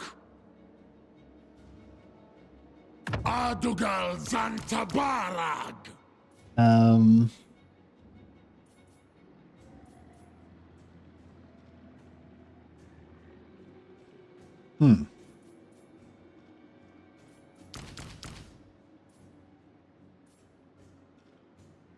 No, we'll just...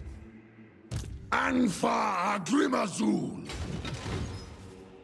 Dantalaz. Oh, there's an army there. Asumor crap. Anjas Lock. What sort of army? Military presence 1. Okay. Not a very big army. What about this one? Military presence 1. Okay. Doomleth. I should... I'll put him back a little bit. I don't think they'll be able to reach him, but just in case, I'll put him back a little bit. Angva Grimazul.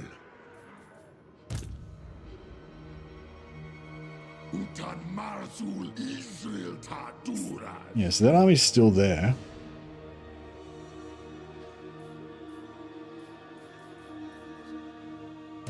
Khasutanunku. Dantalaj. Dumthaumansi. I wonder if I ambush this army.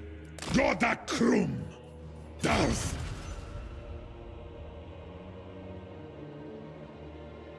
Hungra Aum Troll! Hurry! Stop right off! Yeah, this could work. If they can sit there for long, if they can stay in their lanes, we can maybe them both. If this son doesn't get his ambush though, we might get wiped out. Let's go to the toilet. Back in one sec. Ha! Kubelu takang kornorn!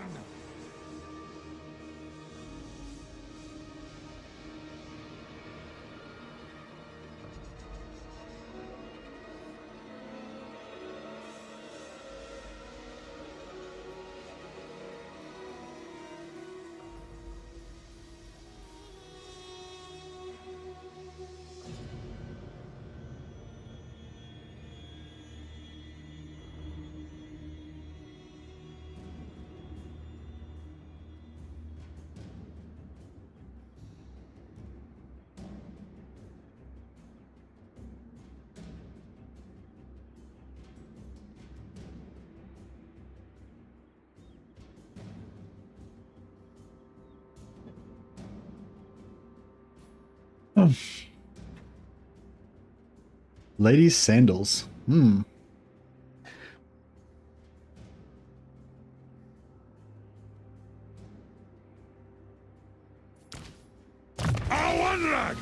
Foot fetish detected.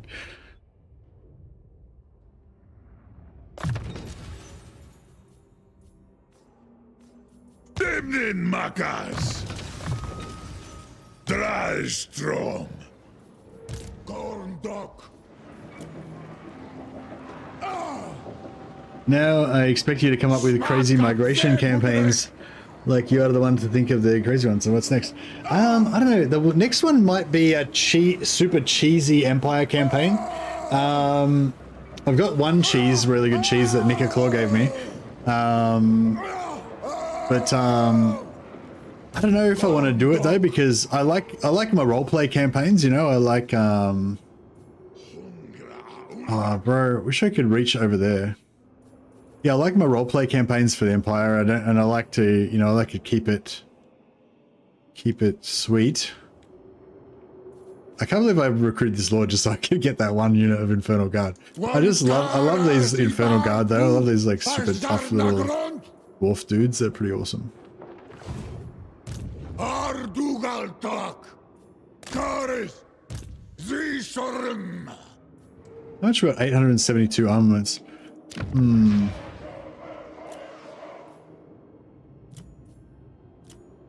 Have I been using my obedient mutant? I'm not sure if I have.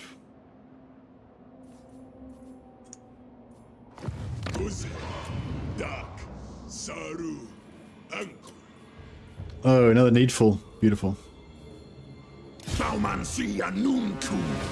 Get him in there. Give him the obedient mutant. Dibnin makas! We can upgrade that. And we're tier 3, so we could actually go like...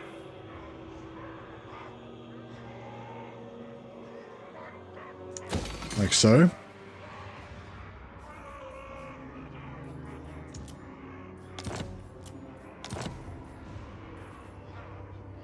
Oh crap, don't have enough armaments to go for the next level anyway.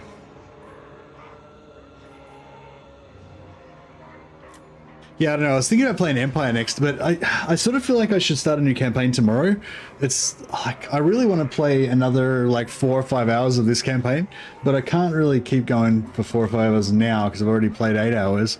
Then that would be like a 13-hour stream. So I kind of have to, yeah, because it's just like, you know, even though this campaign's going really well and I'm having a lot of fun. Like it's, you know, interest drops off over time, and if I start a new campaign, a lot more people will be interested in that. So, you know, I kind of have to play this tomorrow. Yeah, I kind of want to, but I just feel like the numbers of views will keep declining more and more and more. You know, like the first stream is usually the biggest stream. The second stream is usually like 2/3 to half of what the first stream is, and then it'll just keep declining after that. You know, the next day I'll be like 20% less and whatever, you know, until if you do like a 10 episode campaign, then it just will like to be really low. But oh well, it'll go down to the lowest it can possibly go, which is probably about like 30 of you most hardcore guys will just be still watching on episode 27 or whatever, you know. But yeah, it helps get you to the 9% from Mason. What? Are we talking about the same thing?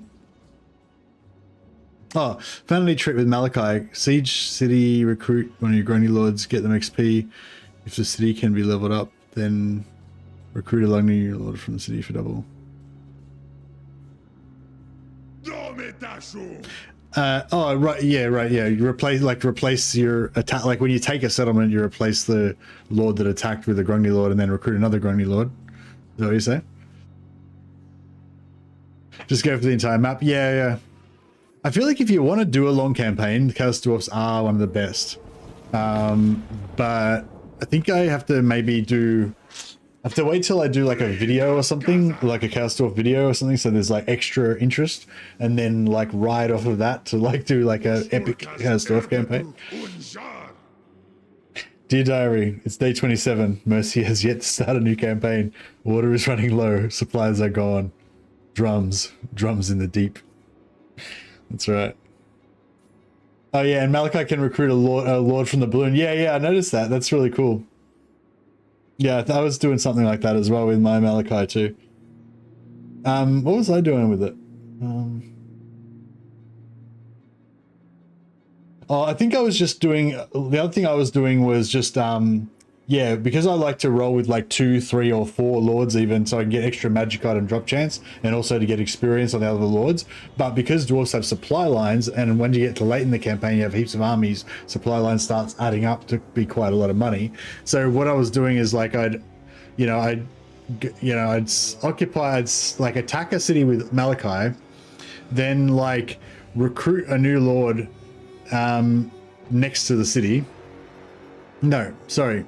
I'd have a Malachi and another lord, and then like I'd recruit them, they'd attack, and I'd get the other lord to take the city. So Malachi would then force march off towards the next city, and then like you recruit a lord that just before you hit the next city, and then you get that lord to attack the city so that Malachi doesn't have to stop and he can help take it and then force march onto the next city, and you know, just keep going like that. Or you know, or Malachi can sack it and then the other lord can take it, or you know, or whatever. Or Malachi can just occupy it and then you just disband the other lord, and then you just recruit a new lord later on. So you can sort of have the advantage of having multiple lords in the battles without having to pay the upkeep of the extra lords all the time.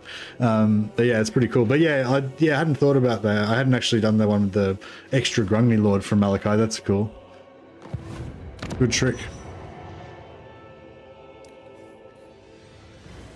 No, Mercy, you're awesome sauce. Yeah, I should. Yeah, I guess I'll just be dragging it out otherwise. But yeah, I don't know. I want to play this, but I want to play this more, but but yeah, I can't go on forever, I guess. What's the longest campaign you've ever done? I don't know. Probably the no recruitment campaign, I guess, would have been the longest, one of the longest ones. I don't know, actually, mate. I might have done other ones longer, but that's probably one of the longest ones. I did a campaign with in Warhammer 2. When I basically played with no recruitment, like didn't recruit any units, no global recruitment, no normal recruitment, no regiments of renown, no recruitment, no recruiting any units at all. Only could recruit heroes and lords. No recruitment of lords either. Oh, no recruitment of heroes either. No recruitment of lords, heroes, or units. It was the only way I could get new stuff was through confederations. And anyway, so yeah, it was really fun actually. It wasn't that hard. And yeah, the mission was to beat Archaon's invasion without recruiting any units. And yeah, we ended up doing it. So it took like 80 or 100 turns or something like that.